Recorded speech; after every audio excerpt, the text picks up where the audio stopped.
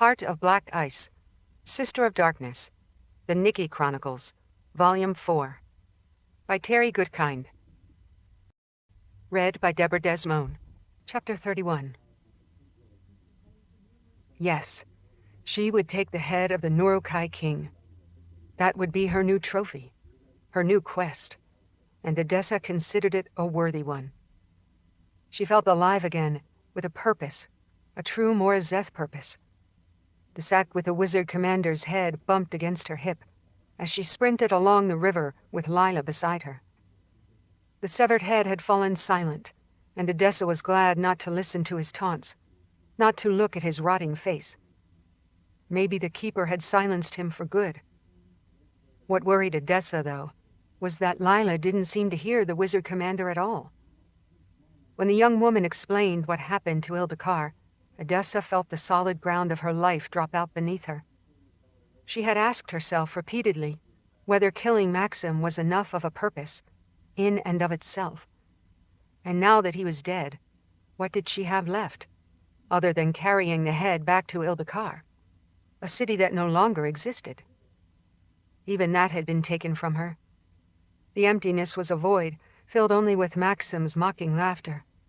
But now Lila had given her a new mission. Bannon meant nothing to her, but Odessa did care for her Morazeth sister. Therefore, Lila's quest was her own quest. Besides, she liked the idea of killing King Grieve. The two women could run for hours with only brief rests. Lila had insisted on the need for speed, because although the Nurukai would stop to anchor at intermittent times, the serpent ships moved swiftly along the Killraven. In order for their plan to succeed, they had to get ahead of the three vessels so they could lay their trap. The game trail turned into a footpath, then an actual road, as they reached the outskirts of a tiny fishing town. The two women gave it a wide berth, because encountering people would only delay them. But when they stumbled upon a hunter trudging back to his home with a small gutted deer over his shoulders, the man was so startled to see the Morazeth running toward him that he dropped his kill and grabbed his bow. The two barely paused as they raced past him. Lila called over her shoulder, "Warn your village! Nurukai ships are coming, and they will kill your people, burn your homes, get everyone to safety." The man gaped at them, but they had already vanished into the forest. Odessa pointed out, "This means we must be ahead of the raiders, otherwise that village would have been destroyed already." Lila pushed on with greater speed. "We have a chance to set up an ambush, if we find the right place to do it." By late afternoon they came upon an elbow of dry land that jutted into the river. Lila paused and looked around with a critical eye. She smiled. "We can build a bonfire here, where the Nurukai ships are sure to see it. We will taunt them and bring them closer. I will challenge them," Odessa responded with a predatory grin. "If he is not a coward, King Grieve will face me." As sunset approached, knowing the raider ships were coming, though they would anchor when night set in, the two Morazeth moved through the underbrush, breaking off dead branches and hauling dry marsh grasses, which they piled out on a spit of land to prepare a big fire. Odessa found a fallen tree with a hollow interior that would make an adequate drum. Together they dragged the hollow log to the edge of the water, where Odessa could sit in front of the bonfire and make loud rhythmic pounding. One way or another, she would command the attention of the Nurukai. The two women waited as darkness fell, and the river sounds grew louder, more sinister. Odessa stared out at the empty river, penetrating the gloom with her eyes, listening intently. She smiled at her companion. "Can you hear it?" Gruff voices carried on the water, along with a creak of wood. Lila tucked her dagger into its sheath, checked the small agile knife at her side, and sturdy strapped to her back. "I will get ready. Give me the diversion I need, and I'll save Bannon. That is our mission."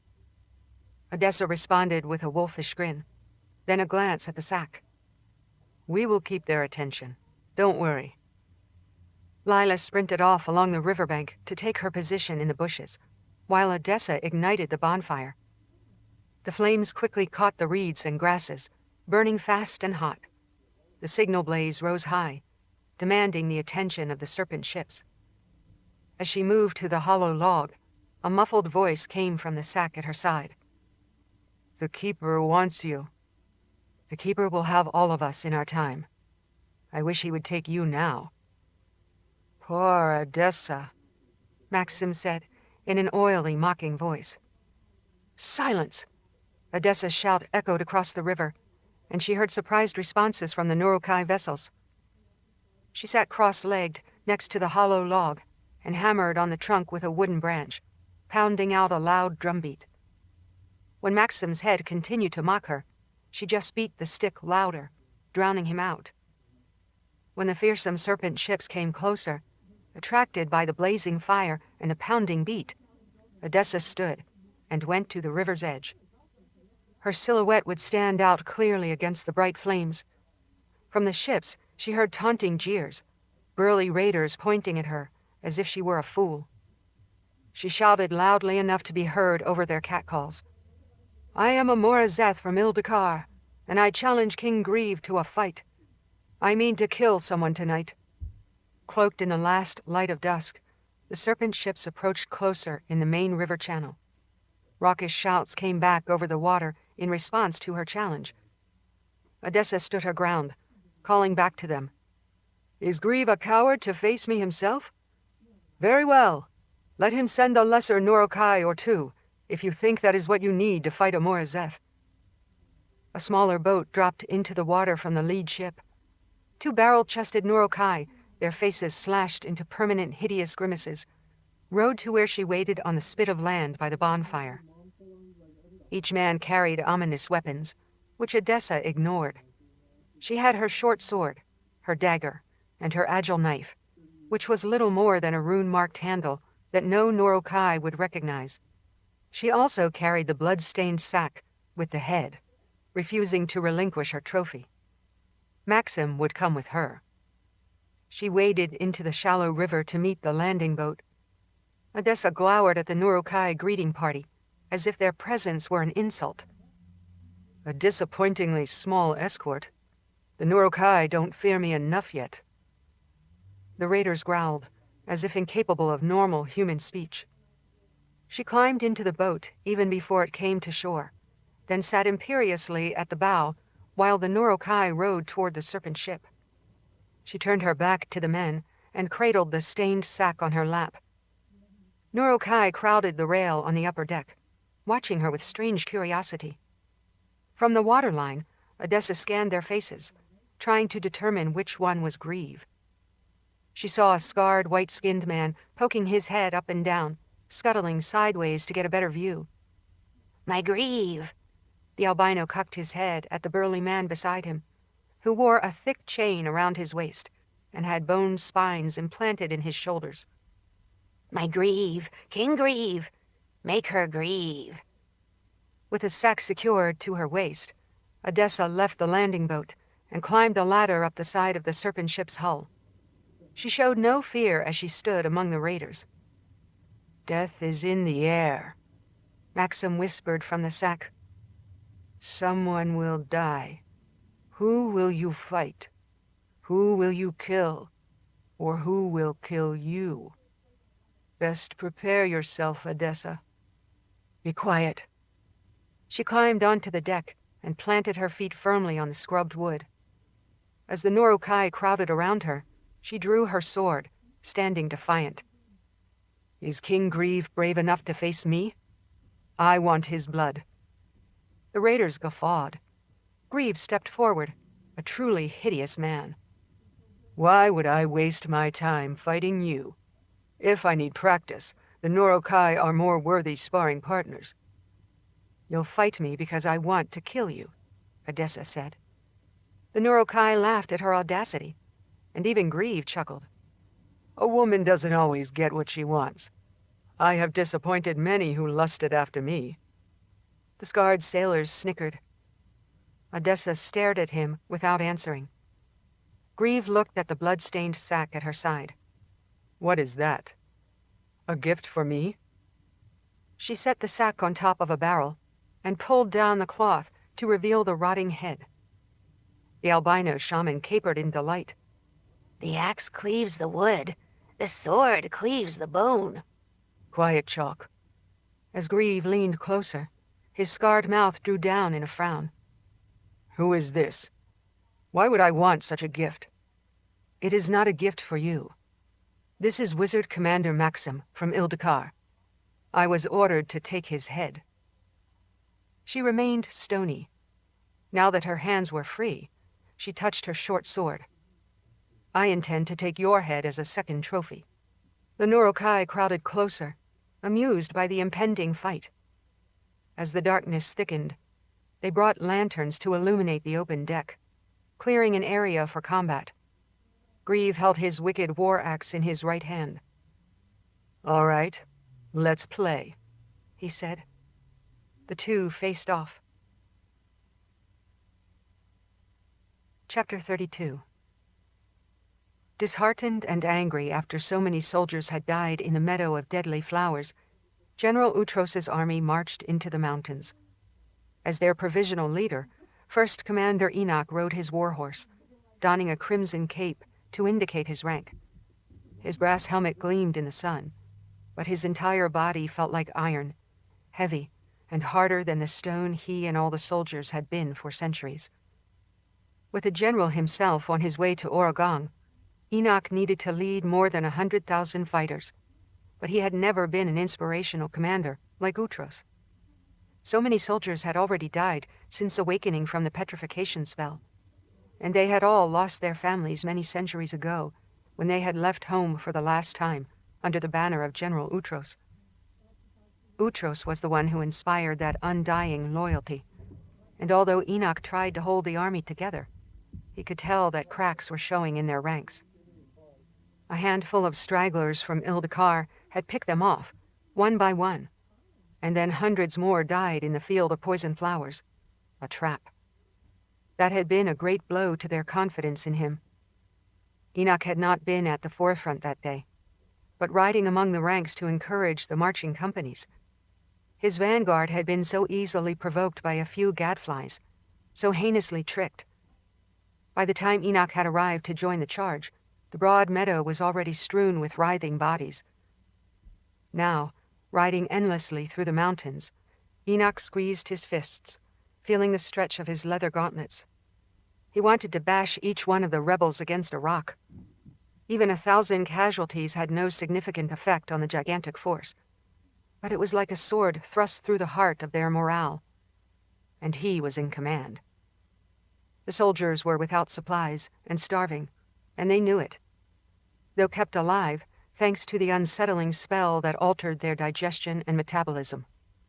Their instinct forced them to strip the greenery off trees, grasses, and bushes like locusts. They devoured any animal they caught. Enoch had a sick suspicion that if the bodies of those fallen soldiers had not been impregnated with the Deathrise poison, some of his most desperate troops might even have eaten the human flesh. But he had rushed the thundering force up to the next ridge, away from the poisonous flowers and all that tempting meat. Enoch drove the army harder as they climbed into the more rugged mountains. He wished General Utros would come back and join them again. The army needed their general, though Enoch dreaded explaining such a failure to Utros once he returned. The marching force stretched out for half a mile, heading into the mountains, up above the tree line and toward the highest pass ahead. Raising a gloved fist, he shouted loudly enough for the front ranks to hear his words, which would then be passed along down the line of soldiers. Scouts have found a large mountain lake ahead. We will camp there for the night. Just another hour, and we'll be there. Finally, they reached a cliff-ringed bowl below the last line of high peaks, where a clear mountain lake welcomed them. This would be their final camp before a vigorous push up and over the pass of Col Adair. The first ranks set up camp around the lake, finding patches of dry ground to sleep on. The pristine hanging valley looked peaceful and spectacular, and Enoch inhaled deeply of the crisp, cold air. Though stark and forbidding, the crags were beautiful in a wild way. Filled with snow melt and stream runoff, the lake reflected the veils of late afternoon clouds like a broad mirror. The sound of his soldiers setting up a camp scrounging whatever scrub wood they could find for campfires, created a comforting drone. Normally he would have heard more chatter, boisterous challenges, gambling games, but the troops were sullen and exhausted. Enoch had devoted his life to serving in the army. He had marched proudly alongside General Outros, but he had given up hope of a normal family, of the contentment a retired veteran might expect with a small farm and an orchard outside of Oregon. The general had handed him this responsibility now, and Enoch took satisfaction from leading this great army, although he was aware that if Outros did not come back soon, some of these soldiers would desert the army and go somewhere to live out their lives however they wished. As endless troops continued to march into the basin, supply sergeants filled barrels of drinking water from the lake, and the cooks prepared scant meals with whatever rations they had left. The rest of the fighters stripped out of their armor and rushed to the cold water to wash themselves. They splashed their faces, rinsed dirt-encrusted hair. Though the water was frigid, some swam out to rocks protruding from the lake. At last, their tension began to ease, washed away like the dust of the long march. Some soldiers even made makeshift fishing poles from willow branches and went in search of trout. Suddenly, an odd hush fell over the men on the shore, and Enoch felt something change in the air. A few swimmers cried out in shock, then sank beneath the surface, never to emerge. Others stood at the lake's edge, wary, searching for an enemy. Far from the shore, Enoch cried, "Beware of the water!" He pushed his way through the troops, trying to get to the lake. The soldiers already crowding the shore peered, transfixed, into the deep water, and gasped. Several voluntarily dove in, still wearing armor, as if tempted by an irresistible force. They swam deep, and did not resurface. More soldiers came running. One sub-commander yelled at his company, grabbed the shoulder of a struggling man, and tried to drag him away from the shore. But then he too stared in fascination, as if caught in a spell. He dropped to his knees and plunged into the water, still wearing full chainmail. He drowned before he got far. Rather than being terrified, the soldiers at the lakeshore began calling out names, full of yearning and wonder. "Alice! Alice, how are you here? I've missed you so. Jane! Oh, and our dear daughter! I'll save you. I'll join you. Ma, I can hear you. I can see you. Ma, wait for me." As if caught in their own bubble of obsessive focus, the soldiers didn't hear their own comrades right beside them. They could only see whatever had hold of their eyes and minds. In desperation, and with no sense of self-preservation, they jumped into the water and swam away from shore. More warriors charged forward, trying to stop their fellows, but the transfixed men fought back, refusing any rescue. In moments, the would-be saviors were also captivated by some illusion and plunged to their own doom as well. They stretched out their arms, several of them sobbing. "I thought you were dead. How can you be here?" "I'm coming for you." Enoch had to save his men. "Retreat!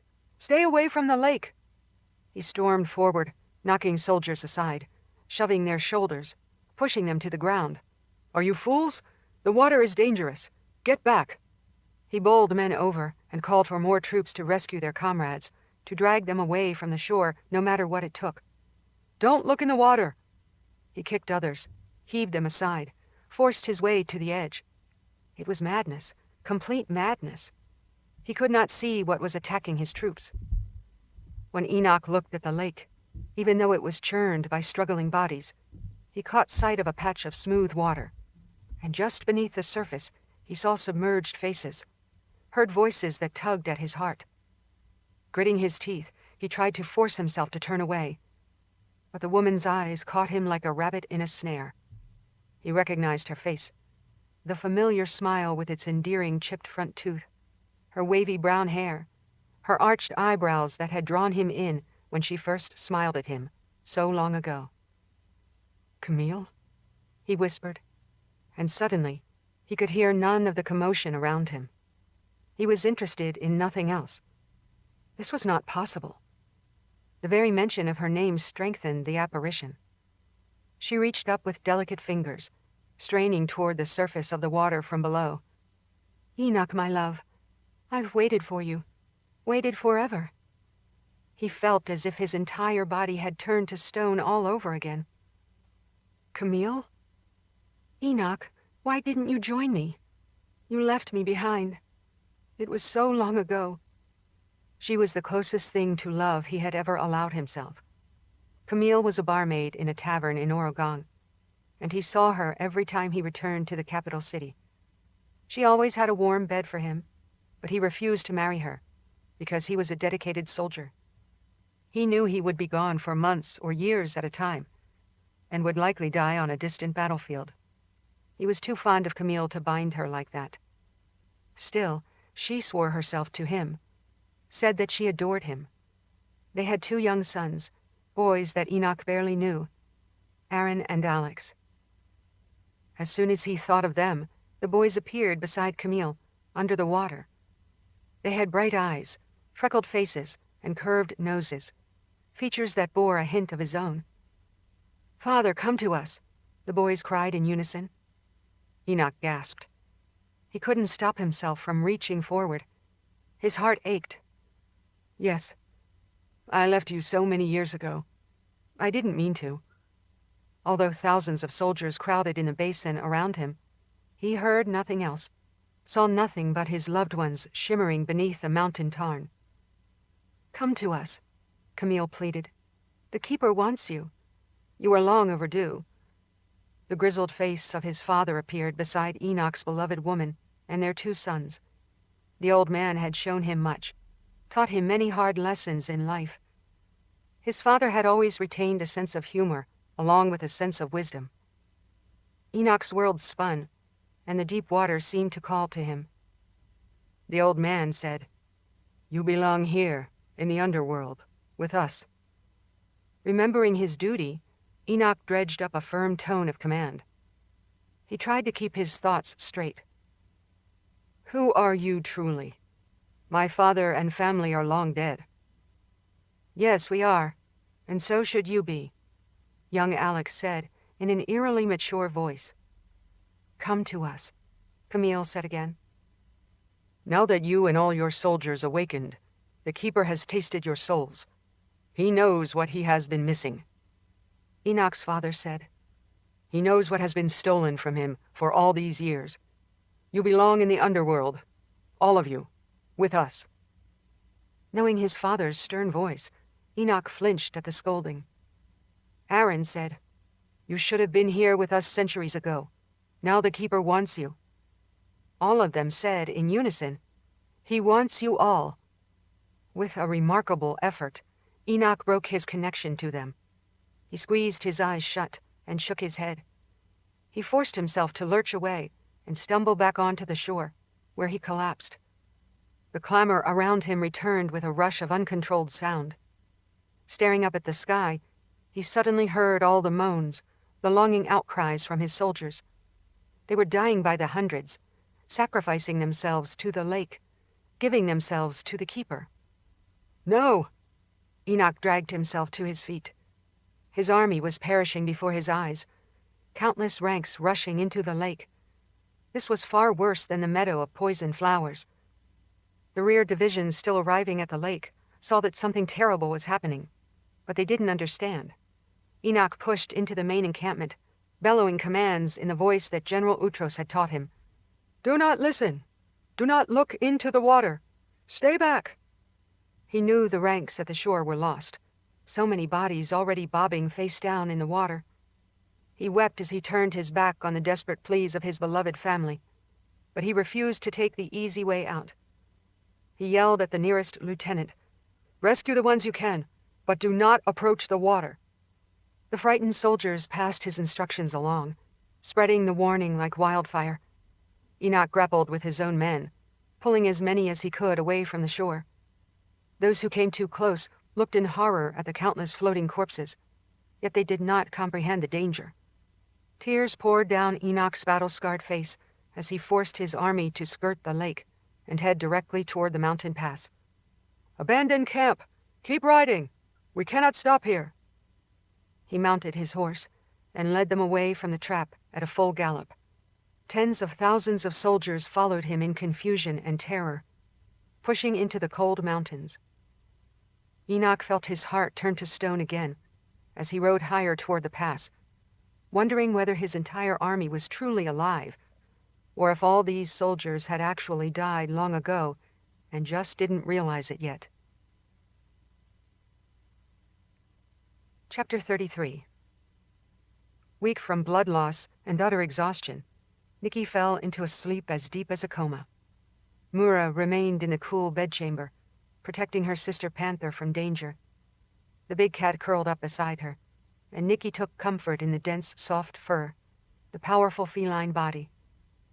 The blood-thirsty Jis were bottled up, dwindling and starving, and the hidden people could at last reclaim their city and emerge into the sunlight again. In the depths of her sleep, though, loud sounds reached her. Nicci awoke to turmoil inside the stone buildings. She sat bolt upright, despite her lingering weariness. Mura sprang to her feet and faced the splintered remnants of the door she had shredded with her claws in order to break free the night before. Nicci slid off the bed, her head throbbing with pain, her knees shaky. Thanks to hundreds of the biting Jis, her pale skin was mottled with maroon blood blisters. She tried to shake off the fuzziness. "Come, Mura. Let's go see." With the cat loping along beside her, Nicci ran down the torchlit corridors toward the main entrance. The hidden people were crowded at the high doorway, staring out into the daylight, as if still fearful of the sun. Crouching in the shadows, young Asha turned to her with an expression full of hope and desperation. "Nicci, we need your help." When the girl clutched her arm, Nicci winced, feeling the bruises and bite wounds across her skin. She felt intensely weary. "I already saved you. Have the Jis escaped?" A man nearby shook his head. "No, not the Jis. An army. He's come back." She was surprised and confused by the statement. "What army?" "1,000 soldiers bearing the emblem of Emperor Kurgan. Cyrus said it was General Utros." Asha hung her head. "He's dead now." That made no sense. "General Utros is far away. Why would he come here?" "This is his capital," said another man, hiding in his gray robes. "He has 2 sorceresses with him. Cyrus and a dozen followers went out to greet him, but the sorceresses blasted them to bones and ashes." At this news, Nicci felt her strength return in a surge, though her ears still rang and her head throbbed. She worked her way past the drab people and stood in the towering doorway. 2 sorceresses? Out in the sunlight, she saw the glare reflected from countless shields, swords, chainmail, and armor plate. Hundreds of mounted troops filled the main plaza. Riding a black stallion, General Utros wore his distinctive horned helmet and a golden mask. Beside him, dismounted, stood 2 bald women with designs painted on their skin. Without hesitating, Nicci strode out into the bright sunlight to challenge them. The stench of roasting flesh wafted into the air. Utros held the reins as he looked down at the gray-clad bodies his sorceresses had blasted. Now he needed new captives he could interrogate. Ava looked downcast that she had disappointed her general. Surely they meant to attack. Ruva said, "Look at the shadows. Many more are lurking here. They infest your city, what is left of it. We must eradicate them." Fine swords were clutched in the blackened skeletal hands of the strange victims. Utros wondered if the furtive gray-clad men were the remnants of some lost army left behind in the ruins. Wary now, he looked around at the great towers, the carved monoliths that depicted the exaggerated glories of Iron Fang. The city seemed more ominous now that the sorceresses had destroyed the first attackers. Or were they merely emissaries? Curiosity seekers? They shouldn't have been killed so quickly. He shouted out to the shadows, "I am General Utros, and I have returned to Orogang. If your emperor is not worthy, then I will be your new ruler." His words were loud enough to startle pigeons from the high eaves. His soldiers flooded into the plaza, lining up their horses in ranks. He heard the jingle of tack, the rustle of leather armor, the sliding musical note of swords being drawn from scabbards as they waited in the ominous silence. "Show yourselves," Ava cried. "Bow down before General Utros." Ruva muttered, like beetles hiding inside a rotted log. In disgust, she looked at the blackened corpses on the flagstones in front of them. "We will eradicate them all, so we can take back your city." Since the pale figures seemed frightened of simple daylight, Utros decided they must be mere scavengers, human leftovers who did not belong in this glorious capital. Utros turned to his troops. "Break into companies and move through the major buildings. Sweep them clean. Round up those people. We will interrogate them." He faced the still imposing palace that had been Iron Fang's seat of power. He remembered the towers that stretched toward the heavens, the supporting buttresses, the arched windows that were now all bricked up. The main palace entrance was open, though, and figures huddled inside. They must have seen Ava and Ruva blast the first group of emissaries, and he planned to strike greater fear in their hearts. He would ride his black stallion through the gates and directly into the grand throne room like a conquering hero. Then one person strode boldly into the daylight, carrying herself with pride. Unlike the tattered gray rags that covered the others, this woman wore a black dress that clung to her shapely form. Her blonde hair was raggedly cropped, and her piercing blue eyes stared at him as if his soldiers and sorceresses simply weren't there. She had eyes for him and him alone. "I was ready to defeat you at Ildakar, General Utros," Nicci said. "Now I will drive you from Oregon as well." With the bright sunlight on her blood-mottled skin, Nicci dredged up all her strength. She didn't dare let Utros or his sorceresses see how drained she remained from the previous night's battle. Ava and Ruva skewered her with their glare, and then the two raised their hands in unison, ready to attack. Nicci could sense the waves as they summoned their gift, and she readied her shields. She had every intention of destroying the twins, but her real enemy was the ancient general. Nicci called back to all the downtrodden hidden people watching from shadowed doors and windows. "Behold the man whose statue you revered, whose legends you told. General Utros." She glared at the blackened skeletons sprawled on the flagstones in front of his black horse. "Cyrus and his followers worshipped him, came to offer their swords to him, and he wiped them out.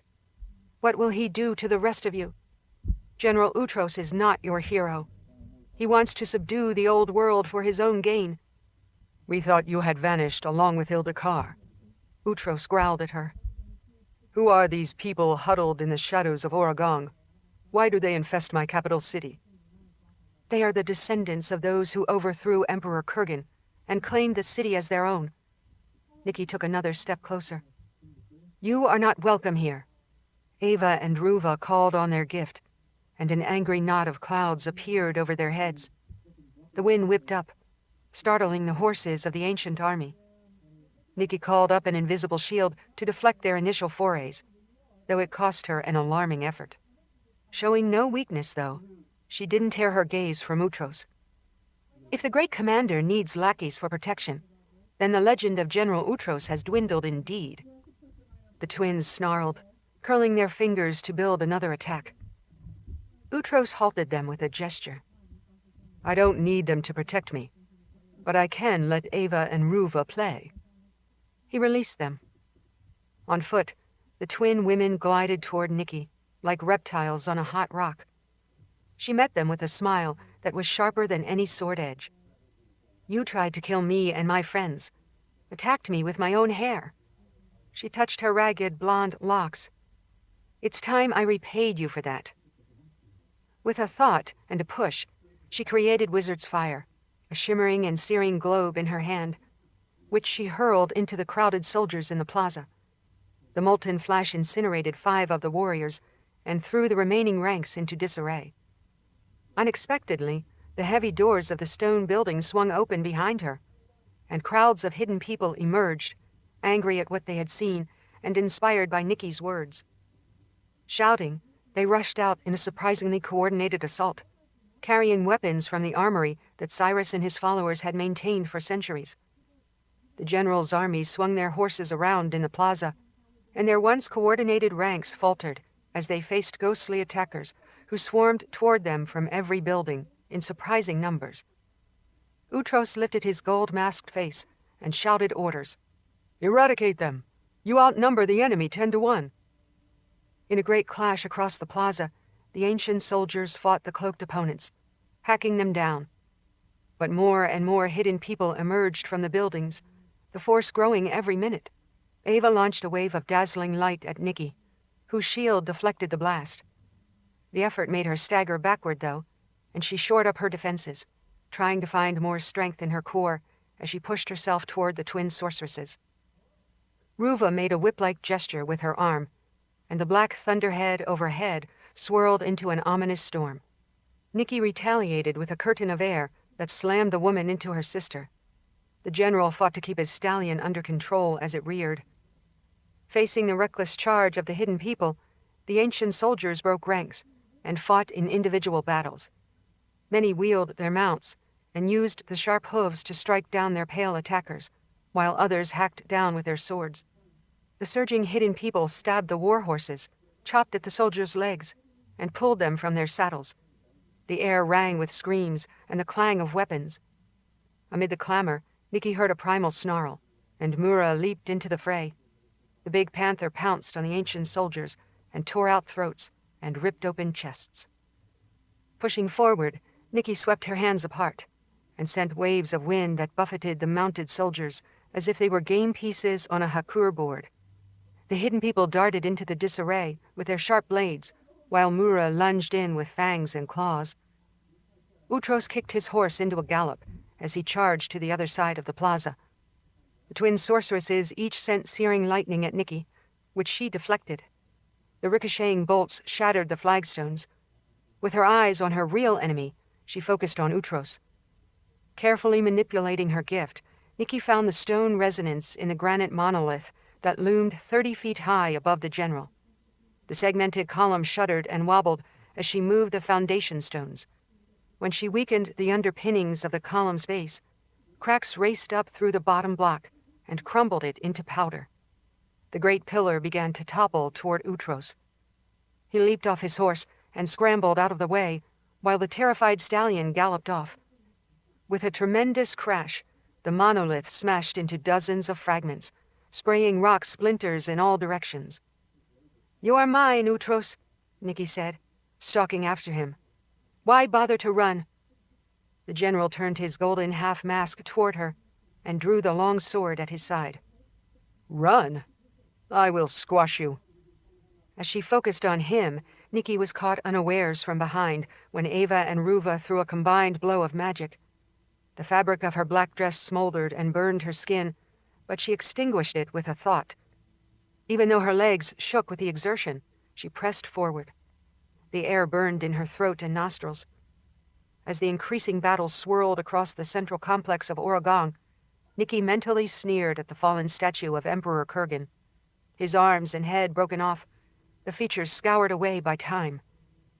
Not far away, the mysterious Slifwell sat empty and silent among the other monuments, and she thought it might be fitting to throw General Utros down the bottomless pit. Unified against her counterattack, the twins hurled more lightning at Nicci, but she strengthened her shields and turned to face them. Utros was just a man, no matter how powerful or legendary he might be. The two sorceresses, however, were genuine distractions. Ava sprang onto the body of the Kurgan statue and called another flash of lightning that dazzled Nicci. Below her, Ruva stomped hard, pounding her heel to send a shockwave through the flagstones, which rippled across the plaza. At just the right moment, Nicci leaped into the air and landed on the unstable flagstones after the wave had passed. She retaliated with a bolt of lightning. Pure energy called from the sky. The twin sorceresses cast desperate shields that crackled and sparked against the barrage. "I am stronger than you," Nicci said. The twins retreated into the next plaza, and Nicci followed, vowing to eradicate them. Without his horse now, the general charged toward them, his sword drawn and ready to fight alongside his sorceresses. They gathered beneath the titanic Utros statue that loomed over the high square. Ava and Ruva faced her, building their magic to defend their commander.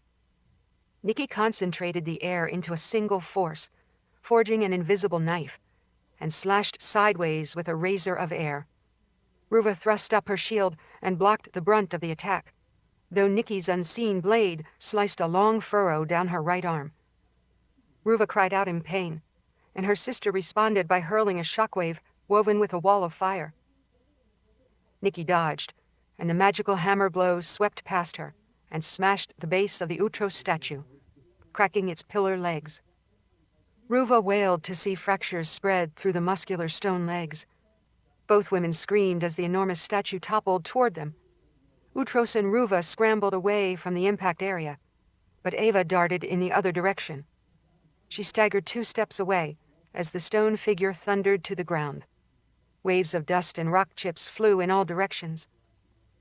Ava stared, horrified, her mouth agape. "Utros!" Nicci used that moment of vulnerability to call down another bolt of lightning, braided and twisted with both the additive and subtractive sides of magic. The fierce energy slammed into Ava like a bright and dark spear, piercing her chest, shattering her spine, and blowing out her back. Ruva screamed. The agony and dismay in her voice nearly tore her throat open.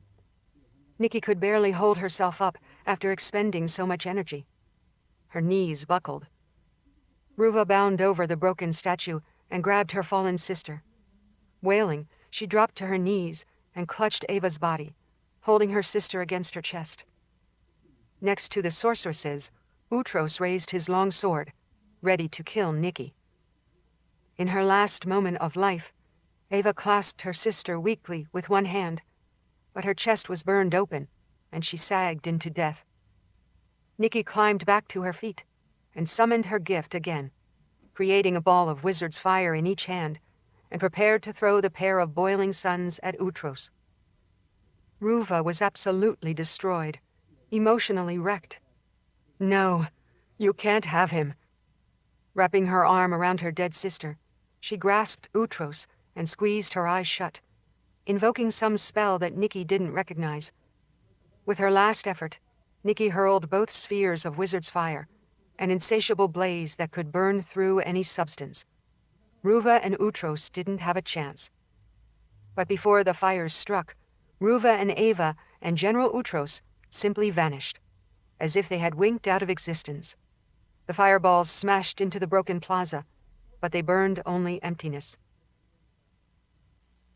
Chapter 34.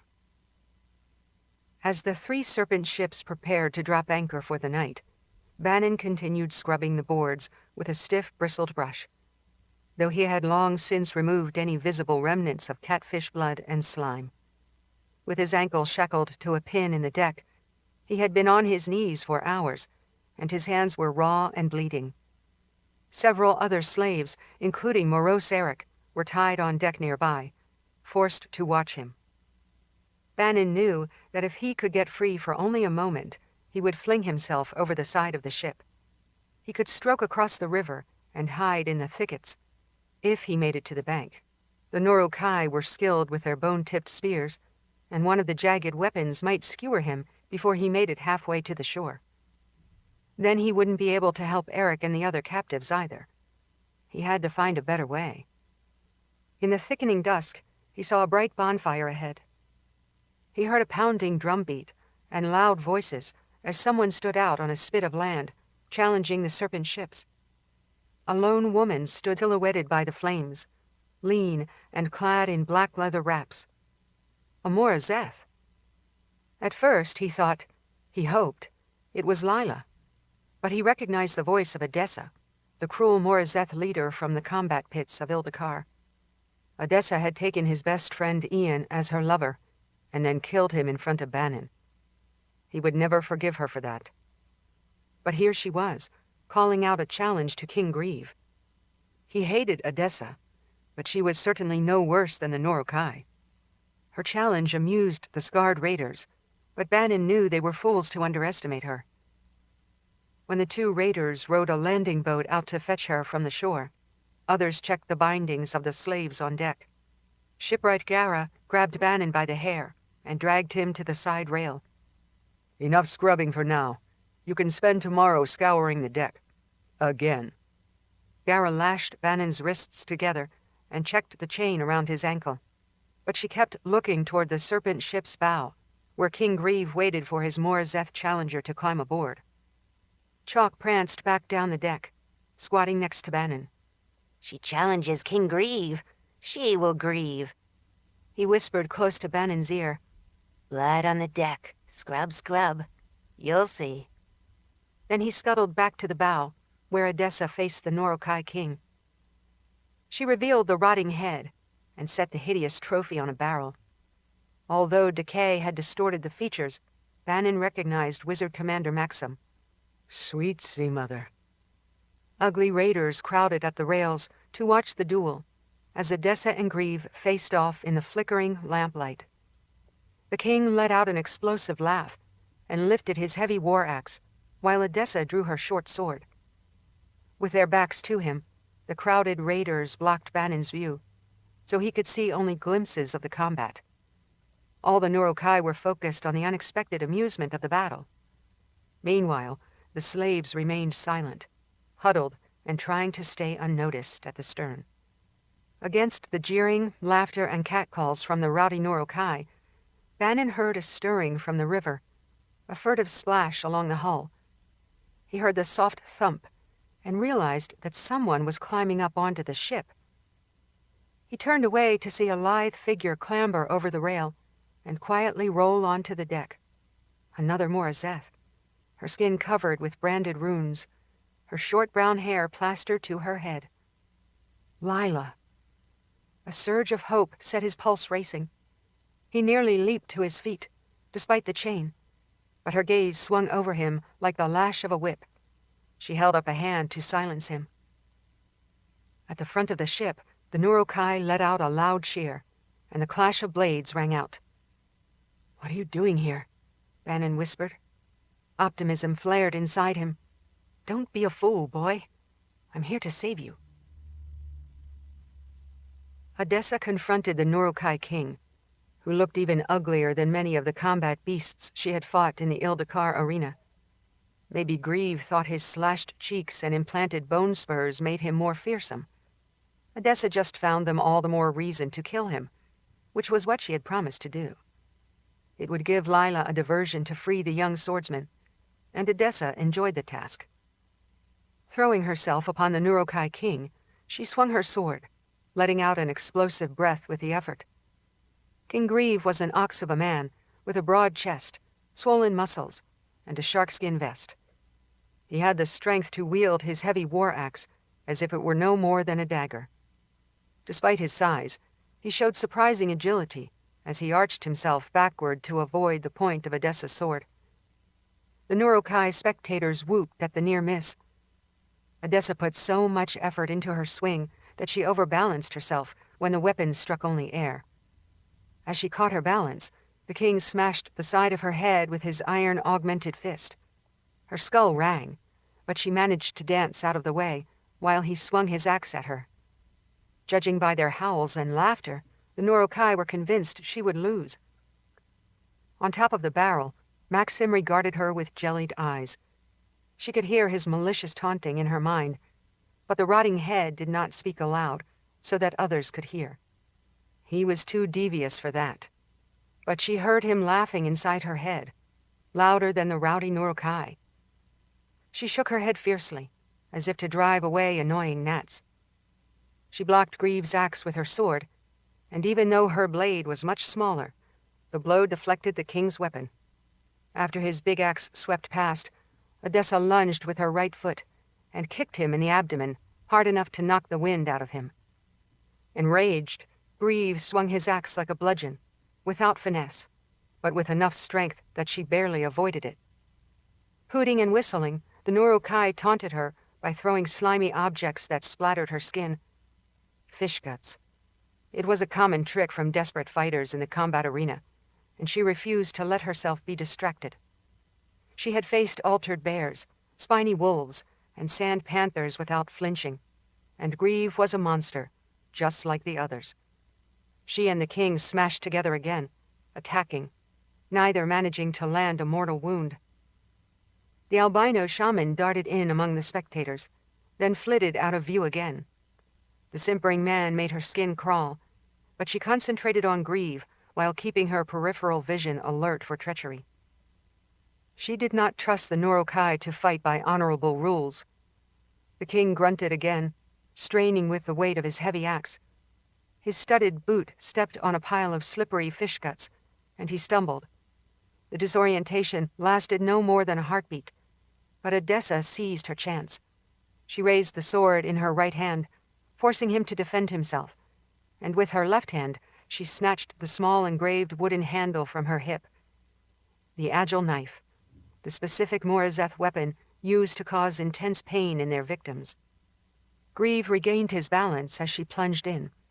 He twisted his axe to block her short sword, exactly as Odessa had expected him to do. He wasn't watching the insignificant object she held in her other hand. Odessa struck with the agile knife, like a stinging bee, and pierced him. The tiny blade was needle-thin, no longer than a knucklebone, but that was not where its power lay. She doubted he even felt the puncture through his sharkskin vest, until she slid her thumb over the rune and activated the magic. An overwhelming thunderclap of pain rocked through the Norokai king. Grieve snapped back, all of his muscles contracting with seemingly enough force to crack his spine. His scarred jaw dropped open in a yawning scream that was horrifying enough to shock the Norokai observers. They gasped in disbelief. Odessa twisted the agile knife and continued to release the litany of pain. With this tiny weapon, she had made her bravest, strongest warrior trainees fall to their knees and sob for release. She pressed harder. Then Maxim's head began to laugh. With a soft neck stump squished on the barrelhead, the hideous jaws stretched, and the hollow, mocking voice slithered out. "You won't beat him. Come, join me in death, dear Odessa. That is where you belong." The voice was shocking, jarring. The Norokai were shouting, howling, demanding blood. Their king writhed under the pulse of the agile knife, and Odessa drove it in harder. "You are weak, Odessa," Maxim taunted. "You know it." She flinched, flung a poisonous glare at him. "Be quiet." In the instant she was distracted, somehow, even with the needle of the agile knife still inside him, Grieve grabbed her left hand. He squeezed her wrist with unbelievable strength, a vice enhanced by the desperation of pain, and crushed the bones, turning Odessa's hand and forearm to pulp. A black thunder of unbelievable pain swirled behind her vision. Somewhere in the background clamor, Maxim was laughing again. Grieve grabbed her broken hand, snatched the agile knife from her mangled wrist, and shoved her backward. Odessa tried to lift her short sword, but the big man knocked her flat to the deck. Her head struck the wooden boards, and more pain rang through her skull. She raised her knee to push him away. But Grieve had the agile knife now. He could not unleash the pain spell, and as a weapon it was no more than a cobbler's awl. But he stabbed her throat, then stabbed again, puncturing her jugular. He viciously dragged the small blade across her neck. Odessa felt warm blood splashing out.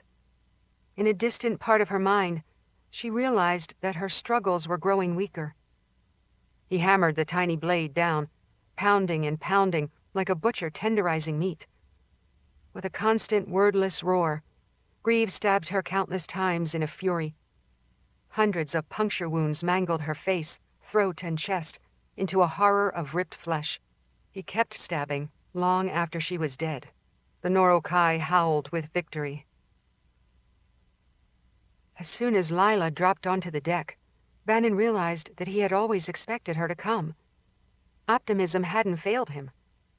While Odessa and Grieve fought at the front of the ship, Lila darted over to him. Then Bannon saw that she had a familiar sword strapped to her back. Sturdy. For the first time in many days, genuine joy filled him. Lila used her knife to slash the rope around his wrists. He twisted until the cord snapped, and she set to work on the manacle around his ankle. Bannon whispered to her, "You have to free the others, too. They are my friends." The slaves groaned. Some were panicked, others distraught. Eric pulled against his chains. Lila turned her hard gaze up to Bannon. Sweat ran down the side of her face, mixed with the drying river water. "I don't have time, boy. I did not swear to protect these others. I came to rescue you." Inspecting the cuff around his ankle, Lila followed the chain to the pin screwed into the deckboards. With Sturdy still strapped to her back, she dug into the wood with the point of her dagger, trying to uproot the pin. At the bow, the Norokai roared louder than before, and Bannon saw Odessa fall. King Grieve was upon her, stabbing and stabbing. Blood flew everywhere, spraying high. Bannon groaned. Sweet sea mother, he just killed her. A flicker of shock and disbelief crossed Lila's expression. She hesitated only a moment. Then she worked harder at the chain. "I thought I would have more time." She did not look up as Grieve continued mutilating the fallen Morazeth. She was breathing harder. Bannon reached out. "Give me Sturdy. Please, I can help." The raucous Norokai were still celebrating Grieve's victory, but a pale figure scampered down the deck toward them.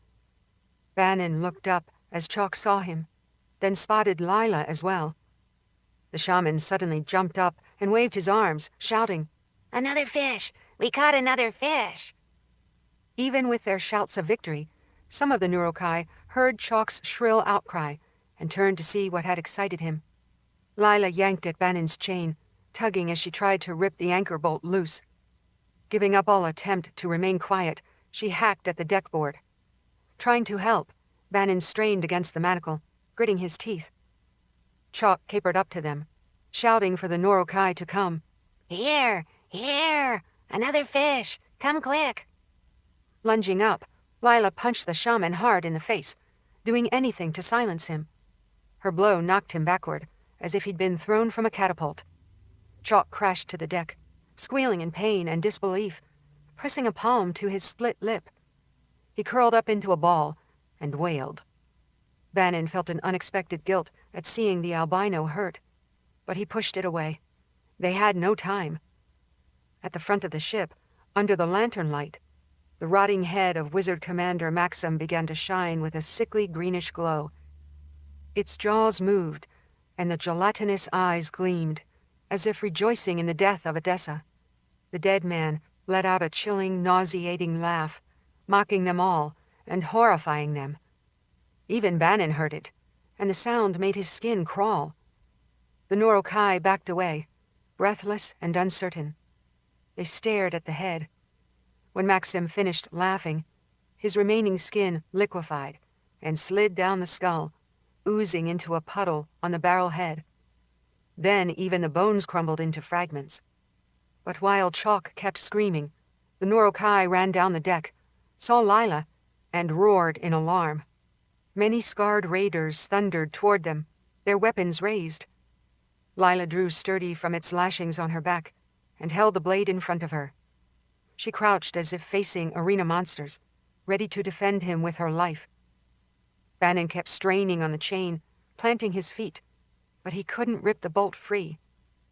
Eric and the other slaves also pulled against their bonds, shouting, desperate to get away. Bannon thought that if they all fought back at once, some of them might even break free. But his hope dwindled as the howling Norokai closed in.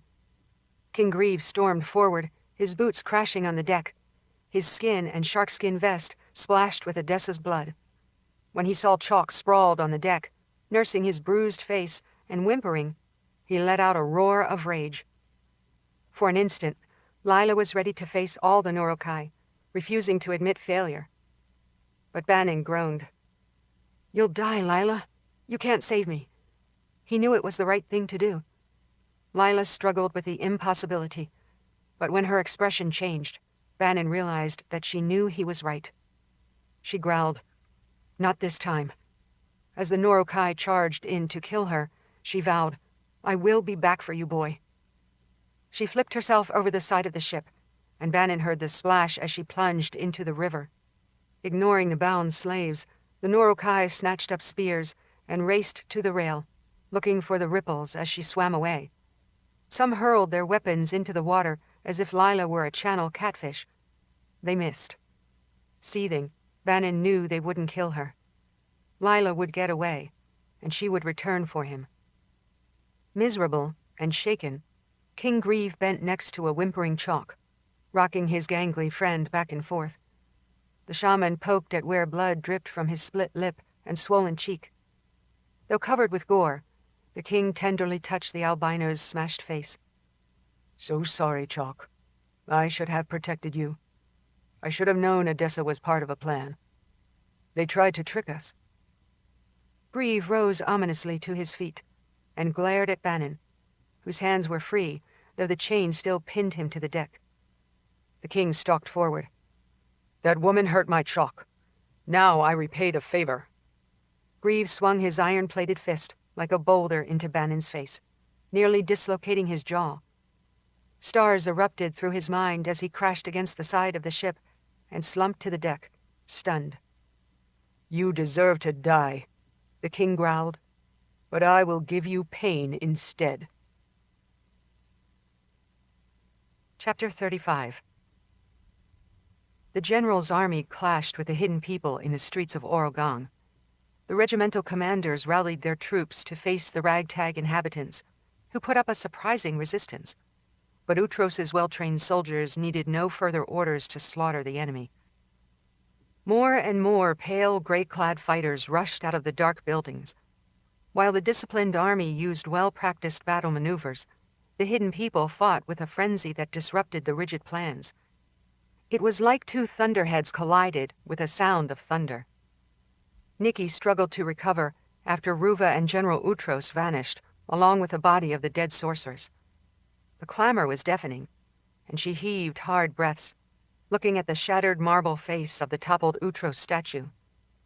She had expended so much of her gift that she could barely stand. Nicci brushed stone dust from her black dress as she dredged up energy within herself. She had to help the hidden people in their fight before they were slaughtered. Though her gift was weak, she touched the daggers at her waist, knowing she could always fight with knives. As the battle raged in the main plaza, the ancient soldiers did not at first realize that their commander had disappeared. They simply kept massacring the poorly trained refugees, who threw themselves recklessly upon them. Bodies lay strewn across the plaza, but Nicci realized the hidden people were inflicting numerous casualties themselves. They were hardened to sacrifices, and they were determined to win this fight. But they stood against 1,000 well-trained warriors in full armor. Sword fights swirled through the streets, between buildings, under the imposing archways. In hand-to-hand combat, the fighters dodged the rubble of toppled monoliths and shattered statues. An ancient soldier lurched in front of Nicci, raising his bloody sword and leering at her, as if he assumed she would be an easy kill.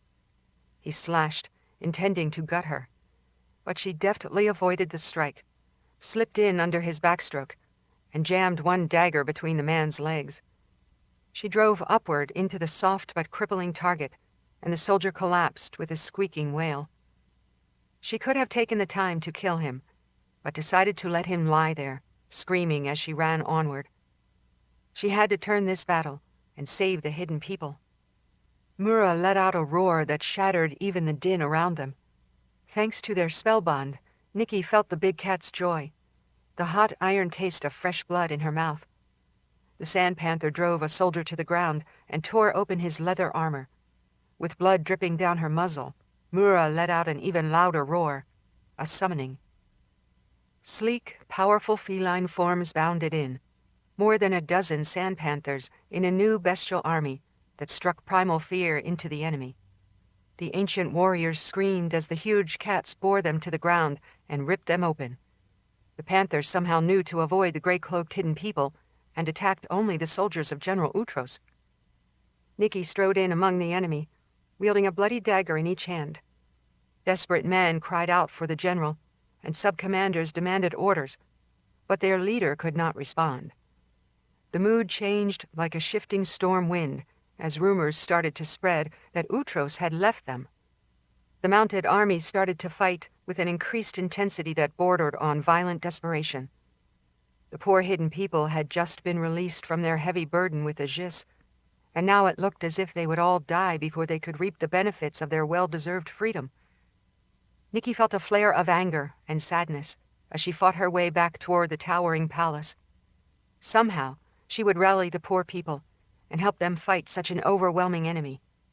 Nicci did not accept an impossible situation. She paused to assess what remained of her gift.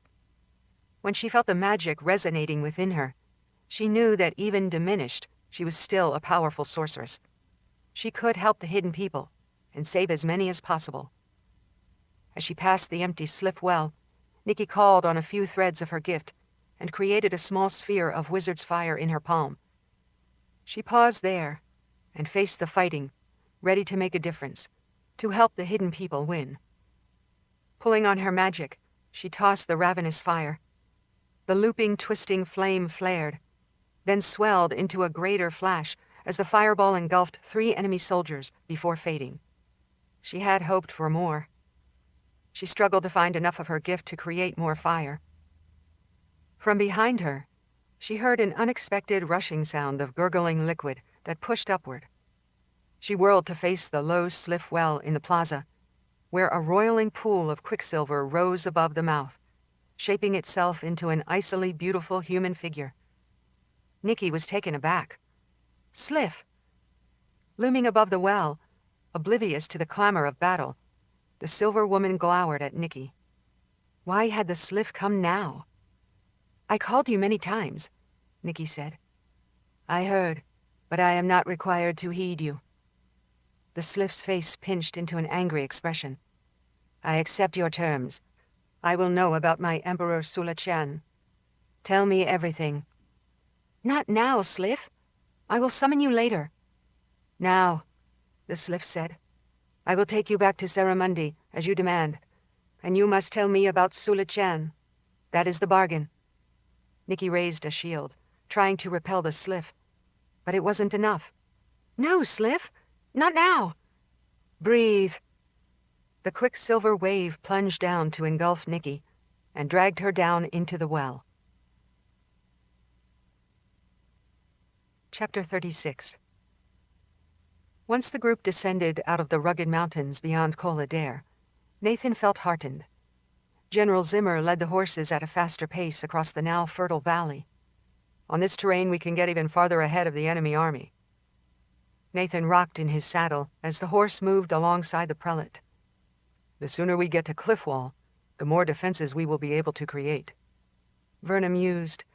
The scholars have been cataloging the materials for years, and the members are sorting the vital missing pieces. By now they must have found many books containing deadly spells. Nathan looked across the bowl-shaped valley, remembering what it had been not long ago. Those lakes and streams, the green expanses, the lush trees, had been devastation as far as he could see. Cracked, dry terrain, volcanic glass, broken fissures, all caused by the life drinker, a hapless gifted student who had triggered more magic than he could handle. It's not finding the deadly spells I'm worried about, my dear prelate. It is controlling the awful magic that can be released. Verna looked doubtfully at the verdant landscape in front of her. I know the stories about the life drinker, but Victoria restored all the vegetation with a rejuvenation spell she found in the archives. Wasn't the world saved because of her? Nathan clucked his tongue. Dear spirits, who told you such nonsense? Victoria was as dangerous as the life drinker, but in a different way. She also triggered a spell she didn't understand, and her explosive vegetation would have engulfed the world. We stopped her only at a terrible, terrible cost. His heart suddenly beat harder, as if Ivan's dark remnants relished the painful memory. The poor girl Thistle sacrificed her heart's blood to give Nicci the weapon she needed. His long white hair blew about his shoulders as he stared toward the desert highlands, where they would find Cliffwall. Even if we do find powerful spells, will we be strong enough and wise enough to use them properly? That is what worries me the most. The maze of canyons had hidden Cliffwall for millennia. The young scholars, Oliver and Peretta, now led the way, eager to get back home. The horses clattered along the stony floor of the wide entry canyon. Ahead, the towering tan walls closed together into what looked like a dead end, but it was merely an optical illusion, with a hidden gap wide enough for two horses to travel side by side. The party worked their way through the gap, turned left, then sharply right, and emerged into a wide, sheltered canyon that looked like a paradise. Captain Trevor, the leader of the remaining Ildecaran escort guards, let out a dry chuckle. "I don't know how we ever found this in the first place. Our party was staggering, weak, starving. We thought that Ren had led us astray." Orin looked around him in amazement. "If the knowledge here is as extensive as you suggest, then we will find some way to defeat General Utros." "In that case," Leo said, "the final result justifies all sacrifices." Lady Olgaya's face pinched in a bitter expression. "Says a man who has made no sacrifices. You didn't even have a wife or family in Ildecar. What have you lost? My son was killed by those soldiers." Orin grumbled, "As was mine." Nathan didn't comment, since those two young men, Jed and Brock, had been despicable people who had caused Bannon great pain. But grieving parents would remember a child however they wished. He raised his voice as they rode into the cliff-wall canyon. "The important thing is that General Utros and his army must never find this place. Cliffwall's greatest defense is its camouflage. Those thousands of enemy soldiers are on a forced march, and no doubt starving. They should walk right past these canyons." "Then we could spring a trap," said Perry, the youngest of the gifted defenders from Ildecar. "If we can figure out how." She had been a shaper back in the city, manipulating trees and vines into interesting topiary shapes. Her gift, though powerful, was likely too subtle to be useful in any large-scale attack against General Utros. "The cliff-wall records may suggest dozens of new methods of attack," Verna said. "We could create a powerful gifted army of our own." As they proceeded forward, Nathan drank in the view. A stream ran along the canyon floor, flanked by fruit and nut orchards. Sheep grazed in the open meadows. The terraced gardens lined the steep hillsides. People tending their flocks, working in their gardens, and fishing in the stream all looked up to watch the party enter the canyon. The high sheer walls were pocked with natural alcoves and overhangs, some of which held a personal dwelling or two. The largest overhang held a veritable city of knowledge. High up the cliff wall, a grotto contained buildings made of adobe and hardened brick, some structures so tall they reached to the curved rock ceiling. Stonemasons had added beautiful ornamentation on the facades and carved archways over the grand doors of the main archive. Orin shaded his eyes and peered at the vertical cliff with a skeptical expression. "How do we get up there? Is that supposed to be a path?" "There are stone steps, narrow but safe," Oliver said. "You can climb them if you have no fear." Peretta added, "And anyone who is afraid should not look in the books and scrolls stored there." Orin let out a snort in response to the implied insult. They dismounted at the base of the cliff, beneath the great alcove, and General Zimmer's soldiers led the horses away to join the soldiers who had remained camped in the canyon to guard the archive. Nathan set off up the steep zigzagging path chiseled into the sheer stone.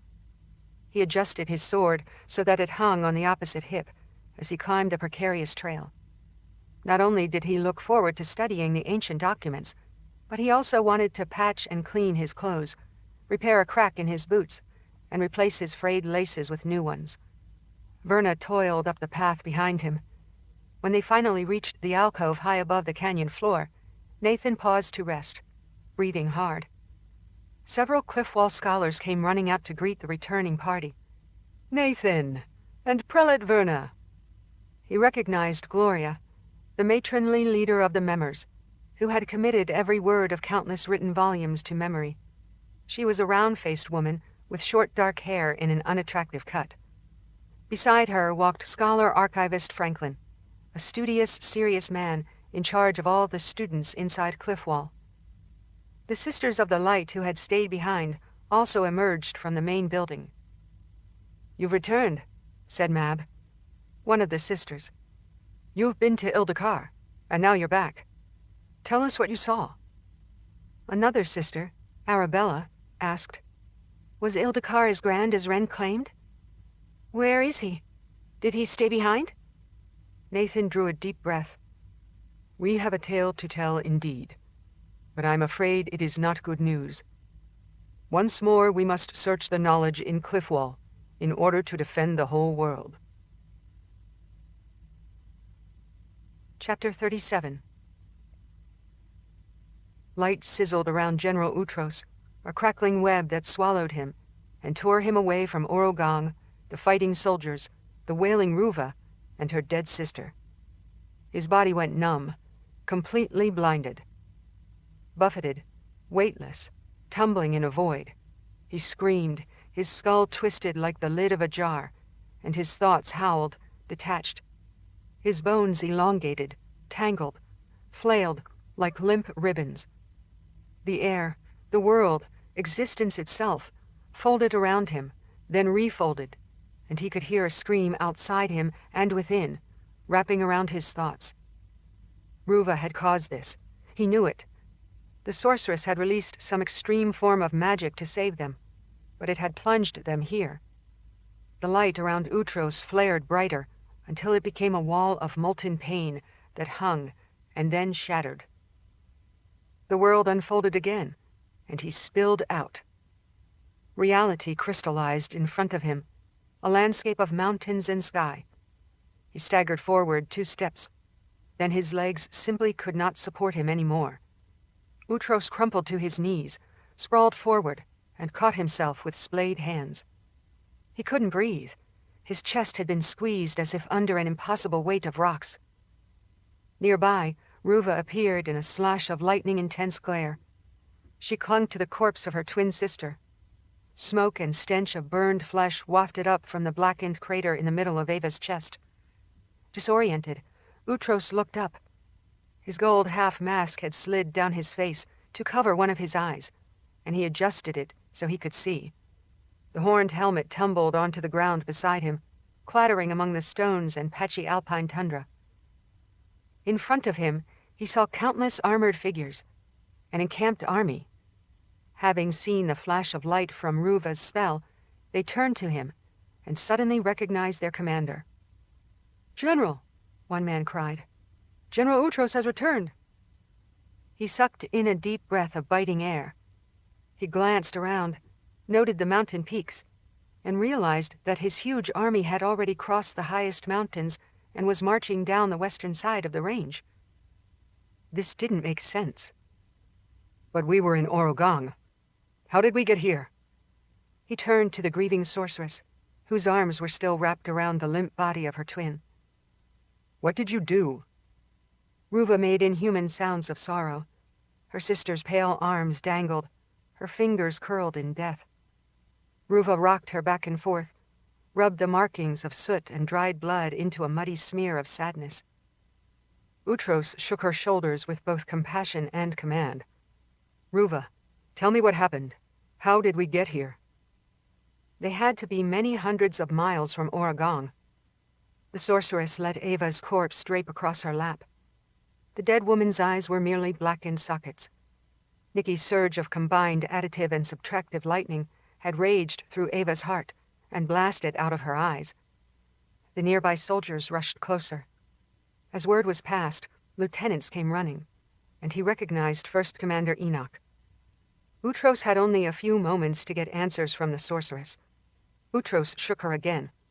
"What did you do to us? You left 1,000 soldiers in Orogang in the middle of a battle. Speak quickly." A growl of vengeful fury boiled in Ruva's throat. "I couldn't leave you there to die, beloved Utros. Nicci killed my sister. I had to get us away from there. Had to save you. Ava." "But how long? How long have you known how to travel like this?" "I didn't," she said. "I didn't think it would work, but I had no choice. A long time ago, Ava and I learned of a dangerous distance-eating spell that would erase all the miles between one point and another. I knew many anchors here among the soldiers, their keepsakes, even the sword and tack worn by First Commander Enoch. I pulled us here, though I thought we might die in transit. Tears smeared the paint she had marked on her face. I did it for you. My sister was dead, and I had to save you. He felt a pang of sympathy for Ruva. As twins, their bodies fused at birth.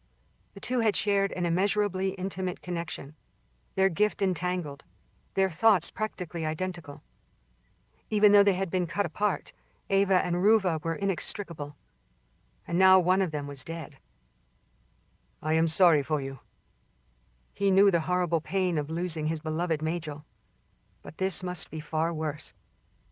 You have always been loyal. I never questioned your service. You and your sister were the best among us, the finest. I'm sorry I left the army behind, Ruva said. Those soldiers are without a commander in an empty city. Utros tried to console her. They are 1,000 of my best soldiers. If they can't wipe out a handful of refugees living in the shadows, then they do not deserve to be part of my army. He smiled gently with half of his face. In effect, I now have a strong military contingent in Orogang, and once my soldiers have flushed out the vermin, they can reclaim the capital in my name. It is an accidental victory. He stroked her cheek, used the moisture from a fallen tear to smudge the paint in a straight line. We just inadvertently placed the first occupation force to rebuild the empire. The sorceress's expression softened. I cannot take us back there. The distance spell was dangerous. I nearly lost us in the void, and then we would never have returned. I even used some of Ava's gift as her spirit dwindled. Utros lifted Ruva to her feet. Her dead twin lay on the tundra grasses. I don't wish to go back to Orogang. I am here where I belong, with my army. I have to lead them across the old world. First Commander Enoch rushed up to them, his expression a mixture of relief and unanswered questions. He dropped to his knee, pressed a fist to his heart, and bowed before his general. You are here. How is it possible? He looked in horror at Ava's corpse. What happened, sir? I am back. That's what matters, Utros said. Other sub-commanders and curious soldiers rushed up, eager to hear the story. They dropped to their knees. Utros raised Enoch to his feet. Report, First Commander. Tell me what happened while I was away. Enoch briefly looked aside, nervous and distressed, then steeled himself to report. Your army has crossed the mountain pass of Colader, sir, and we are descending to the foothills. The soldiers keep marching, but they are very hungry, even with the spell. They will survive. Utros looked at Ruva, and the sorceress gave a brusque nod. But we have suffered many losses while you were gone, General. Enoch hesitated, then explained about the field of poison flowers, and then the high mountain lake, where so many troops had been lured into the water by their dead loved ones. Keeper and spirits, Utros whispered. I do not blame them, sir, Enoch said. I felt it too. I saw my Camille, our 2 sons, even my father. I barely broke away myself. We lost more than 1,000 fighters before I pulled the army away. Utros absorbed another blow to the countless soldiers who had followed him under Iron Fang's banner. Enoch continued. The Keeper wants us, sir. He knows we've avoided him for 15 centuries, and now we are marked. More than 100,000 souls. We all should have gone to the underworld long ago. They are effectively dead, but still marching. Utros felt a flare of anger. The Keeper can't have us yet. I need my army, and we still have a war to win. Wrestling with grief, while also stoking the fires of revenge, Ruva washed the body of her sister, and used a razor-sharp knife to shave any hint of hair from her cold body. Not a strand left behind. Ruva applied herself with reverence to this last task for her sister. She placed small round stones in Ava's burned eye sockets, and wrapped boiled white cloth around her sister's breasts to cover the black hole where her heart had been. When Ava was clean and pure again, Ruva made fresh pots of paint, blood red and pitch black, and painted new designs across the pale flesh. then reproduced the symbols across her own body. When Ruva proclaimed that she and her sister were ready, General Utros commanded 2 of his soldiers to carry the bier and place it carefully atop the unlit pile of wood that would serve as a funeral pyre. Except for the white wrapping across the burned hole in her chest, the slender woman lay naked on the kindling. Letting his arms hang at his sides, Utros turned to Ruva. "You are my sorceress now. I trust you to be strong." "I cannot be as strong without my sister," Ruva said. "But I would do anything for you." "As would we all, General," said First Commander Enoch. His soldiers raised their voices in a shout of affirmation. Utros absorbed it all, and when the cheers fell silent, he called for torches to light the pyre. The dead willows caught fire quickly, and the flames grew to an intense blaze.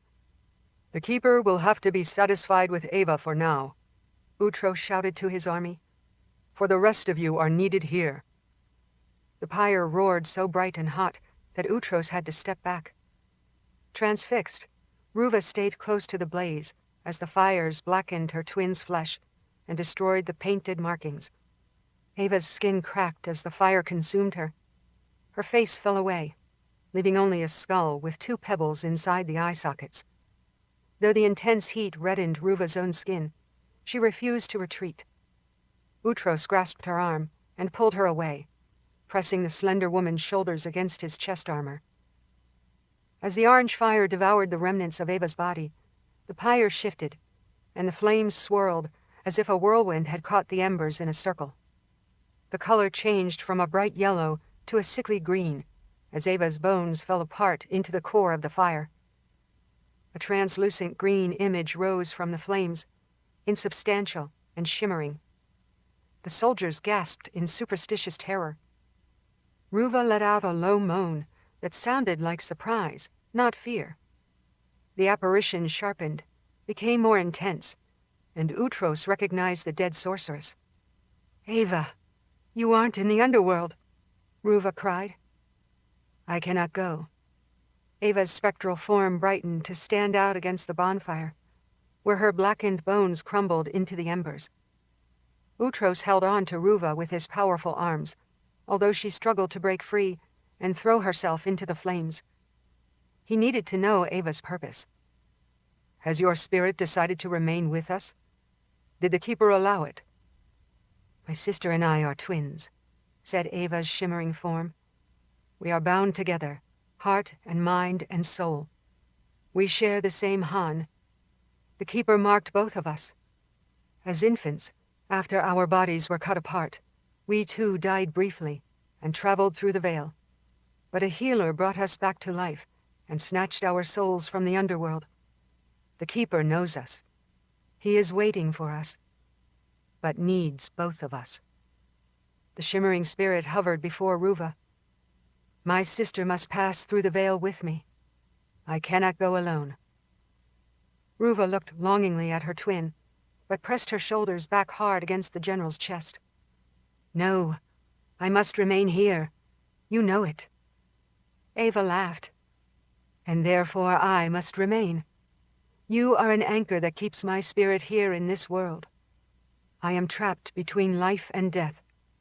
The greenish spirit flitted directly through First Commander Enoch, shocking him, and then she circled the soldiers, who scattered in panic.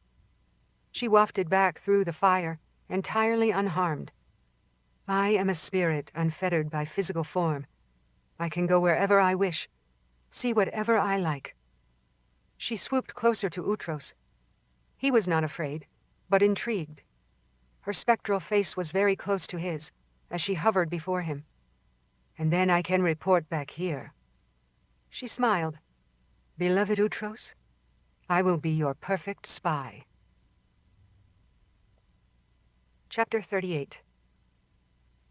When she plunged into the river from the stern of the serpent ship, Lila swam deep. The shouting Neurokai hurled their spears into the water, but she didn't head toward the shore as they expected. Rather, she stroked powerfully down the current and moved far ahead of the 3 anchored ships. When her lungs were about to burst, she surfaced again and forced herself to exhale with only a whisper of sound. Far behind, she could still hear the raiders raging at her escape. She suspected Bannon would pay a price for her failure, but she knew he could endure it. She had made him tough. She wrapped her arm around the floating log, and it kept her above the surface as she drifted downstream. With the serpent ships anchored for the night, Lila realized she would be able to cover a great distance if she simply floated on the current all night long. Then she would be far enough ahead to make another attempt to rescue Bannon. Resting, she let her thoughts drift just like the brown water around her. Lila tried to process how she had failed, and how Odessa could have been so brutally defeated. Lila felt dismayed and empty. Although she had seen many trainees and more Zeth sisters die in combat, Odessa had been different, seemingly invincible. She had fought the Neurokai king so Lila could rescue Bannon, and they both had failed. Odessa was dead, and the young swordsman remained a prisoner. "I will not give up on you, boy," she muttered, as river water lapped against the floating log. Locking her arms and legs around branches, Lila dozed for an hour or two, and woke when her feet brushed against a large slimy creature beneath her. Startled, she grabbed her dagger. The sword was still strapped to her back, but she couldn't get it in time. As faint dawn suffused the eastern sky, she could see large forms swimming next to her, each smooth tan body as large as a canoe. The channel catfish lumbered along, not predatory, only dangerous because of their size. Lila drew her legs against the floating log, and the catfish swam past her into the widening channel. In the light of sunrise, Lila looked around and saw how far she had traveled during the night. The sight struck her with awe, then alarm. The widening river sprawled into a diverse delta of numerous channels and sandbars. Beyond the land's end, she saw the estuary spill into the ocean, an open expanse of blue water that extended to the horizon. Lila had never seen such a sight in her life. The Killraven River ended here. She released the log and drifted in the water, swimming to a low sandbar covered with tufts of grasses. Lila had gotten a substantial head start on the serpent ships, but they would come soon, on their way to the sea. Once the big ships passed the estuary and reached the open ocean, Lila knew she would never be able to catch them. This was her last chance to free Bannon. She had to stop them. For half an hour after Lila escaped, King Grieve coddled Chalk, touching the shaman's battered face, wrapping a big arm around his scrawny shoulder. Consoling his albino friend seemed to make him even angrier. "I'll make them all grieve." Chained to the deck while the ships remained anchored during the night, Bannon could not escape King Grieve's fury. The big man strode up to him, his heavy boots ringing loud on the boards. His war axe was still stained with Odessa's blood spray. The bolt holding Bannon's chain remained set in place, and when the young man tugged on it, he felt the sharp scabs and bruises of the manacle around his ankle. Big Eric sat nearby in the darkness, knees drawn up to his chest, shoulders hunched with contained sobs. Bannon steeled himself, sure that Grieve meant to lop his head off, but Chalk scuttled over to them. The shaman was miserable from his smashed face, but he touched the king's arm to stop him. Grieve shook him off and stood over Bannon, raised the weapon. The young man glared at him, knowing he couldn't escape, but the Neurokai king brought down the heavy weapon with a hard thunk into the wood of the deck, smashing the plank so he could uproot the anchor bolt. Chalk bobbed his head and clapped his hands in delight. "The axe cleaves the wood, the sword cleaves the bone." Grieve uprooted the chain and dragged Bannon by the legs toward a pool of light from one of the lanterns. "Scrub the blood from the deck and get rid of the dead woman. Feed her to the catfish." Grieve kicked at Eric.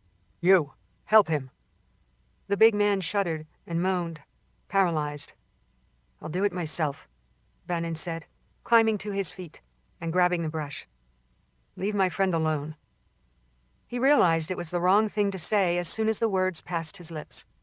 "You have no friends," the king said. Dropping the axe, he wrapped his big hands around Eric's head and pressed hard against his temples and cheeks. The captive's eyes went wide, and his mouth dropped open in a wail. Greaves' muscles bulged with the effort as he snapped the other man's head sideways in an abrupt, vicious turn. The bone cracked, and Eric's feet jittered on the deck, clanking the ankle chain. Bannon felt sick, his knees weak as he forced himself to remain standing. Other Neurokai crowded close, making sure he did not try to dive over the side. But Bannon was paralyzed by the sight of his dead friend. King Grieve wasn't finished, though. With an additional grunt, he twisted the head around even more, snapping and grinding the neck bones, stretching the skin and tendons. Eric's head faced entirely the wrong direction. With another severe jerk, Grieve twisted again until the neck popped and tore, and then he wrenched Eric's head off his shoulders, uprooting the spine with a ragged cord still dangling down. Grieve shoved the limp body onto the deck boards. "Now you have another mess to clean up." The remaining slaves whimpered, but Bannon refused to reward the king with any reaction. He clenched and unclenched his fists, feeling murderous rage toward Grieve and all Neurokai, as well as dismay that he had let his friend down. If only he had a chance. With an offhand gesture, the king tossed Eric's head overboard, and Bannon heard it splash into the dark river, where Lila had vanished more than an hour ago. If she came back, the young man imagined he and the Morizeth together could kill a dozen of the ugly raiders. But it wouldn't be enough. "Clean up the woman's body," Greaves sneered. "I'll dispose of this garbage." Seeming to take pleasure in the labor, he raised his axe again and brought it down in an abrupt stroke that struck off Eric's foot just above the iron shackle, so he could drag the body from the chain. Chalk let out a high-pitched laugh. "The axe does cleave the bone." Bannon knew that the albino had saved him, staying King Grieve. But he could have saved Eric, too. Chalk's eyes were bright as he capered around, distracted. Grieve heaved the headless body over the side of the serpent ship. Eager to help, Chalk ran up, grabbed Eric's severed foot, and flung it into the river, following the larger body with a smaller splash. "Feed the fish," Chalk cried. "Make them grow big." Bannon hardened his heart with the certainty that someday he would be free, and someday he would kill King Grieve. Moving stiffly with pain, he went to the bow, where Odessa's disfigured body lay on the deck. Her face, throat, and chest were like pounded meat. The king thought he was punishing Bannon by forcing him to see the bloody Morizeth leader. But Bannon had hated Odessa too, although he felt no elation at seeing the woman dead. He couldn't understand why Odessa would have been any part of Lila's plan to help free him, but she had provided a distraction that gave Lila a chance, though not enough. Bannon slung the Morizeth leader's mangled body over his shoulder and grimaced when he felt the wet pulp of her skin, the oozing blood and tissue. She felt light, empty, for such a fearsome warrior. The Neurokai sailors watched, amused, as he rolled her overboard into the darkness. "Feed the fish," Chalk cried. "Big fish." With a queasy stomach, Bannon turned to Maxim's collapsed skull and sloughed rotten flesh. He shuddered as he remembered the unmistakable maniacal laugh, the taunting voice of the dead. He feared the slain wizard commander's spirit might return. Bannon upended the barrel and dumped the mess overboard, where it joined Odessa's body in the river. Many of the Neurokai lounged back and snored for the remaining hours of the night, though edgy guards stayed close to Bannon. He concentrated on scrubbing the blood and washing the deck clean with buckets of river water. The work wasn't much different from cleaning fish guts and slime, but this was the smeared remnants of human beings. As if keeping him company, Chalk pestered him for hours, even if his words were slurred due to his split and swollen lip. Bannon did his best to ignore the bothersome shaman, though each time he saw the scars from the myriad bite marks on the pale skin, he shuddered from the ordeal the outcast had endured. After sunrise, when the deck was scoured clean 5 times over, the Neurokai tied Bannon next to the other slaves again, and Chalk found a spot beside a wooden crate, where he curled up and went to sleep. When the morning brightened enough for them to see the channel ahead, the Norokai raised their anchors and stretched out the dark sails to drift down the river again. The slaves sat quietly under the hot sun, searching for remnants of hope. If they tried to speak to one another, the Norokai would beat them. Near noon, the crew grew visibly excited when they could see the estuary ahead, the widening mouth where the river spilled into the vast open water. "I can't wait to be out on the ocean again," Garrus said, then let out a mournful whistle. "My ships were made for the open sea."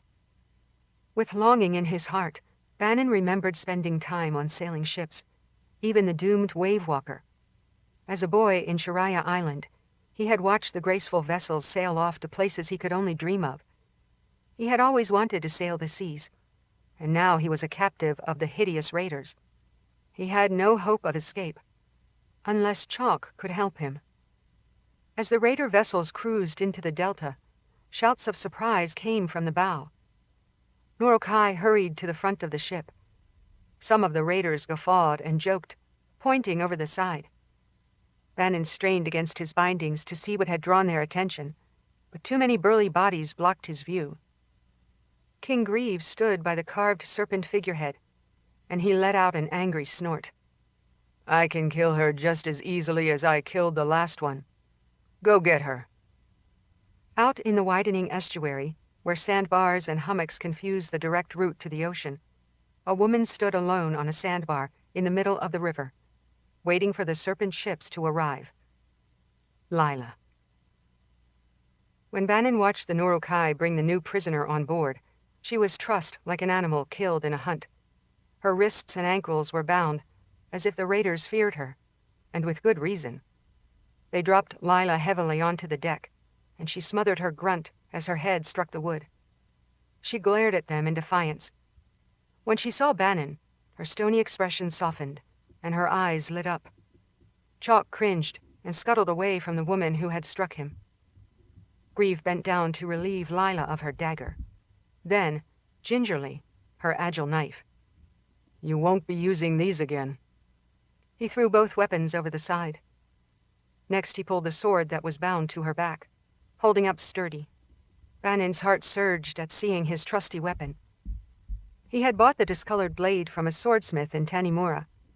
Nathan had trained him in its use aboard the Wave Walker, and Bannon had killed many enemies with it, including countless Norokai. He strained against his bonds. If only he could get the weapon, his familiar blade. "Ugly sword," Grieve said. He unceremoniously threw it overboard into the river. Bannon bit back an outcry. Sturdy. The sword tumbled and spun in the air before it splashed into the deeper water. The serpent ships sailed on, past the estuary, toward the open sea. Bannon slumped back. Sturdy was gone, sunk to the bottom of the river's mouth. Lila managed to sit upright, and Chalk pranced over to her, reluctant to approach the Morizeth. His cheek and mouth were swollen, puffy with blossoming bruises, and blood from the split lip caked his pale mouth. Glancing at the shaman's damaged face, Grieve glared down at Lila. "This is for what you did to my Chalk." He slugged her face hard, knocking her to the deck, with blood pouring from her smashed nose and split lip. Though Lila didn't make a sound, Bannon groaned in anticipation of what he knew was to come. The serpent ships left the coast and headed out to sea. Chapter 39. After their reunion at Cliffwall, Nathan and his companions prepared to defend the world. They didn't have much time. Even the staunchest fighters could not hope to drive off the gigantic army should Utros find the isolated archive, so their best defense lay in remaining hidden in the maze of canyons. On a forced march to the coast, General Utros would have no reason to explore these side canyons, so the scholars should be safe while they planned. As he stood outside the open alcove in front of the main building, Nathan regarded the prophecy building that now lay slumped and melted against the far wall, its windows scarred over like wet clay. It had been destroyed by a foolish student who accidentally released a weeping stone spell without understanding how to control it. Nathan sighed at yet another reminder of the dangerous knowledge in the archive. A knot of dread formed in his stomach, as he considered so many naive and untrained scholars ransacking the archive for equally powerful magic. What if another eager but foolish scholar unleashed a dangerous spell that got out of hand? He, Prelate Verna, and the Sisters of the Light would have to serve as a check before anyone else used such destructive magic. He stroked his chin as he gazed out to the green canyon, the orchards, the flocks of sheep. These isolated people had vanished from the world thousands of years ago, during the Great War, when Sula Chan declared that all magical lore be rounded up and destroyed.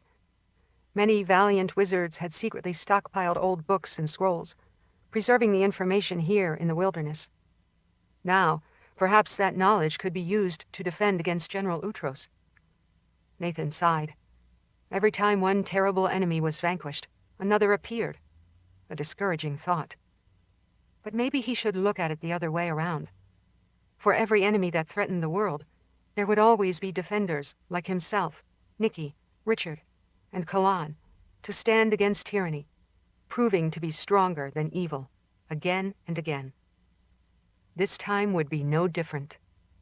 Inhaling another breath of fresh air and solitude, Nathan turned back to the main archive building, which contained far too many books to read. Somewhere, there would be at least one good solution.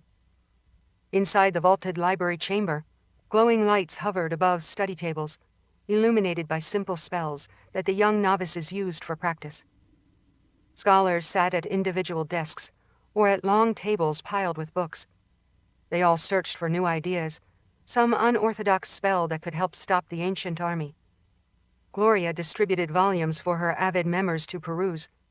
Traditional scholars searched volume after volume, categorizing the books so that the Sisters of the Light could locate relevant subjects for more careful study. Nathan was impressed by how engrossed they were in their search. The men and women bent over faded words, compared notes, and deciphered near-forgotten languages. The air in the chamber seemed to throb with the intensity of their thoughts. Verna looked up from a long scroll spread out on the main table. Novice Amber and Sisters Mab, Sharon, and Arabella sat close to the prelate, sharing books and indicating passages they found of interest. Seeing him in the doorway, Verna raised her voice. "Can you read the documents by standing all the way over there, Nathan? Your eyesight must be extraordinary." "I was pondering, my dear prelate." He came in and seated himself on the bench beside Amber, and the prelate handed him a stack of books as if she were a schoolmistress. "We haven't reviewed these yet. Of the 500 tomes we studied today, we set aside 15 that are worth a second look. It is hard work." "Well, well.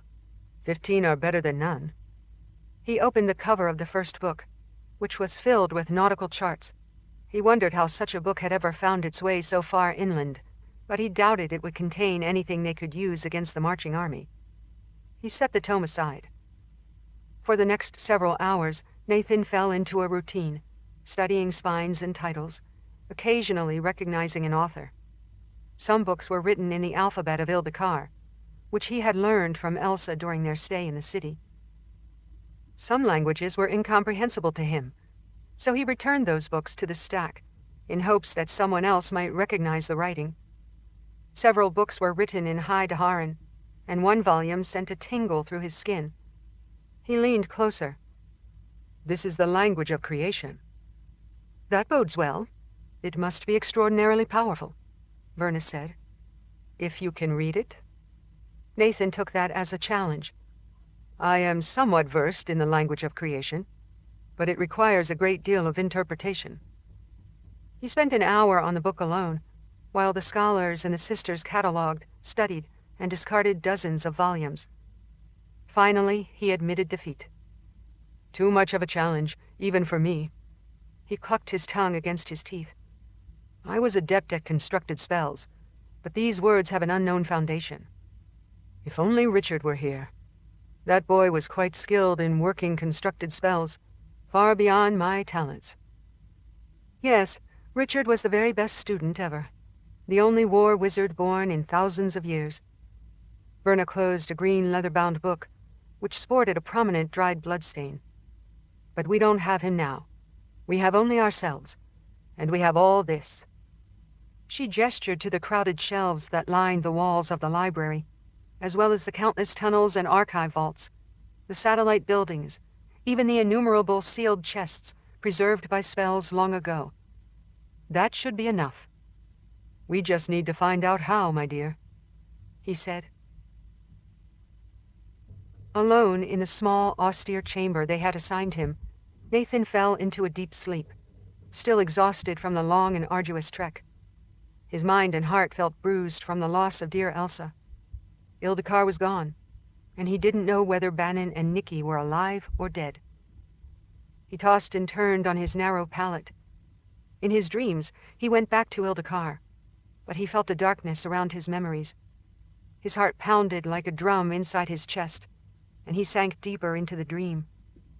Subconsciously, he realized that he wasn't looking through his own eyes. Nathan saw himself in the combat arena, but his body felt different, solid and muscular. He brushed the front of his vest, finding not his usual ruffled white shirt, but the pelt of a sand panther. A sand panther he himself had skinned after killing it, after Ivan had killed it. The chief handler's heart thudded in his chest. Ivan had been a cruel man who enjoyed torturing the beasts he created. He would beat them into submission, but he valued them, if only because they served as his killing machines. Still sleeping, captured by the unwelcome dream, Nathan felt a rush of exhilaration as he remembered harassing a huge caged combat bear. Fleshmancers had created the beasts for the arena, and Ivan's gift could control the creature's rudimentary brains. He remembered jabbing the bear with a sharp stick, making the monster crash into the iron bars of his cage. It had claws that could rip a horse apart. Deeply asleep, Nathan stirred, tried to fight off the nightmare. Ivan was dead, mauled to death by his own animals. The man's heart had restored Nathan as a wizard. But it was Nathan's gift, and Nathan's heart now, not Ivan's. Some lingering part of the chief handler's spirit brought back memories of tormenting monstrous bulls with branched horns, spiny boars with razor tusks. Ivan had wrestled each beast himself before turning them loose in the arena against their victims. As Nathan dreamed, his hands flexed, and he smelled blood and dust in the air. He poked and prodded 3 sand panthers until they lashed out at him with fangs and claws, but Ivan just laughed and drove them away. In the dream, Nathan saw the sand panthers turn on him, snarling. They bounded closer, ready to tear him apart. He woke up, sweating. He clenched his hands, appalled at what his heart remembered, and he realized that a part of him had enjoyed the torture. It was not a real part of him, though, just some leftover contamination from the chief handler's heart. "Stay away from me. Get out of my head."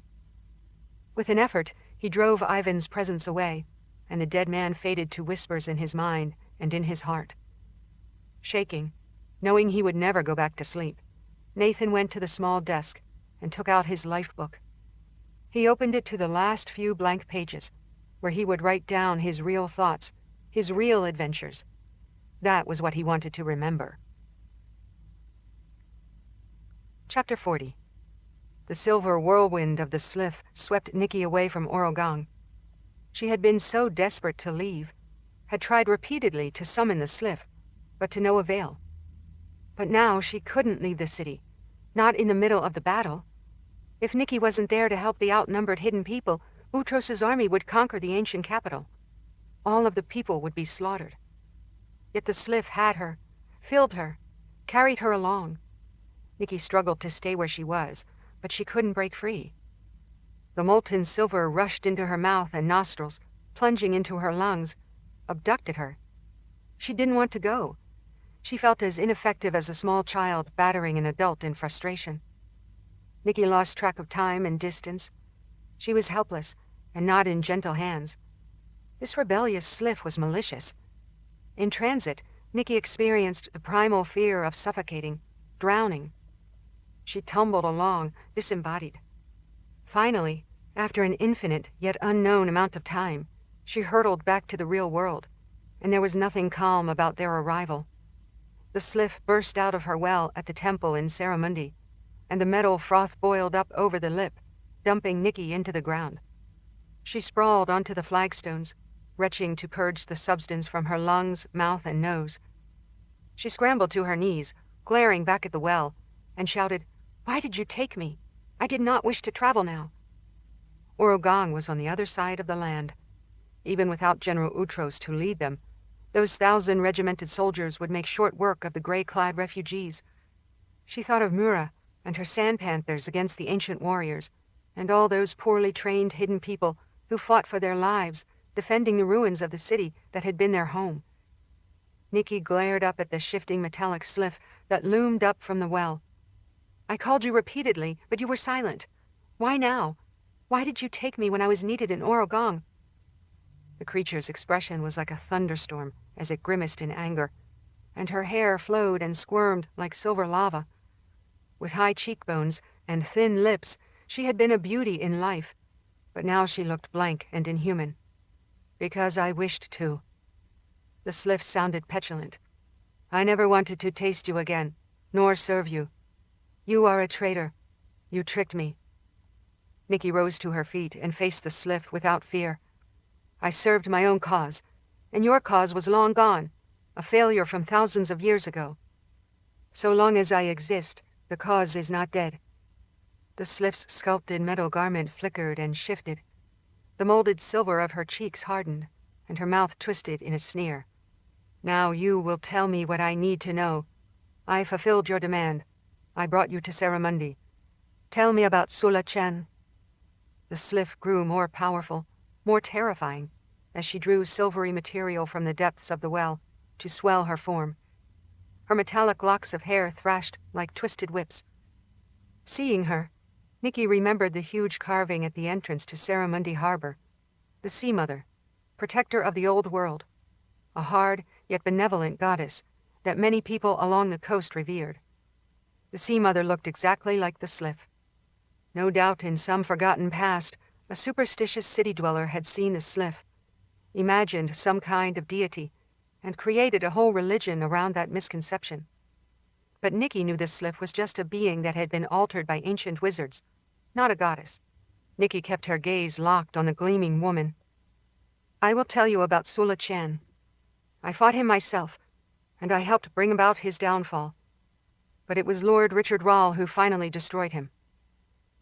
Distraught, the sliff loomed and listened as Nicci told the known history of Sula Chen, how he had forged the People's Alliance and commanded his wizards to create an army of subhumans to fight the New World, and how he was eventually defeated, bottled up behind the Great Barrier. As she listened, the silver woman's expression roiled, and her shoulders slumped.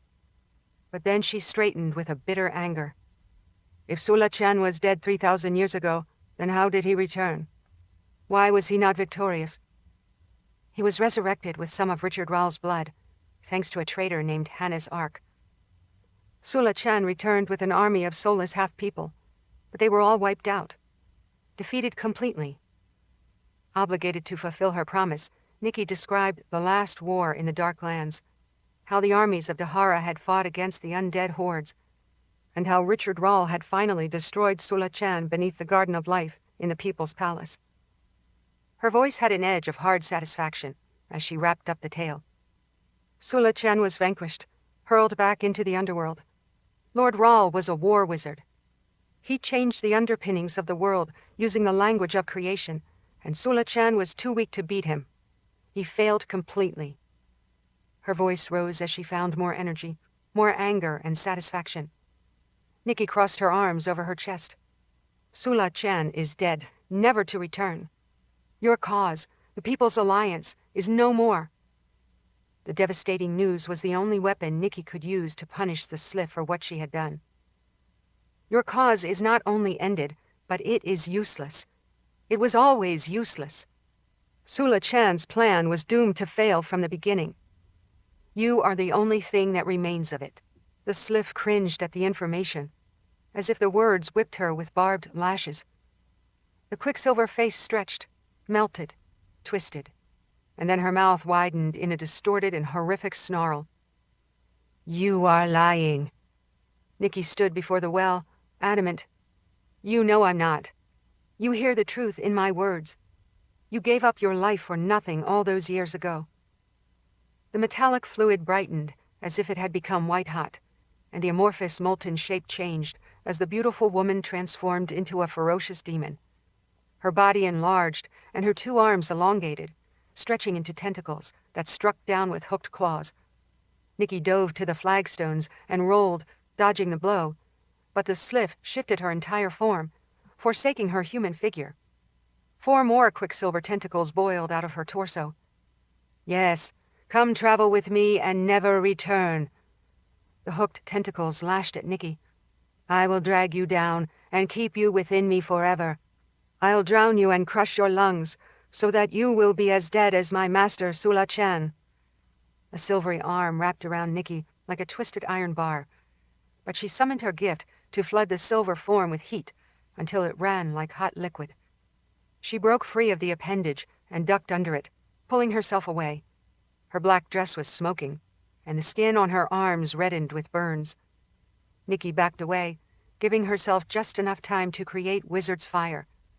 She threw the blazing sphere at the sliff, but curtains of silver folded around the fire and swallowed the destructive flame. The metal body bubbled and twisted, but somehow absorbed the energy. Nicci retreated from the sliff well until she reached the wall of the empty temple. The silver tentacles stretched toward her, as flexible as hot wax and as hard as steel. The tentacles slammed down, trying to crush Nicci, but she dodged again. The blow shattered the stones on the temple floor, and the backlash from another appendage struck a figurine of the Sea Mother inside the temple, smashing it into splinters of stone. The tentacles grew spines as they whipped past Nicci. She called sharp bolts of lightning and blasted the sliff, searing jagged holes through the quicksilver, which shifted and sealed again. A tentacle wrapped around Nicci's arm and squeezed tighter than a manacle, while another surrounded her waist, winding so tight that she couldn't breathe. The mass of appendages pulled her back toward the well. "I will drag you down, and you will never breathe again." As Nicci fought, the malleable sliff could reshape herself and recover from any damage. She had already used so much of her gift battling Ava and Ruva, and before that, the Jis cloud had weakened her. Nicci was spent, but she had to find strength, or she would die. She realized she had only enough power left for a single strike, but she didn't dare waste her last chance on another failure. As the tentacles dragged her closer to the well opening, Nicci found a different target and decided to gamble, hoping it would be her best chance to free herself from this monster. She used the destructive energy to make the ground shake and shift, then unleashed a final heavy blast of lightning, but not at the sliff. Instead, she struck the circular stone wall around the well, blocking off the deep hole. The explosion came from several different directions, and the stone blocks tumbled in. The barrier collapsed, and the well opening fell in on itself. The sliff shrieked as the walls crashed down like an avalanche. The fallen blocks severed the quicksilver tentacles, lopping off 3 of them, and the metal appendages dropped loose onto the cracked temple floor. Wailing, the main body of the sliff retreated by plunging down into the endless tunnels. More blocks fell in and closed over the top of the well. Breathing heavily, Nicci crawled forward and fused the edges to hold the stones in place. She dropped to her knees, but she wasn't done yet. She raised her hand and used her gift to reshape the unstable stone blocks, softening and smoothing them so they formed an impenetrable lid to seal the sliff well forever. She slumped in utter exhaustion, while her thoughts swam. Something cold and metallic seized her leg, like the grasping hand of a dying man. She kicked out to break free. The 3 severed tentacles flopped about like headless snakes. They were discolored now, no longer bright silver, but tarnished. The twitching slowed, and the writhing tentacles finally fell motionless, no longer metal, but an oily black mucus that oozed between the cracks in the flagstones. Nicci climbed to her feet again and heaved deep breaths. The pale yellow light of daybreak filtered through the temple of the Sea Mother. She had gotten back to Saramundi, as she wanted, although she had left Mura and the hidden people behind. and now she couldn't ever get back to Orogang in time to help them. The Sliff well was completely sealed, and she knew she would never travel in that manner again. She could not say whether the Sliff herself was dead. Nicci was stranded in Saramundi, but there was another war to prepare for. She heard quiet weeping and gasps of misery behind her, and she turned, ready for another battle. Her black travel dress was tattered, her blonde hair a tangled, sweaty mess. But she was Nicci, Death's mistress, and she could defeat anyone else who threatened her.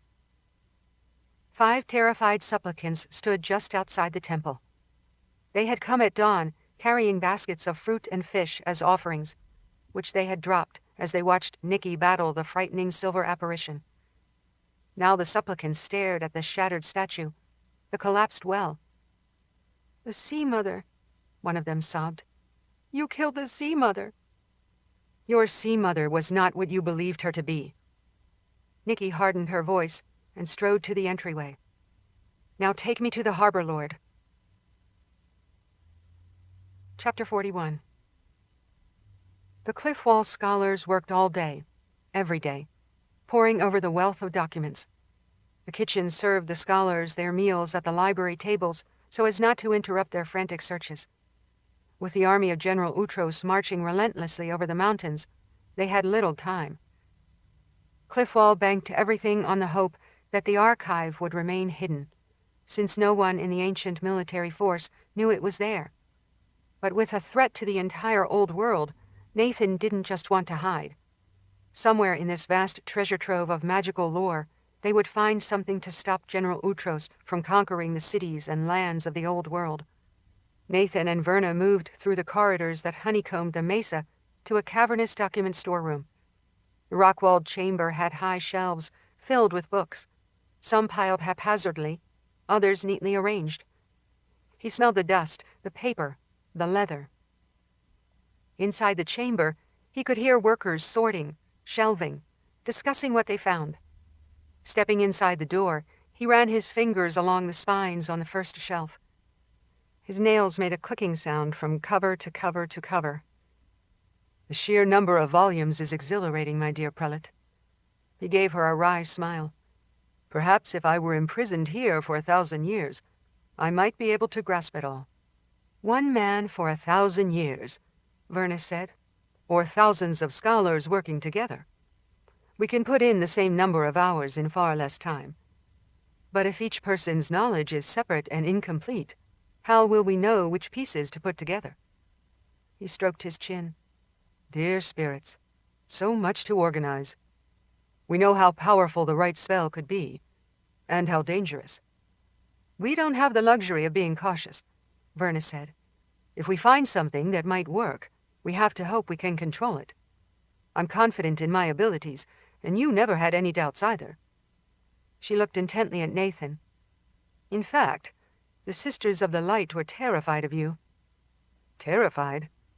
Prelate Anne was never fooled. She would come and keep me company, even when I raged with my visions of prophecy. Ah, I miss her. Just inside the doorway of the document storage chamber, a heavy-set man with a fringe of hair hunched over an open volume on a tiny table.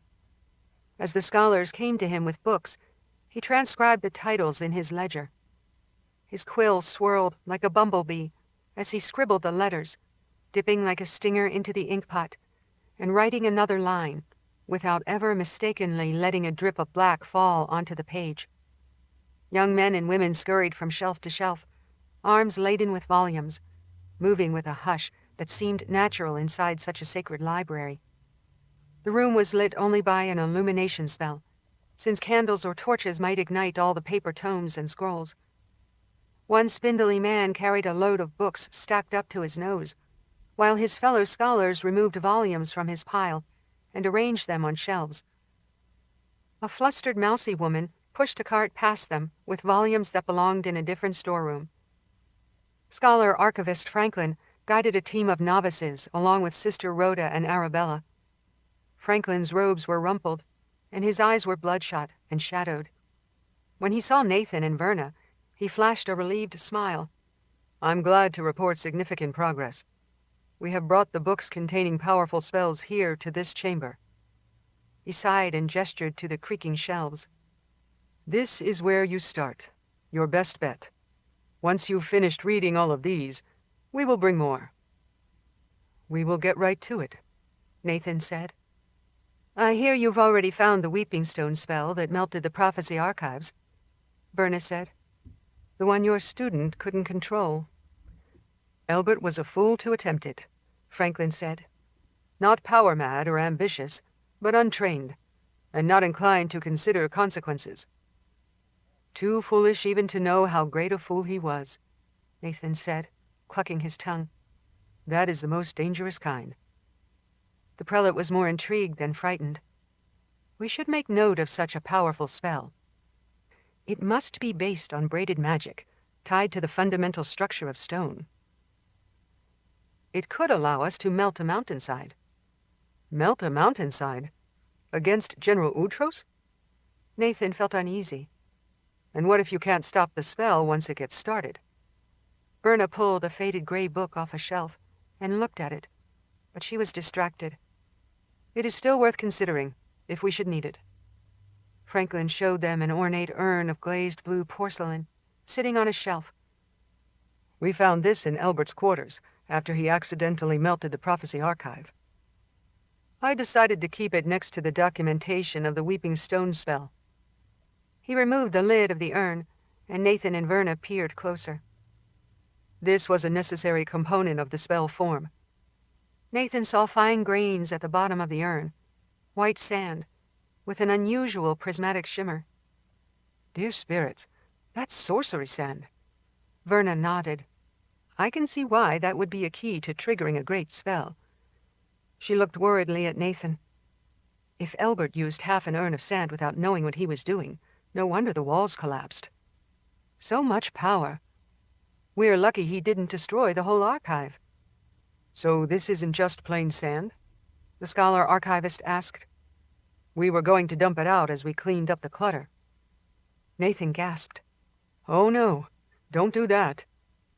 Verna relieved Franklin of his burden, protectively holding the urn. "We'll keep this ourselves. Sorcerer's sand is powerful and rare, but even a few grains can act as a catalyst for releasing enormous magic."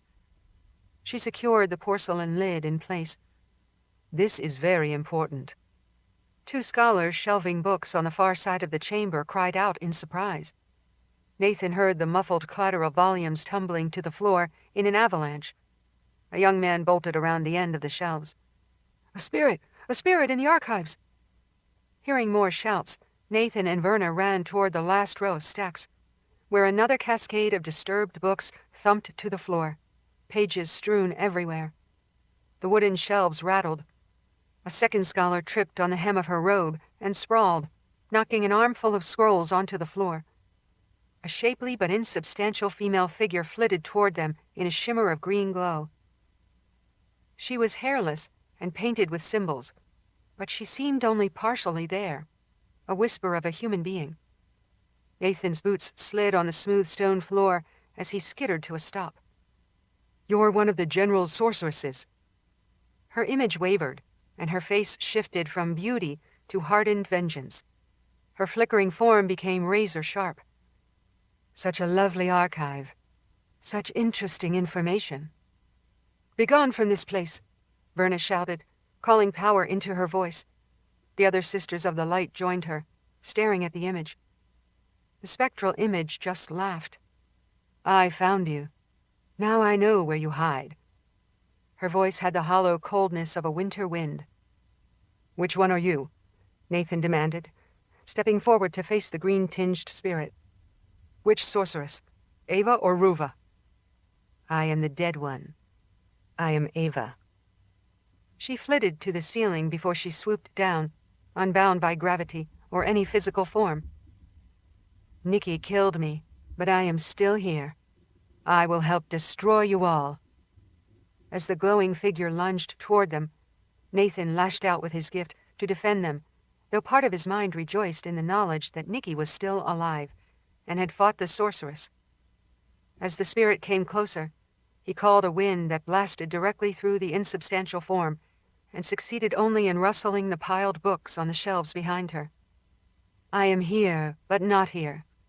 Laughing, Ava swooped through the bookcases, but made herself substantial enough to knock volumes loose and send them flying. Nathan and Verna ducked as Ava pelted them with a hailstorm of tomes. One sharp-edged book struck Franklin in the forehead, and he collided with the shelves beside him. Ava taunted as she rose up, her green shimmer flaring brighter. "I will tell General Utros about this magical archive and guide the entire army here. My sister will help him ransack it and seize all the knowledge." She seemed amused. "You are all doomed." Alarmed, Verna called up a shield. "Block her, Nathan. We can trap her, bottle her up."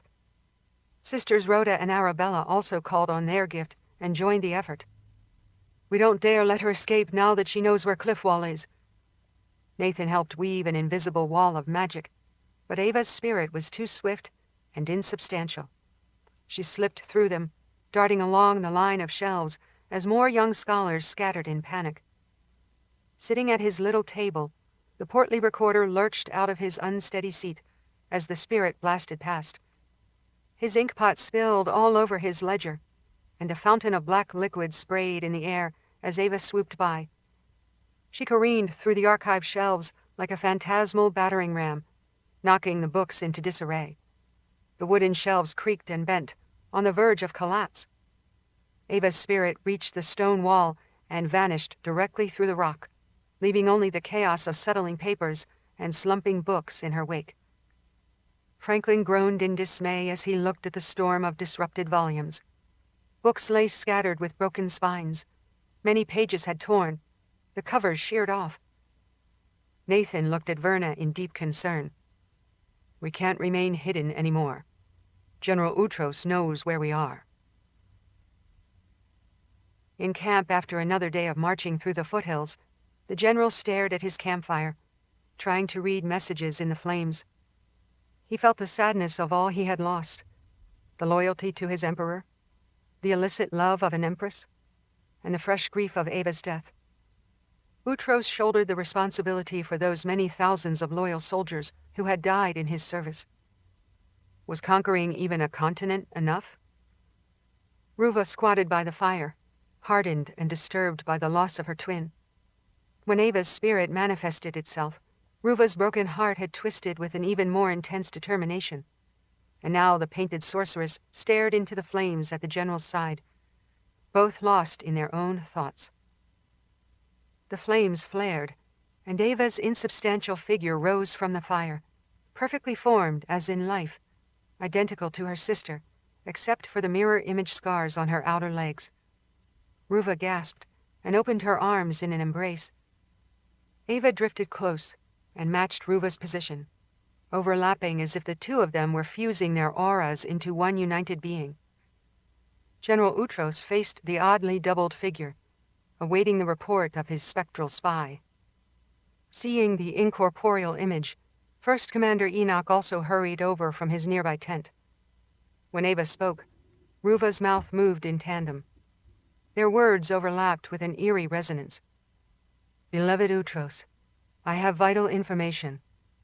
I searched the land, I followed connections, and I found the wizard Nathan Rahl and his infuriating companions."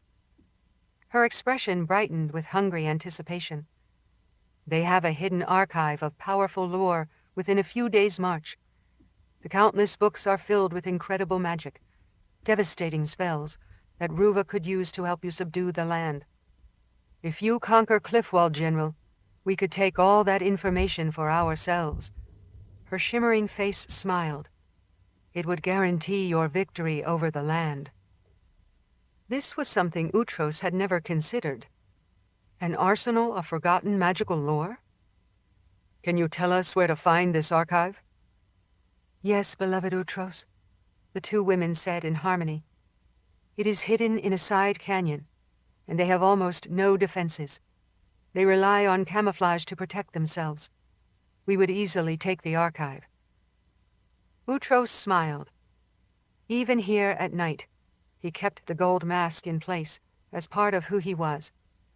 He looked up at Enoch, Cliff Wall is our new target, First Commander. He stared around at all the bright campfires, like winking eyes spread across the hills where his army had camped. Once we overwhelm the archive, we will strip it clean. Chapter 42. The sea was wide open around the Norokai ships as they lost sight of shore. Bannon took no joy in the expansive sight, even though it reminded him of how he and Ian had once stood on the beach at Chiraya Island, watching the ships sail by. The two had dreamed of seeing the world, though Bannon mostly just wanted to escape his father. Now he dreaded where King Grieve was taking them, to the main Norokai Islands. Below decks, the oarmaster pounded on his drum, and the unfortunate slaves chained to the benches pulled at the oars to drive the serpent ships faster than the sluggish breeze. After being beaten unconscious at the river mouth, Lila had been tossed to the deck near Bannon, her ankle also secured with a chain, the chain that had once imprisoned Eric. Now the Morazeth lay bruised and battered, a captive just like him. Bannon couldn't understand why she had allowed herself to be captured. She had caused it. It seemed a foolish risk. As she lay motionless under the hot sun, he studied the symbols that marked her skin. The runes protected her against magic, but they did nothing against the brutal Norokai. Her body was mottled with bruises. Lila finally groaned, and her eyelids flickered open. She snapped awake in an instant, fully conscious and alert. She thrashed against the ankle chain, and her wince told Bannon just how much pain she must feel. When her gaze locked onto his, she visibly relaxed. So I succeeded then. My memory is fogged. You certainly drew their attention. The words bubbled out of him, rising in intensity. That was a foolish stunt. Why would you do that? We're both prisoners. Now you're in as bad a place as I am. I am in the same place as you are, Lila said, as if that were reason enough. That was my intent. But why? What can you hope to achieve here? More than I could achieve if these ships sailed off and I never saw you again. It was the only way I could stay with you. Now we have a chance. Bannon hung his head, and his long hair drooped over his face. A chance? You are maddening. I don't understand how you think. She frowned. It is perfectly obvious. The Norokai ships were going out to sea, and that was my last opportunity to intercept them. If they had sailed into the ocean, how else could I rescue you? This isn't much of a rescue, he said. Obviously, I am not finished yet. She winced again as she shifted her body to inspect her bruises. She flexed her fingers, ran her tongue over the caked blood on her smashed lip. I will heal. She strained at the bindings around her wrists until the blood stained the knotted rope. I can work myself free eventually, but the ankle chain will be problematic. He looked across the open water, but he could no longer see the coastline, only endless ocean. I have no doubts about you, Lila. I know what you're capable of. Of course you don't have any doubts. I have never given you any reason to. Now that she was helpless, he feared the Norokai would drag her across the deck and rape her, although most of the raiders seemed to prefer their own beefy women, and their nightly lovemaking on the open deck sounded more like a brawl.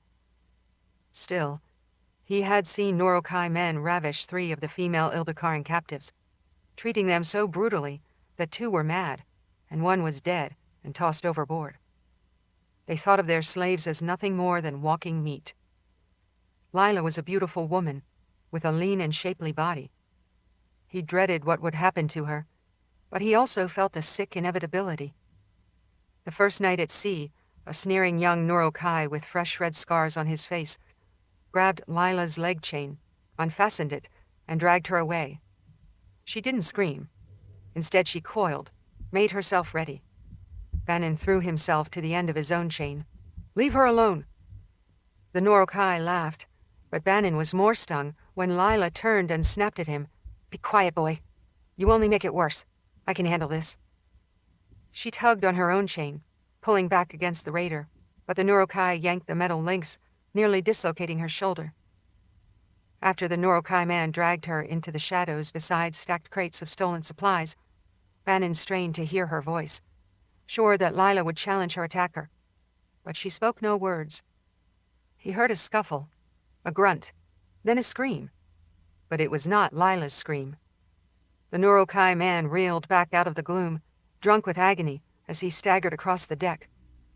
Holding her own chain, Lila stalked back to return to Banon's side. Several Nurokai came running in response to their comrade's groans. He pressed his palms to his crotch, and blood dribbled between his fingers. The angry Nurokai stared at Lila, but she faced them defiantly, holding up a fleshy handful in her palm. I tore off his testicles, but I stopped at that. If another man tries to take me, I will make him eat them as well. She tossed the bloody sack with a splat onto the deck. The would-be rapist whimpered, then collapsed in a bloody mess. The Nurokai prowled toward Lila, ready to tear her to pieces. Banon hoped his leg chain would be long enough for him to fight. Lila stood her ground and prepared to die. King Grieve strode over and saw the writhing, moaning man on the deck, the bloody testicle sack next to him, and he guffawed. Moments later, the other Nurokai joined the king in bellowing laughter. "Throw him overboard," Grieve said. "Worthless." They tossed the moaning raider, still alive, into the sea. Lila went back to her place beside Banon, and the angry Nurokai men glowered at her, before loudly declaring that she was too scrawny for their tastes. The next day, after several captives were worked to exhaustion below decks, the oarmaster herded them back up on the deck with shouts and growls and cracking whips. Bosco released Lila and Banon from their manacles on deck and commanded them to go down to the benches. A foul stench wafted around him, which even the sea breeze couldn't dissipate. During the stifling heat of the afternoon, Banon and Lila sat side by side as they pulled on the oars. Lila was a friend, and sometimes lover, but she had never been much for conversation. As they pulled on the oars, Lila stared with hatred at the Nurokai captors, yet with a calculating gleam in her eyes. Chalk came down to jabber, fearful of Lila, but fascinated by her as well. In a clumsy whisper that was easily audible over the creaking oars, he muttered to Banon as if it were a secret. "Pretty lady. Dangerous lady." His pale face was mottled purple and yellow from where she had struck him. "No love for Chalk, though. Not me. I'll never have love." Lila growled, "Cut me loose and I'll love you until I break you into tiny pieces." Chalk scuttled away with a last look at Banon and retreated up the wooden ladder to the deck above. "Pull!" the oarmaster scolded. The serpent ships sailed north from the estuary for days. Grieve paced the deck, and Chalk followed him like a puppy. The king placed his iron-knuckled hand on the shaman's bony shoulder. "We'll be at the bastion soon." "The bastion!" Chalk cried. "Home!" He ran up to Banon, leaned close, and repeated, "Home!" Grieve's expression darkened as he turned to his shaman. "I hoped Ildikar would be the center of my new empire. What went wrong? What didn't you foresee? We should have been victorious." Chalk's pale eyes gleamed with a cracked edge of madness. "There will be war. A big war. I promised a war. Many ships. My Grieve, King Grieve, they'll all grieve." "Soon," the king vowed. The serpent ships sailed onward. For Banon and Lila, the days were an endless blur of being chained on the open deck, or sweating in the miserable hold as they worked the oars. When the wind picked up and stretched the sails, the oars were withdrawn, and the slaves remained bound with nothing to do but fear their fates. One afternoon, the lookout called from the top of the mast, "Selka in the water! Starboard side!" Grieve strode to the bow, where he shaded his craggy brow and stared out on the waves. Banon raised himself up so he could scan the water. "Do you see them?" he asked Lila. "What are Selka?" Squinting across the choppy water, he felt a thrill of terror as he spotted 5 swimming figures. They look human, but they are definitely not human. Lila's brow furrowed. "Fish people?"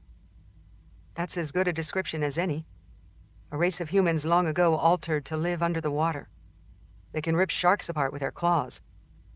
He shivered, even under the hot sun.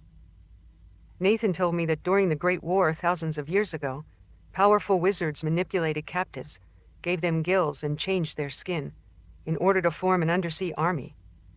The war is long over, and the Selka have built an entire civilization beneath the surface. They hate humans, and they still prey on ships. He swallowed hard as the memories washed over him. They attacked the Wave Walker when we were traveling south. The Selka swarmed over our ship at night, killed the entire crew to get revenge against the wish spear divers that raided their reefs. Nicci, Nathan, and I were the only ones to survive when the Wave Walker wrecked on the Phantom Coast.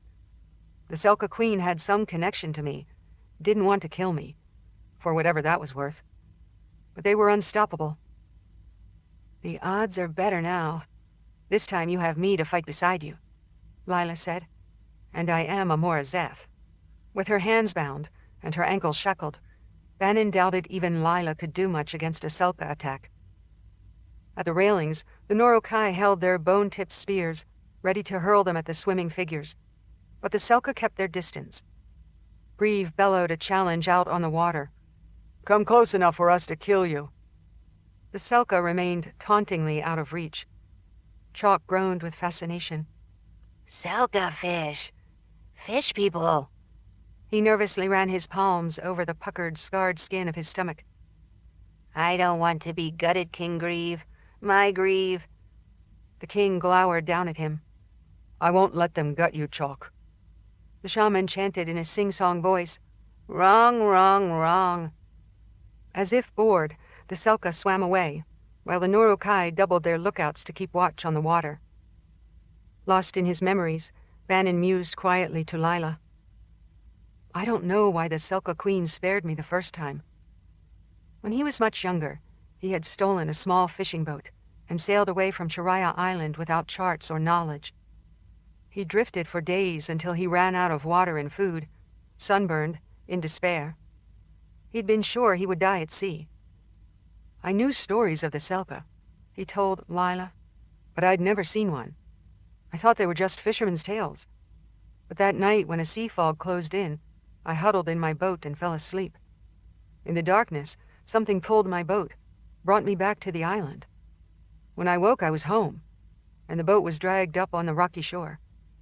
I saw only the imprint of a webbed foot in the beach. He looked at her.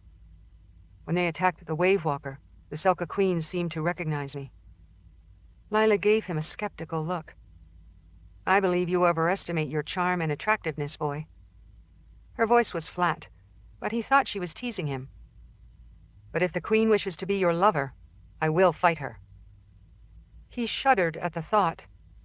I don't ever want to see her again. Chapter 43. After Ava's spirit ransacked the archives, Cliffwall went on high alert. General Zimmer dispatched scouts out of the canyons to monitor the oncoming army that was already marching out of the mountains. Nathan called an emergency meeting so that everyone could discuss how they might possibly prepare against such an overwhelming force. As he and Verna hurried toward the gathering chamber, the prelate said with hard skepticism, I'm not confident we have any viable options. This archive is no longer hidden, and Utros is on his way. How can we defend Cliffwall? Nathan clucked his tongue. I'm sure we'll find something, my dear, if we just think hard enough. She walked ahead of him into the large gathering chamber. You sound like a naive fool. I prefer the term optimist. Remember, I've helped save the world before. But he'd had the help of Nicci, and Richard, and others. Knowing that Nicci was still alive did not help him, because she wasn't there. He had no idea where she actually was, only that she had somehow killed the sorceress Ava. The prelate responded with only a roll of her eyes. Franklin and Gloria sat at a speaker's table before the anxious audience. Zimmer shifted uncomfortably in his seat. His Daharan armor was clean and professional, as if he were reporting to Lord Rahl himself. Nathan and Verna took the remaining seats at the front table before the gathered crowd. Intent scholars filled the room, sitting on the available benches, while others stood shoulder to shoulder. The low buzz of conversation was not the casual talk usually heard at such meetings. Thorn and Lysa stood with weapons at their sides. 8 Sisters of the Light sat watching the prelate, confident and waiting to learn how they could help. Oliver and Peretta remained close to Amber. Gloria nodded to her members, as if the Cliffwall inhabitants asked questions of one another. Scholar Archivist Franklin folded his hands in front of him, waiting for the crowd to quiet down. Crowded at the entrance to the chamber, some of the ungifted workers listened in, deeply worried. Nathan cleared his throat. "We don't have time to waste, and someone needs to call this meeting to order, although I believe meetings are often a waste of time when action is required. The enemy army knows exactly where to find us. 100,000 soldiers will take over this archive, unless we figure out a way to stop them." "How can we possibly stop that many?" cried one of the members. "By killing them," Thorn interjected, as if the answer were obvious. Verna looked annoyed. "An excellent suggestion, but unhelpful. We have to prevent them from capturing all the knowledge stored here. They cannot have it." "At the pace of their march, they are maybe 4 days away," Zimmer said. "But my scouts suggest they have picked up speed." A wave of anxious whispers rippled through the chamber. Lysa said, "The soldiers are gaunt and hungry, and they are stripping the landscape clean, devouring everything in sight." "But they continue to march nevertheless," Thorn added. "On our last reconnaissance, we killed 6 of them." "Each," Lysa added, "for good measure." Captain Trevor spoke up, frustrated. "We cannot stop them 1 or 2 at a time. With the maze of narrow canyons, the sheer cliffs, the mesa rising above the valley, Cliffwall is defensible," Zimmer explained. "A small number of fighters can hold the bottleneck at the mouth of the canyon. With the proper preparations, we could ambush the enemy, slaying thousands as they funnel into the canyon." "Their piled bodies form another wall of defense," Lysa said, relishing the thought. "You are quite ambitious, General," Nathan said. "But with so many thousands of warriors who refuse to give up, Utros will overwhelm us no matter what his losses are. The soldiers will keep coming, and keep coming. Given what his dead sorceress told him, he will want to possess the knowledge stored here, and he is not a man to give up." "We can still try to hold them off," said the wizard Leo. "Can't we?" "It remains an incredible risk," Franklin pointed out. "We must evacuate as many people as possible, get them to safety. I won't let all those innocent families just huddle here waiting to be slaughtered. We have to accept that Cliffwall may be captured. We could pack up some of the most important volumes and rush them in pack trains up to the highlands above the canyon." "I concur," said Gloria. "If my members go with them, at least they will take the knowledge they carry in their minds, and that is the equivalent of thousands of books." "The knowledge in the archive is too dangerous," Verna said. "We must not let that information fall into enemy hands. We cannot. It took years and years to install all those works here," Franklin said. "Even if we took wagon loads of books above the canyon, we could only save a tiny fraction. It's simply not possible. We haven't even sorted them yet." "We can't move the archive," Nathan said. "That much is obvious. Who would choose the volumes to save? Even if we merely hid the most dangerous books in caves, then what? With limitless enemy soldiers to search the surrounding areas, Utros would find the books, and the spirit of his sorceress can flit anywhere. We don't dare let General Utros have any of those books. The knowledge is too dangerous," Verna insisted. "My members are meant to preserve information," Gloria said. "But if they were captured and tortured—" She looked at her gifted followers in their blue robes. "What might they be forced to reveal?" Groans of dismay went through the audience. The scholars began to talk heatedly. Zimmer rose to his feet, crossed his arms over his chest armor. "We have to defend Cliffwall. Evacuate all the civilians to safety.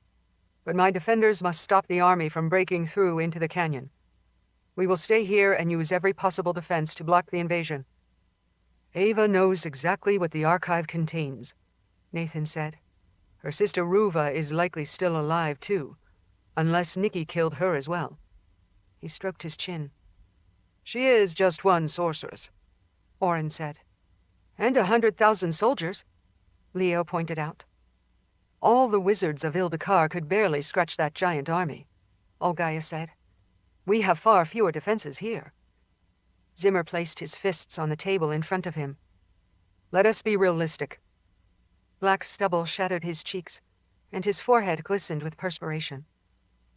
I have about 50 Daharan soldiers as well as a few city guards from Ildikar. We have Oren and Leo, Olgaia and Perry from Ildikar, along with Nathan, Prelate Verna, and her Sisters of the Light, and some gifted cliffwall scholars who can fight with magic. He drew a deep breath. Even with the natural defenses of the canyons here, I doubt we could hold against General Utros and his army. But we will try, Captain Trevor said. We will fight to the last, and make them pay a very high price. Yet they will still break through, Verna interjected. No matter how brave and desperate our defense is, if we don't hold the canyon opening, then all is lost. If this archive falls into enemy hands, then all is lost. Her voice rose as her anger intensified. General Utros could use that dangerous information to crush the old world. She placed a hand on Nathan's sleeve as if to draw strength. The Sisters of the Light revere knowledge, and this is a hard conclusion for me, but I believe it's the only one. She stared around the room, her gaze finally resting on Gloria and Franklin. If that army breaks through, we have to destroy Cliffwall. Franklin gasped. But we haven't completed our work. Gloria cried. Still so many volumes to memorize. Utros will ransack it. He will find the same deadly spells we are searching for, and he'll use that magic to destroy the world. Nathan could feel the heart beating louder in his chest, and he grimaced as a twinge of dark pain shot through him again. I remember when Richard brought down the Palace of the Prophets. Such a landmark. So much information in those vaults. He bit his lower lip. But the world has survived fine without that knowledge. While I appreciate General Zimmer's confidence and bravado, Verna pointed out to me that misplaced optimism is only a fool's weapon. But think of all the sacrifices that went into creating Cliffwall, Gloria groaned. Peretta spoke up. Cliffwall's magic belongs to humanity, to someone who knows how to use it. For good, not evil, Nathan said. We have to face facts. This archive remained safe behind its camouflaged shroud for 3,000 years, and no one used any of the magic for good or ill. Our civilization bumbled along nevertheless. The world went on. He tapped his fingernails on the wooden table surface. Very shortly after the archive was opened again, though, Roland, the life drinker, abused a spell, and made himself into an insatiable monster, as did Victoria after him. Better that the magic had never been discovered at all. We would have been safer. Gloria looked away, embarrassed at the mention of her mentor. The other members also muttered. Verna picked up the discussion in a hard voice. And then there was the student Elbert, who melted the prophecy archive by unleashing a weeping stone spell, which he couldn't control. And those were merely accidents. Think of how much worse it will be if Utros intentionally uses that lore to destroy anyone who opposes him. Zimmer was impatient. We should still try to defend the canyon. My men are ready. We can make plans, set traps, kill countless numbers of the enemy. We will never have a better opportunity. He swallowed. But if we fail, if General Utros overruns the canyon, can we find a way to destroy the archive? Only then, not before? Olgaia said, How will we do that? Burn all the books? Seal the tunnels? How could we do it fast enough if the enemy army has already broken through? Verna had a distant look on her face, and Nathan frowned at her. What are you thinking, my dear? The weeping stone spell. Maybe we just need to use it on a larger scale. Chapter 44. After leaving the damaged Sliff Temple, Nicci made her way to Saramundi Harbor, where the aftermath of the Norukai raid was still apparent. At the mouth of the sheltered harbor, a high rock outcropping protected the entrance with a huge carving of the Sea Mother. Sunken ships with splintered masts rose from the water like grasping hands. Several docks were shattered, pilings uprooted and collapsed. The harbor was an obstacle course of scuttled cargo vessels, fishing boats, and destroyed serpent ships that held murderous Nurukai. Fishermen, foreign sailors, Saramundi seamen, and dock workers all labored together to help the city recover. Out in the water, some ships had burned to the waterline, and others listed to one side, taking on water. Like flesh beetles stripping the meat off a corpse and leaving only bones, harbor workers crawled over a sunken ship that blocked the main docks. They used saws, pry bars, and mallets to dismantle the wreck, stripping it down to its ribs and keel. "Tie this rope around the lowest rib under the waterline," shouted a bare-chested man with a deeply tanned bald pate and a voluminous black beard. He stood at the end of the dock and threw a coil of rope into the water. "We'll rig a winch on the shore to drag that damned serpent ship out of the main channel." In the water, 4 muscular young men took the rope and swam toward a half-sunken serpent ship just beyond the pier. Nicci recognized the swimmers as arrogant wish-pearl divers, surprised to see them pitching in. The divers swam out to the wreck and plunged deep, pulling the rope along with them. Men rowing small dinghies towed floating debris to a stony beach at the far end of the harbor, where more people pulled wreckage out of the water. They stacked salvageable planks and logs above the tide line and burned other debris in a large garbage fire. Despite Saramundi's ambitious recovery, Nicci was sure the Nurukai would strike here again. She had originally come to warn them about General Utros's army, but instead she had faced the bloodthirsty raiders. Before she'd killed Captain Kor, he had boasted that the Nurukai were also attacking Ildikar. Yes, Nicci had plenty of enemies to fight. She came upon a merchant dressed in unseasonably warm clothes, a dark woolen jacket and a vest buttoned across his ample belly. He worked alone in front of an open warehouse near a stack of scorched wooden crates. With a pry bar, he cracked open lids to inspect the contents. Nicci stopped in front of him. "Tell me where to find Harbor Lord Otto." The merchant sweated profusely in his stifling clothes. "I'm ruined. I've lost half of my goods." "At least you didn't lose your life." He blew air through his lips, grudgingly accepting her statement. "The harbor lord is tallying the damaged ships." He gestured toward one of the main docks. "Look for him aboard the Mist Maiden." Nicci knew the ship. That was where she had fought the Nurukai and killed Kor. As she walked off, the merchant pulled green and blue silks out of a crate, frowning at the blood that had soaked into the contents. "Ruined. Just ruined." It didn't take her long to find the 3-masted cargo ship. Crews continued to scrub the bloodstains from the deck of the Mist Maiden. One man hung on a high yardarm like a spider restringing the rigging. She called out as she approached, "Harbor Lord!" Sailors came to the rail to stare down at her. Some cheered.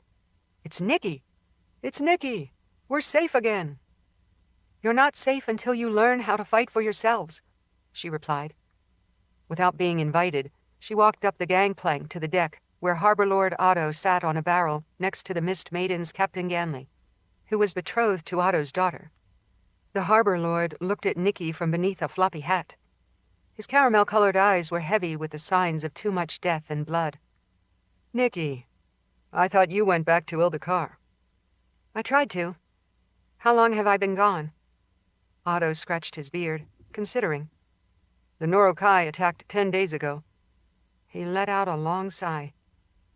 "Without you, my sweet Shira and her children would have been killed. I would have been killed.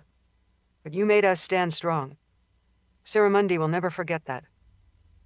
Captain Ganley stepped toward her with a relieved grin, as if he meant to hug her, but he hesitated when he saw the razor edge of her demeanor. "There is so much wreckage. It'll take a year before the city is back to what it was." "If the Nurukai don't attack again," Nicci said, and both men turned pale. "And there is also the army of General Utros to contend with. This is no time to be complacent." "Will it really be that bad?" Otto asked. "Saramundi has prospered for centuries. We kept our independence even under the imperial order." "This is different," Nicci said. "Utros is intending on conquering the old world. and the Norokai are wild animals.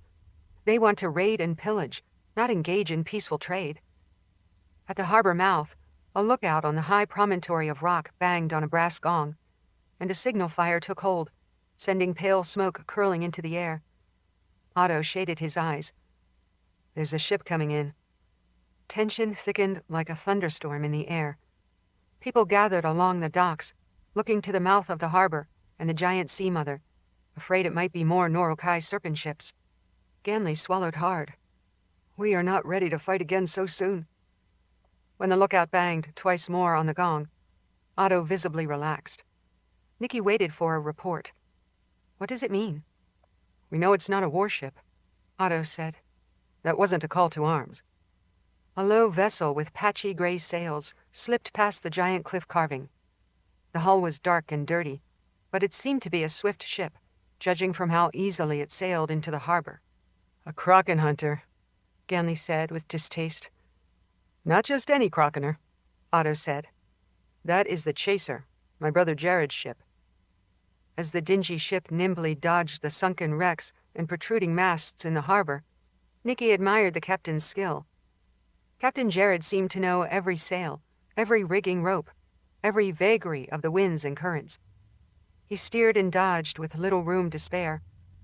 People crowded the Chaser's deck, hundreds of bedraggled men and women, even children, packed together. Loaded with so many passengers, the Krokener rode precariously low in the water, but the captain deftly guided the vessel to the nearest open slip. At the bow stood a man with dark hair, a gap between his front teeth, and eyes and nose similar to Otto's. Nicci followed the harbor lord to where the Chaser was tying up. 3 narrow planks were thrown down from the Krokener to the dock, and the refugees began to disembark, jostling one another in their eagerness to get back on dry land. A crying girl clutched her mother's hand, and the mother's head had angry red scabs from several wounds. The people flowed off the Chaser and milled around the pier, disoriented and lost. Some dropped to their knees, praising the sea mother. Many had blood-stained bandages, splints, slings, or obvious bruises. Nicci and Otto moved among the jabbering refugees, asking questions. The bedraggled people looked shocked and lost. The Norokai destroyed Ephron, said one man with a prominent black eye. Our city is burned to the ground, hundreds taken captive, our women raped. An old woman beside him groaned. 10 serpent ships came at night, led by a man named Lars. The Norokai never attacked Ephron before.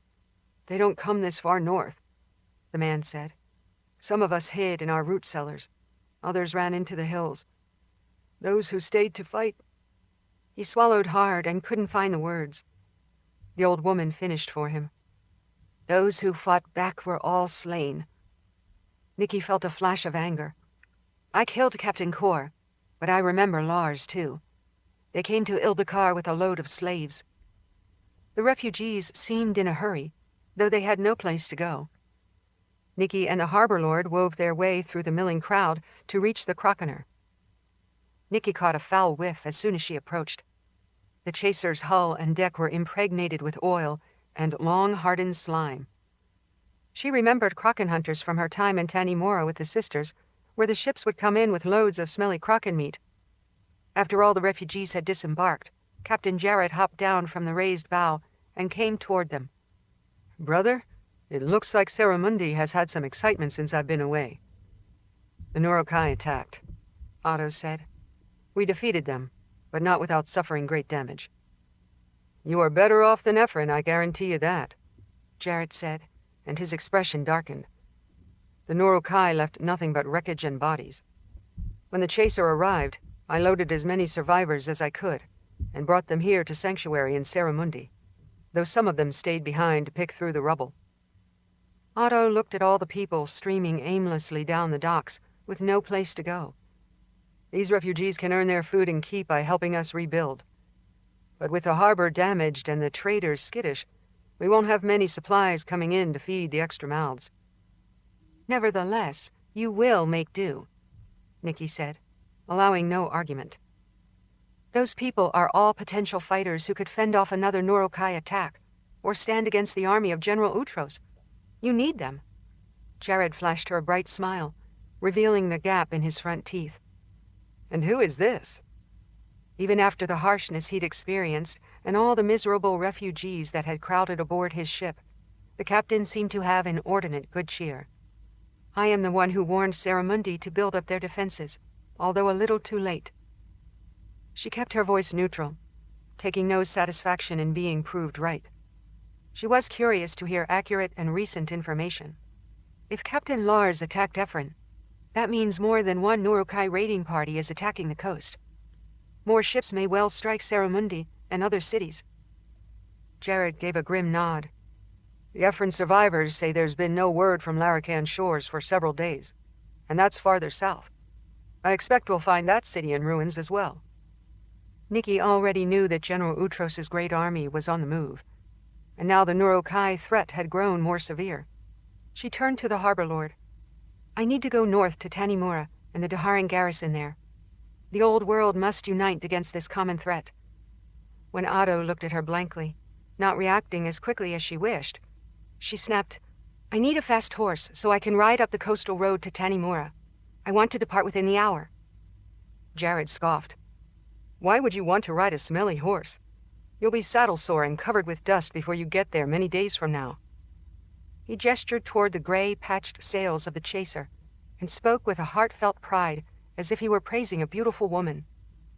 "My chaser is 10 times faster than a horse, if we have fair winds." Nicci realized that sailing was indeed a faster option. "With my gift, I can guarantee fair winds." Jared laughed. "A sorceress aboard my ship. It'll be a refreshing change." "There's very little refreshing about a crockener," Otto said with a grimace. "But that is your best choice, Nicci, if you can stand the smell." She thought of all the miserable experiences she had endured in her life. "I can stand a bad smell." Chapter 45. Out on the open sea, the Nurukai grew restless, boisterous. They pounded on their shields and stomped on the deck, as if their raid on Ildikar had somehow been a victory instead of a defeat. As the sun set, they began chanting, "Serpent God! Serpent God needs blood!" Chalk waved his hands in the air. "Serpent God will save us, but Serpent God is hungry." He ran to cling to King Grieve. "Serpent God needs blood, my king, my Grieve." The king frowned down at him. "You're sure the Serpent God will save us? You've seen it in a vision?" "Serpent God will save some of us," Chalk cackled. "but I won't tell which ones. A secret." King Grieve scanned the huddled slaves chained to the deck, and his eyes lit on the weakest, most exhausted captive. "Take that one.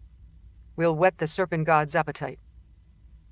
The slave wailed and struggled while the others crouched against the sideboards, as if they could become invisible. Bannon pulled on his chain, straining to break free, though he had no idea how he could help the poor man. Lila glared daggers at the king, straining against her bonds until her wrists bled. For good measure, Grieve cuffed Bannon on the side of the head, then ignored him. The scrawny, doomed slave struggled, but to no avail. He was shirtless, and his sunburned back was blistered and peeling. Ages ago, it seemed, the man had been a minor noble from Ildikar. The raiders went to the side of the ship and hammered on the wood with their spear shafts, their war mallets, and the hilts of their swords in a resounding call to some monster beneath the surface. "Serpent God is deep," Chalk cried. "but Serpent God is hungry. Serpent God will save us." He suddenly whimpered and cringed. "But not all of us." The Nurukai performed no ceremony. Grieve simply dragged the captive to the rail and leaned him out over the water. With a vicious slash, he drew his dagger across the man's throat, cutting deep. The victim's blood fountained out, and Grieve dangled him by the waist of his pants over the waves, so the blood ran down the hull and into the sea. The Nurukai kept pounding on the deck in anticipation, while the captives groaned in terror. "Serpent God is deep," Chalk said, "but he will eat." When the blood had drained, Grieve heaved the body overboard into the waves. The dead man drifted behind the 3 ships and slowly sank. But no serpent god appeared, even though they waited in tense silence for many minutes. The Nurokai grumbled with disappointment. Bannon felt sick anger for the loss of one of his comrades, and Lila seethed in silence as she watched the sacrifice. Surreptitiously, she kept working, twisting, scraping her hands against the ropes. But even if she freed her wrists, the chain still anchored her to the deck. The serpent ships sailed on during the night, while the Nurokai navigated by the stars. Bannon lay bound under the dim lantern light, unable to sleep.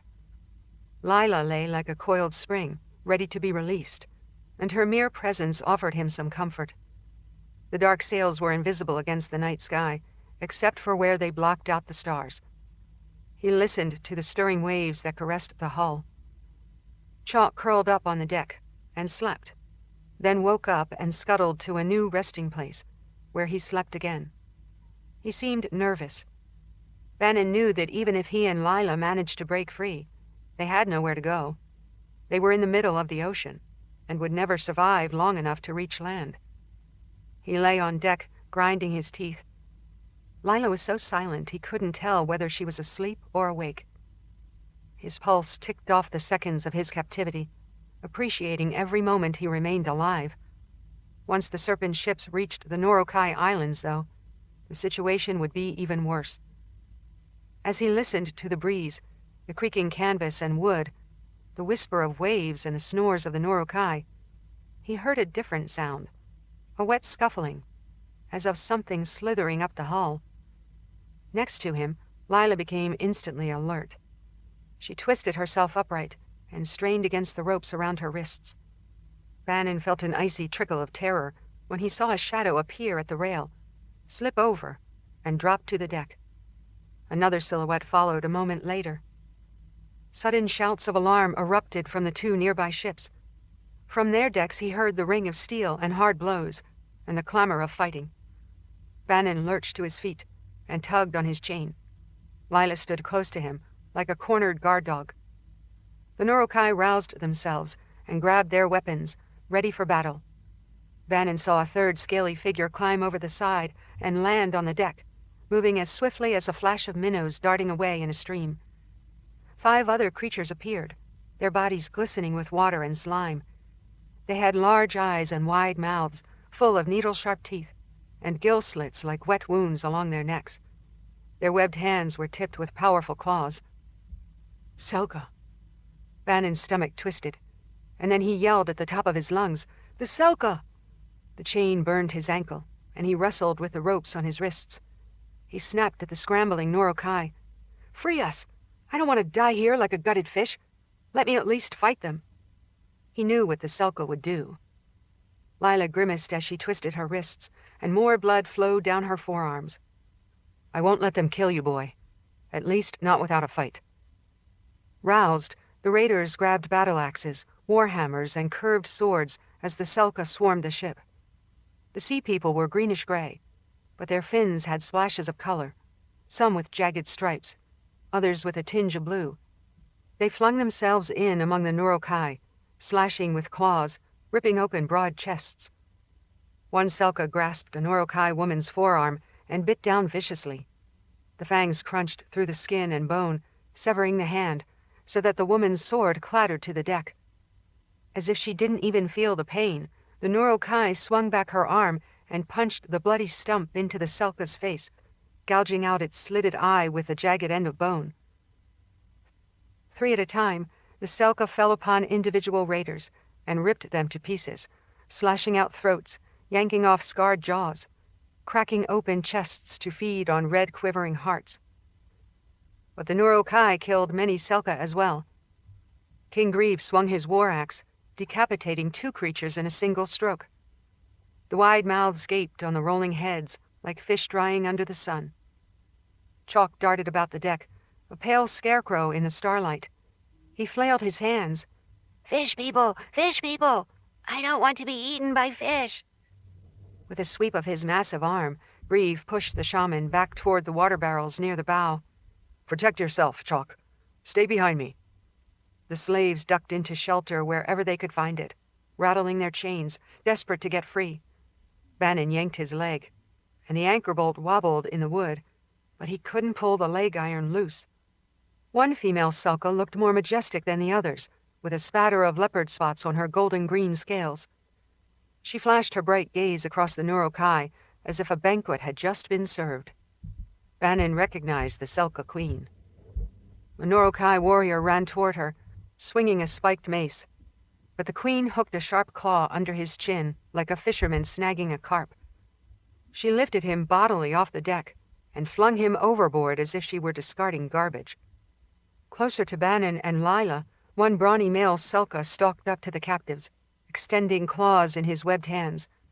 Seeing them bound and struggling, the Selka closed in to kill them. With a cry of effort, Lila at last freed her wrists and flung the rope away. As the male Selka prowled closer, she seized the chain at her ankle and hauled with all her might. The bolt came free of the deck with a splintering crack. She uprooted the chain just as the Selka charged at them, and that was all the weapon she needed. She swung the rattling links to smash the sharp-bolted end into the creature's face. He clapped webbed hands against his mangled mouth, snarling and burbling. Lila whipped the chain again into the side of his head, crushing his temple. The Selka fell in a pool of slime and blood at her feet. Glancing around, she dropped to her knees next to Bannon.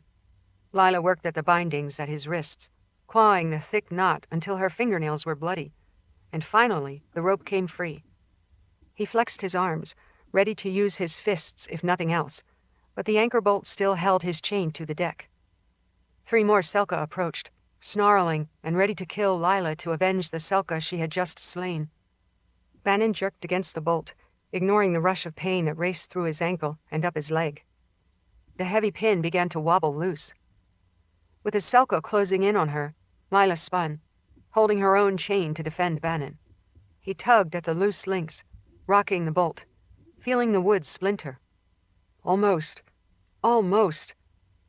As Lila swung the chain back and forth, the bolt whistled through the air, and the Selka recoiled. With a mighty heave, Bannon finally uprooted his chain, and he was so surprised that he stumbled to his knees. Now the Selka turned to him as well. Unexpectedly, the Selka queen glided closer, sleek and strangely beautiful. She let out a scolding hiss and snapped orders to her followers. Not this one. She fixed her golden eyes on Bannon and insisted, Not this one. She extended one clawed forefinger toward him and added, I remember. The 3 Selka warriors cowered, backing away, while the queen bounded toward the Nurokai. The rest of the Selka left the bound slaves alone, satisfied with many other victims to kill. King Grieve roared as he hacked at the attackers with his war axe. He continued to fight, drenched with blood and slime. Dead sea people lay all around the deck. Chalk huddled among the barrels and crates near the front of the serpent ship. My Grieve! King Grieve! I will grieve! Gnashing her teeth, clacking her jaws, a Nurokai woman bounded forward to intercept the queen. I will gut you, bitch. She strode past the slaves as if they didn't exist at all.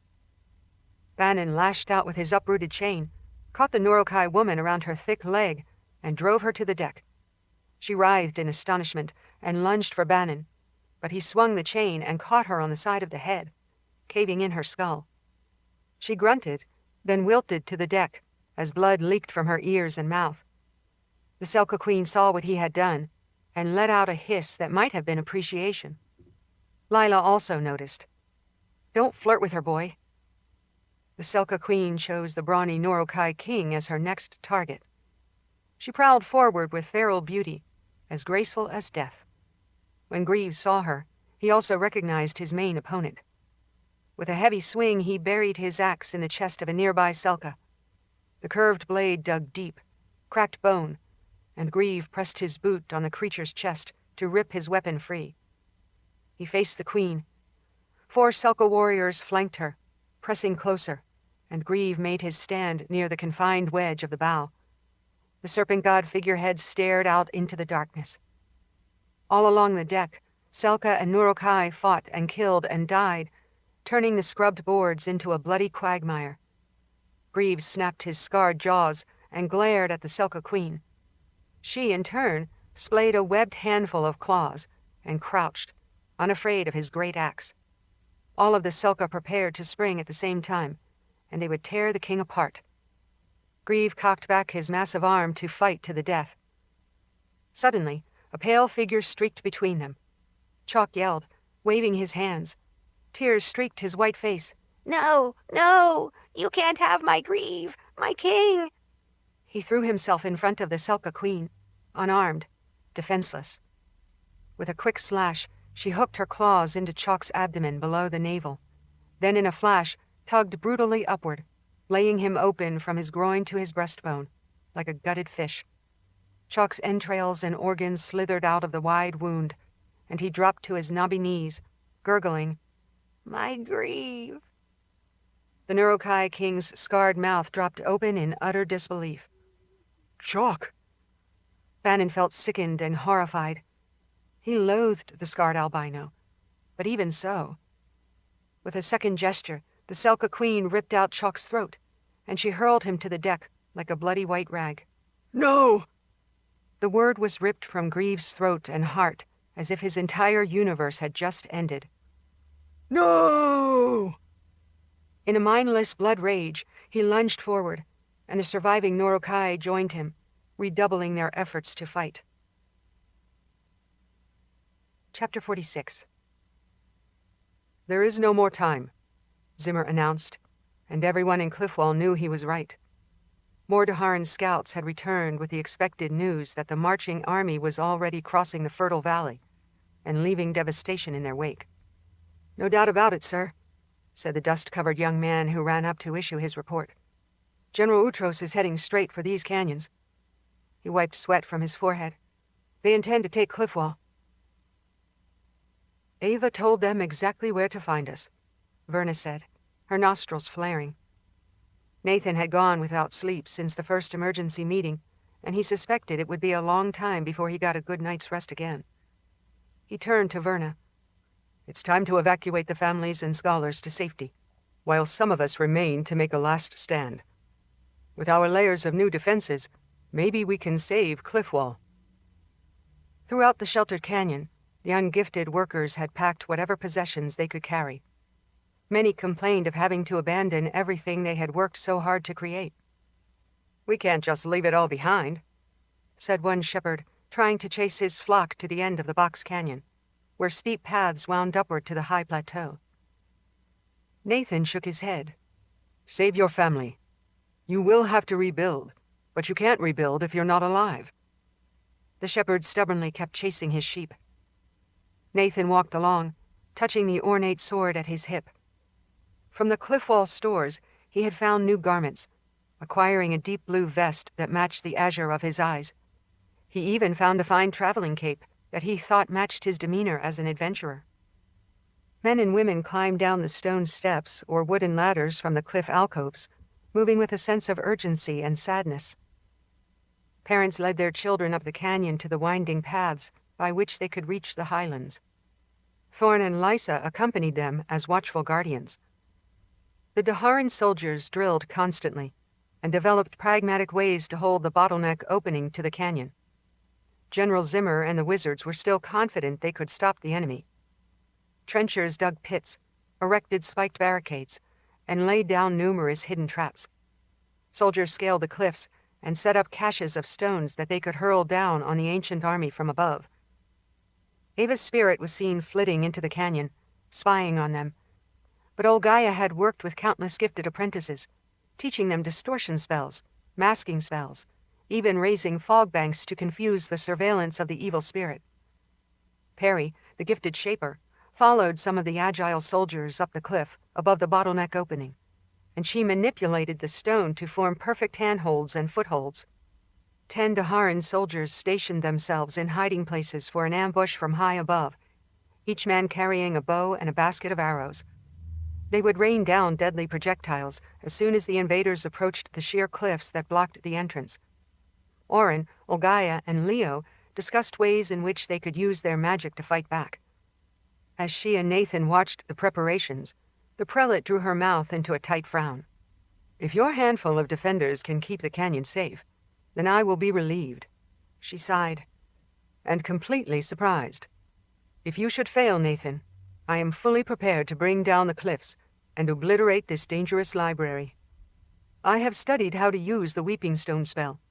That will seal off the entire archive to make sure the knowledge never, ever falls into enemy hands." He shuddered at the metal in her gaze.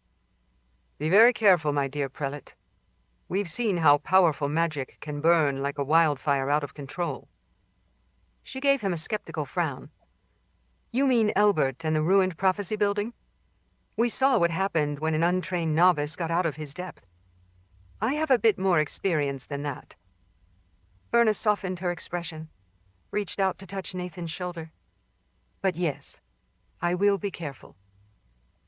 They climbed the narrow stone path to the large primary archive. Inside the buildings and tunnels, scholars were frantically sorting the most important documents, while members opened the chosen volumes and scanned them, impressing more and more words upon their memories. Franklin could not decide which volumes to salvage, because there were so many. "We have to leave soon, but what am I to do? We have only catalogued a fraction of the books. How do we even know which are the best ones?" He ran both hands through his brown hair. "When Simon was killed, I became the scholar archivist, but I never knew I would face a decision like this. Historical Chronicles will record my name as the man who let Cliffwall be destroyed. What was it all for?" "We're doing it to save the world," Verna said. "It is not a useless gesture." Nathan forced a bright tone in his words. "If we can deflect that gigantic army, then we won't have to destroy the archive, and all the people can return home to a happy celebration." Prelate Verna snorted.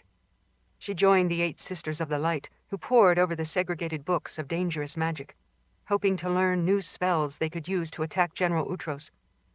They had already discovered several techniques they wanted to try, but time was running out. Young Amber looked flushed and overwhelmed.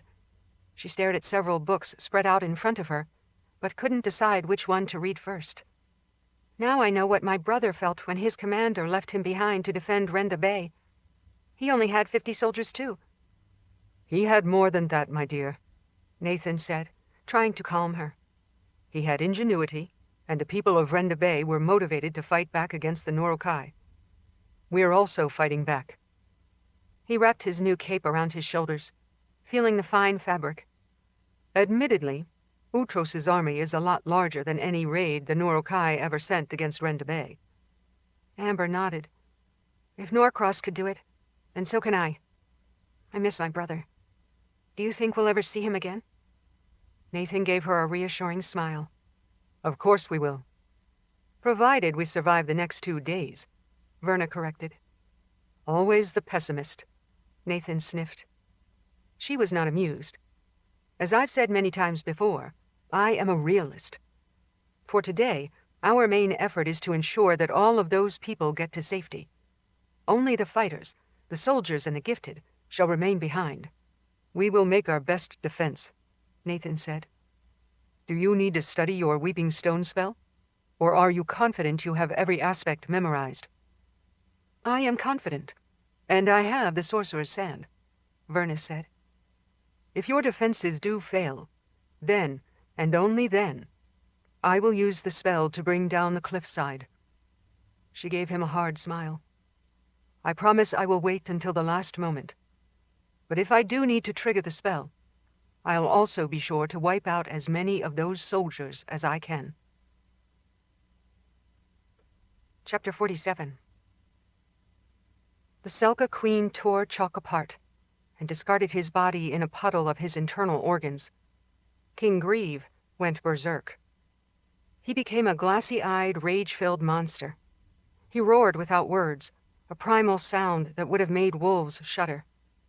Grieve swung his war axe in one hand and yanked out his gutting knife with the other. In one blow, he cleaved the head of the nearest Selka, and the queen sprang back like a graceful fish, splaying claws still dripping with Chalk's blood. Her long hiss might have been taunting laughter. She landed nimbly on soft webbed feet, out of the weapon's reach. Grieve charged at her like a mad bull, practically hurling the axe from side to side, but she dodged it and slipped out of the way. Bannon sometimes slipped into a red haze on the battlefield, which turned him into a fighting machine, a whirlwind of strength and sword. Afterward, he had no memory of what he had done, but when he did come back to himself, he would see the bodies of his numerous victims, and he would be alive, although battered with 100 injuries that he couldn't recall. Now Grieve was in the same kind of frenzy. 3 Selka closed in on the king to take him down, but in a fury, he chopped off their limbs or heads. Grieve flung his gutting knife directly at the queen, but she bent backward in a flash. The blade slipped past, barely nicking her scaled chest, and embedded itself in the broad back of a Nurokai who was fighting another Selka. The Nurokai reached behind him, pawed at the dagger as if wondering how it could possibly have appeared there, and his Selka opponent used the opportunity to tear out his throat. Amid the shouts, screams, and clashing swords on the deck of the Nurokai ship, Bannon now stood free, his wrists unbound, and the leg iron chain loose around his ankle. He was ready to fight to the death, knowing he would likely not survive this massacre. Lila barely took a moment to catch her breath. Eager to fight, she snatched a curved sword from a severed arm on the deck, wrenching it free from clenched fingers. She kicked the flopping limb away and raised the blade. She snapped at Bannon. "Arm yourself, boy. Even if the Selka Queen doesn't want to kill you, the Nurokai do." With the chain scraping behind him on the deck boards, Bannon ran to another dead raider in a pool of blood, and relieved him of his sword. He swung the weapon to get the feel of it. It's not sturdy, but it'll do. He liked the weight of this steel in his hand, heard the swish of its edge cutting through the air. 2 hissing Selka approached, ready to kill, but upon recognizing Bannon, they slunk away to attack different targets. The other slaves whimpered, still tied to the deck and helpless. He made up his mind. "This isn't our fight, Lila. Let the Selka and Nurokai slay each other. Guard me while I set the captives free, so they can fight." She took up her position by the slaves, holding her sword ready to fight any enemy who came at them. Bannon bent down and used his blade to cut their wrists free.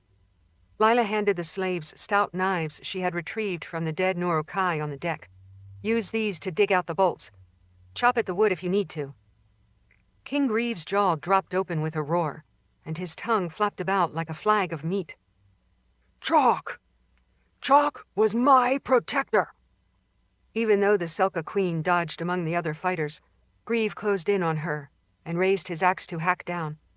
"Chalk was my friend!" She dipped and dodged, and the axe blade only sliced her shoulder.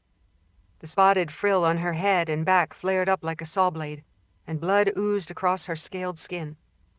He cornered the Selka Queen against the side of the serpent ship, but rather than let herself be trapped, she leaped over the side in a graceful arc down to the sea below, where the waves swallowed her. When the queen escaped, Grieve bellowed at the sky in a voice loud enough to crack the vault of heaven. The sounds of fighting resonated from the other 2 ships nearby. Bannon knew that those slaves did not have his protection. As he swept his gaze across the deck, he guessed that at least 50 Selka already lay dead, and many more hacked bodies had gone overboard along with Nurokai victims. In the dark water below, countless Selka swarmed in the waves. They feasted on the floating Nurokai bodies, while others closed around the serpent ships and swarmed up the hull boards. On the bloody deck, Lila turned from side to side, holding up her sword. Her face was drawn, not at all afraid, and Bannon thought she looked beautiful. Violence brought out the true nature of the Morazeth. He said to her, in a quiet, hoarse voice, "I'm glad you're here." Several Selka threw themselves upon Gara, the shipwright, clawing at her ropey gray braids. She punched one with her massive fist, stabbed another with her sword, but 2 other creatures chomped on her shoulder and side, fastening their needle teeth like a vice.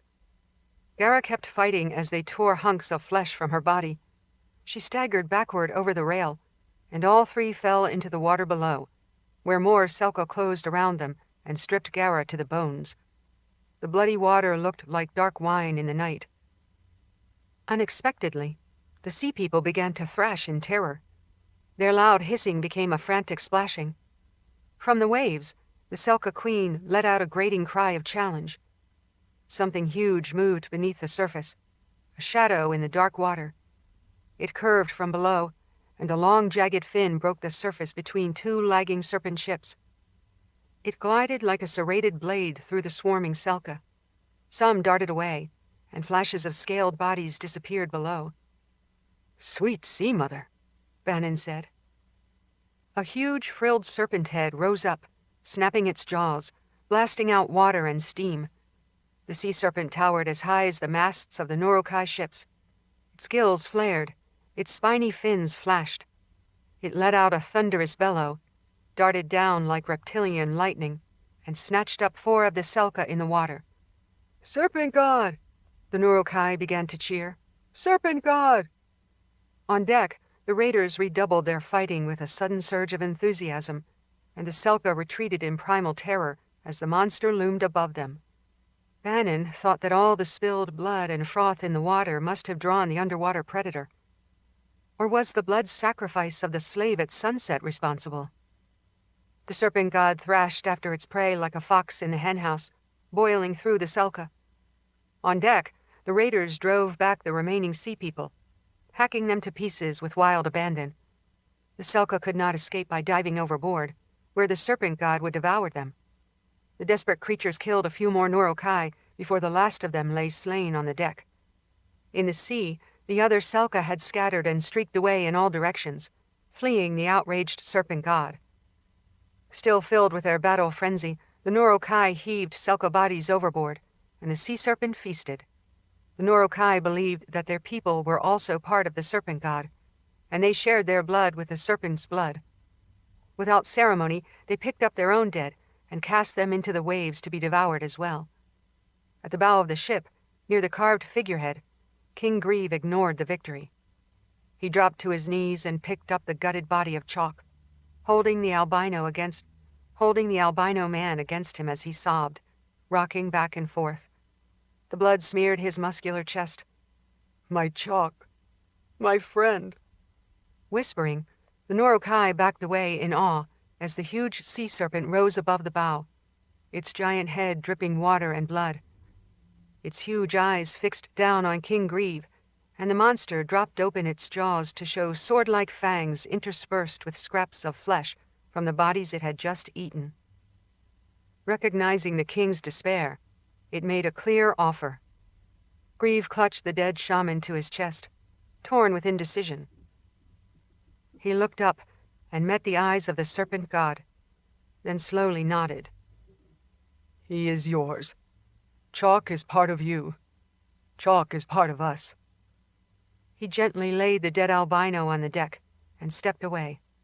The serpent god bowed its flexible neck and dipped down to snatch Chalk's body in its jaws, as if in reverence.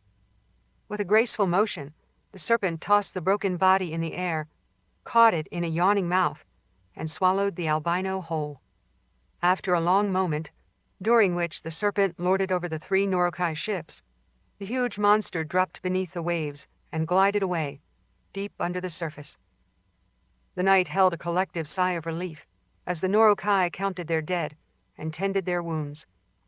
Down in the water, where many bodies floated, sharks appeared, drawn by the blood to clean up the remains, now that the serpent god had departed. Bannon and Lila still gripped their swords among the other captives, ready to defend themselves. The slaves huddled, numb with terror, though some were ready to fight with confiscated weapons. They clearly had no chance, however. As Bannon and Lila watched, the Norokai closed in on them, battered, and in no mood for further resistance. King Grieve pushed the other raiders aside, and glowered at Bannon and Lila. Something inside Grieve seemed to have broken. His face twisted as he spoke to Bannon. "Chalk liked you." "I don't know why," Bannon said. "He told me about visions, but not what he saw." Wrestling with his agony, Grieve squeezed the handle of his war axe. Bannon looked at Lila and knew she was calculating whether they would let themselves be captured again or fight to the death here and now with a handful of frightened slaves as their only allies. Even with so many raiders killed during the Selka attack, the Norokai still outnumbered them many times over. Lila was ready to die to defend him, to kill King Grieve, but Bannon couldn't bear to see her throw her life away. He said in a harsh whisper, "Not now." Grieve growled at her. "I am in no mood for more fighting, but I will kill you and be done with it, if you give me any reason." Still tense, Lila looked at Bannon, then laid down her sword, but without showing any hint of defeat. "I don't want them to kill you, boy. There will be another time." As he surrendered his sword next to hers, shuddering with exhaustion and fear, Bannon hoped she was right. Chapter 48. To make her preparations before General Utros's army arrived, Verna studied the sheer cliffs around the main alcove. She and Nathan had discussed the fine points of the Weeping Stone spell, interpreting the complex nuances of how to soften the rock and bury the entire archive like fossils in limestone. It was not surprising that the naive student Elbert had caused a disaster.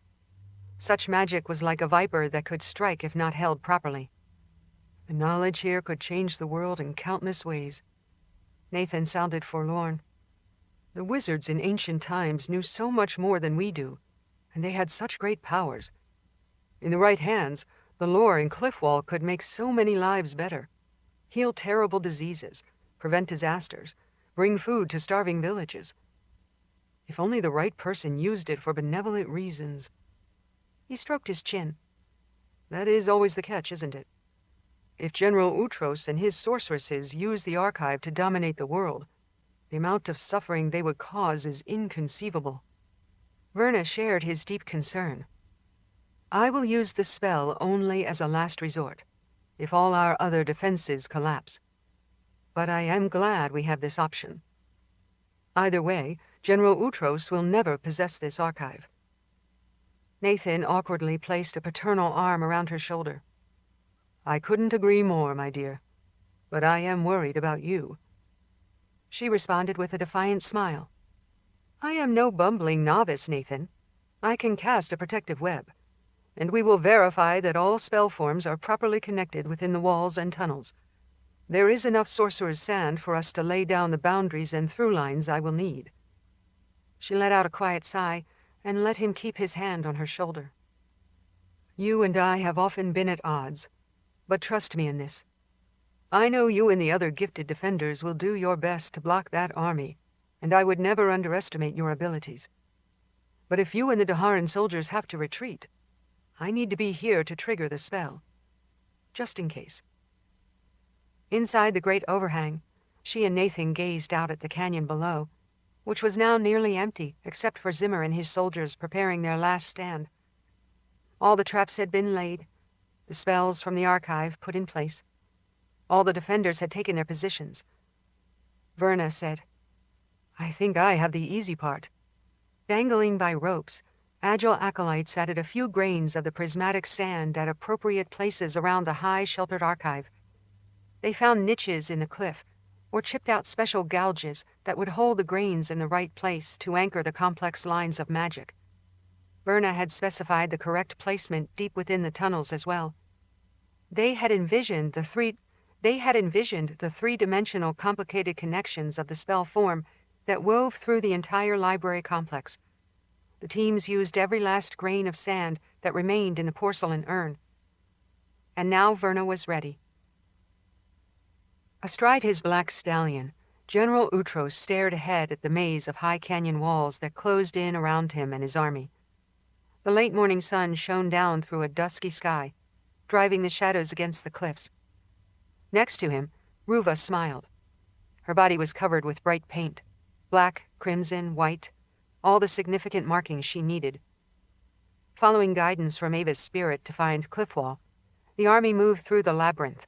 The high walls amplified the sound of hooves on the rocky ground, the jingle of tack, the men adjusting their armor, shields, and weapons. The murmur of excited voices echoed around him. They were almost to their destination. Utros shifted his heavy helmet. "They know we are coming." Ruva's smile hardened. Even my magic cannot hide an army of so many troops, beloved Utros. Don't even try. I want them to see us. I want them to fear us. Thanks to Ava, the general knew that they would find the hidden canyon, although Nathan Rahl or some other gifted person had cast enough distortion and confusion that even the spirit of the dead sorceress had not been able to learn as much as he had hoped. The details of the defenses were unknown to him. Riding ahead, his scouts had located the secret entrance, the narrow stone bottleneck that led to the cliff wall canyon and its towering archive. 6 of the scouts had never returned, presumably captured or killed, but he had plenty of men to spare. 2 intrepid scouts had returned with a report, and that was enough. His vanguard marched forward in a wedge, the first 1,000 soldiers pressing down the canyon. They were prepared to fight through any defenses to reach the secret archive. No matter how many of them died, Utros could keep pouring in thousands more, until they overwhelmed the cliff city. Even the most determined resistance could not stand up to that. As they rode forward, Ava's spirit shimmered in front of Utros. When you conquer Cliffwall, we will possess all that powerful lore, spells that no one can resist, maybe not even the Keeper himself. We will be invincible. She drifted close to her sister on the bay mare and overlapped Ruva with her insubstantial form. Again, the twins spoke in a harmonized double voice. Together we will eradicate the last wizards of Ildakar, and then your army will sweep across the old world with nothing to hinder us. Tell me if you learn anything about their plans, Utros said. Ava disappeared like a wisp of greenish steam. The lead horses snorted and plodded along. Utros felt tense and excited, ready for what was sure to be a wholesale slaughter. Weapons ready, the first foot soldiers marched ahead in organized ranks. As the main canyon narrowed toward the bottleneck, the companies had to fall behind one another, becoming a human battering ram instead of a wave. Ruva fidgeted in her saddle. Let us go closer. We are almost at the entrance to the canyon. Utros urged his black stallion forward. When the front ranks approached the high sheer wall that was really a hidden crack leading into the main canyon, the soldiers stumbled to a halt, milling about, not sure where to go. The general waited as word came back down the line, passed from company commander to company commander. The wall is solid, General. There is no opening as we were told. It's a blind end to a box canyon. Not possible, he said. Ruva interjected. My sister saw the opening. It has to be there. He and the sorceress worked their way forward among the armored men. From what Utros could see, the smooth stone wall did indeed look impenetrable. Have they sealed it somehow? Closed this canyon? If so, then we will blast through it. Ruva glared at the barrier. But I sensed something. She swept her gaze over the towering, uneven surface, then extended a finger and traced lines through the air as she amplified her focus. The people of Cliffwall are good at hiding. There is something here other than stone. Then she laughed. It is not a solid barrier, my general. Just an illusion, a camouflage field. She flung out both hands and released her gift, sending ripples through the air. A line of distortion washed across the cliff barricade, as if 1,000 spirit forms had been released. The curtain of imaginary rock buckled and faded under Ruva's onslaught, no more than a simple mirage. Now we can enter. The soldiers cheered, raised their swords, and prepared to attack. The ground beneath them broke open and began to boil with movement. The sand and rocks on the canyon floor suddenly softened, and the soldiers stumbled backward, their boots slipping on the ground. The surface wasn't just unstable. It spewed forth innumerable scuttling creatures, an infestation of buried scorpions, each the size of a man's hand. The storm of stinging arachnids rushed out with sharp legs, hooked stingers, and snipping claws. The soldiers let out a roar, colliding with one another, swatting, stomping, and slashing to get rid of the deadly bugs. The scorpions stung repeatedly and crawled all over them as they fell. Undeterred by the distraction, Ruva continued to tear down the camouflage curtain until it vanished, to reveal an entirely different sheer cliff with an offset opening, a crack wide enough for a flow of soldiers to enter. There! As the swarming scorpions continued to pour out of the ground, Utros raised his sword and yelled, "That's the way in! Charge past the scorpions! Your boots and armor will protect you!" Though frightened and disorganized, the first terrified soldiers rushed ahead. Belying the general's promise, more than 100 men already lay dead on the canyon floor, poisoned by scorpion venom. "Ride!" Utros kicked his horse forward, with Ruva galloping beside him. Needing no excuse to run, the vanguard charged to the canyon opening. After the camouflage fell away, the general looked up to see figures high on the cliff, several of them in wizards' robes. Utros spotted the ambush as the invading army pressed into the bottleneck, running from the scorpions. The surviving wizards of Ildakar began their counterattack.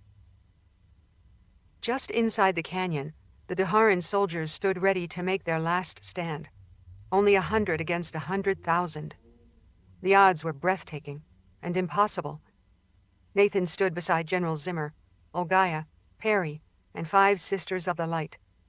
Stationed on the outer wall were Oren and Leo for the initial defense, in addition to all the traps they had established.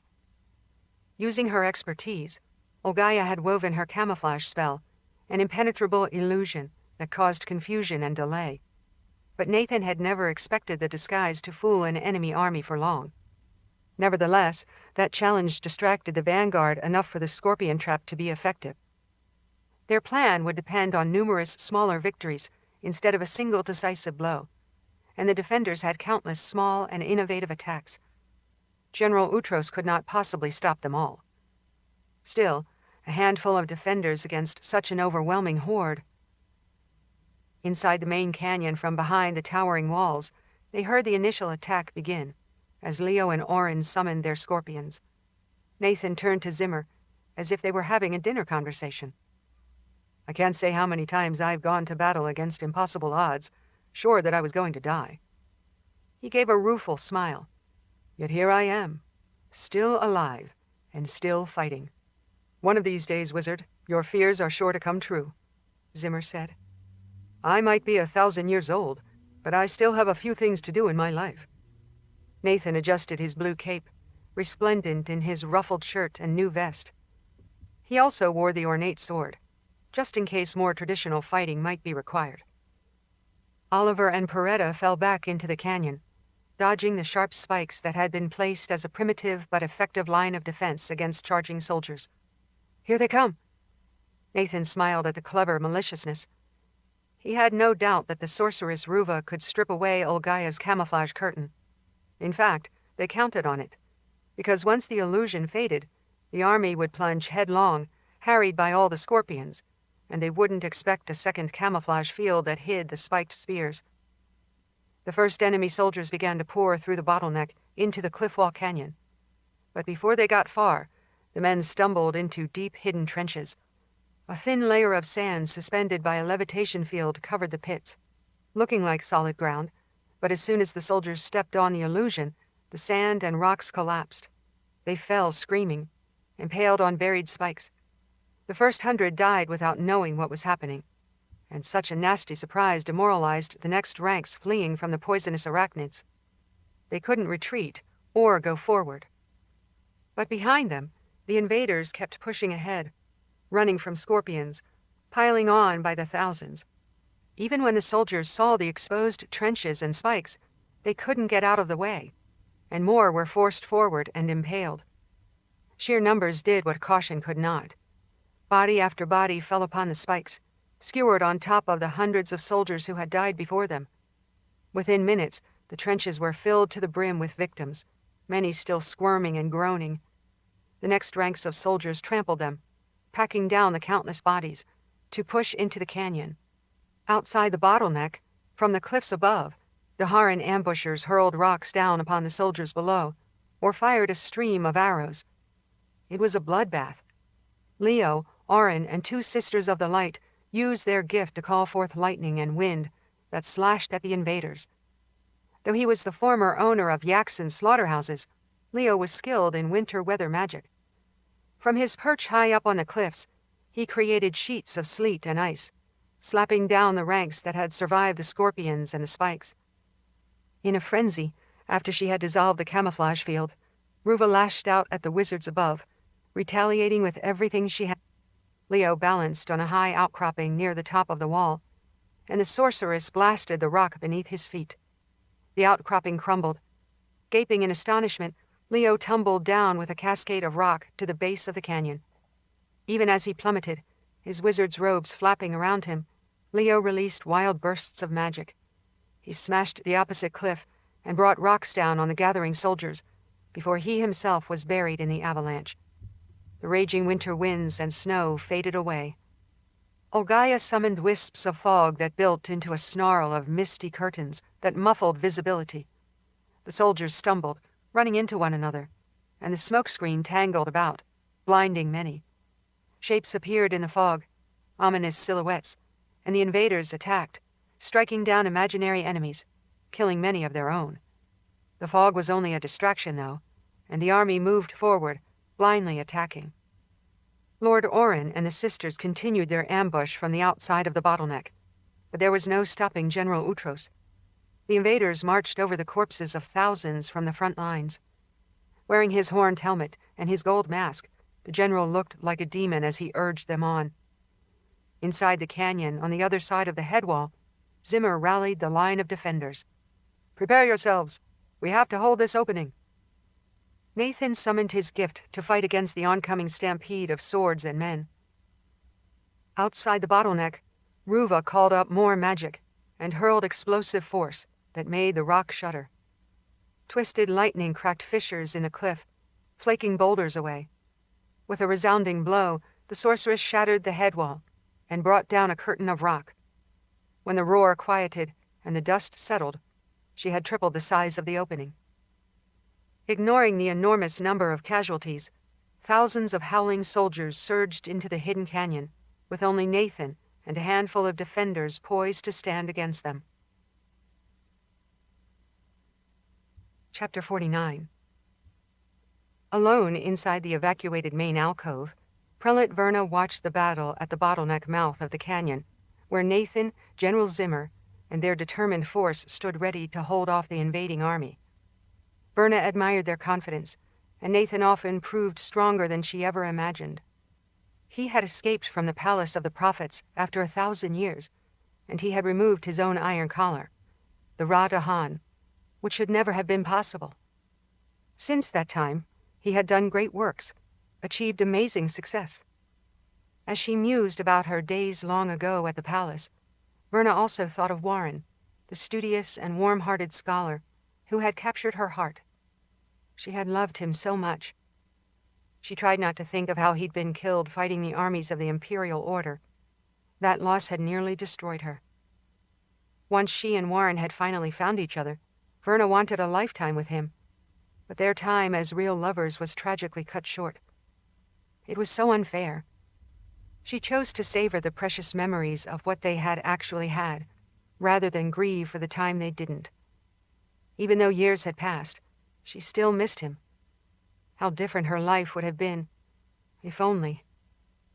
As the wind whistled along the cliffside, she stepped to the edge of the alcove and looked down to the stream running through the canyon, saw some scattered white sheep grazing aimlessly with no shepherds to tend them. Other cliff dwellings were empty, and she hoped the evacuated people would all be safe. If, by some miracle, Nathan and the defenders managed to hold the opening and drive away the invading army, perhaps the people could return. She recalled that she, Wren, and a small group of people had succeeded in triggering the massive avalanche below Kol Adair, wiping out 10,000 of the ancient soldiers in a single sweep. Nathan, all the powerfully gifted men and women from Ildakar, her Sisters of the Light, as well as the trained scholars and Daharan soldiers, could do no less. Maybe they would succeed after all.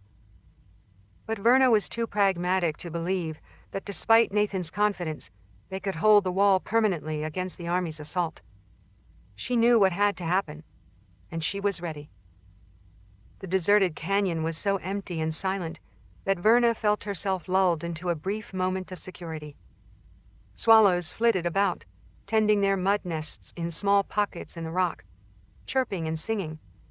She allowed herself a smile and relished the calm, but knew it wouldn't last. From outside the canyon, she heard the roar and shouts, the clang of weapons as General Utros slammed into the first line of defenses and traps. The Daharan troops formed a solid barrier just inside the bottleneck. Nathan and his gifted companions spread out, facing the wall. Even this far away, high up on the cliff face, Verna could feel the tension in the air. When the first lines of enemy soldiers broke through the bottleneck, the magic was truly unleashed, on both sides. Shockwaves rumbled through the narrow canyon opening, and the rock shuddered and splintered, sloughing down from both sides. The first ranks of invaders flowed through the gap like a pack of wolves. Shading her eyes, Verna watched Nathan summon balls of wizard's fire, which he hurled into the oncoming enemy. The angry flames mowed down countless ancient warriors. Thorn and Lysa raced about, like stinging wasps, stabbing, ducking away, stabbing someone else. The 8 Sisters of the Light raised walls of air and bowled the soldiers back, impaling them on the swords of their own comrades. The gifted cliff-wall scholars, trained in only a few spells, broke more rock shards from the cliffs above and sent them raining down.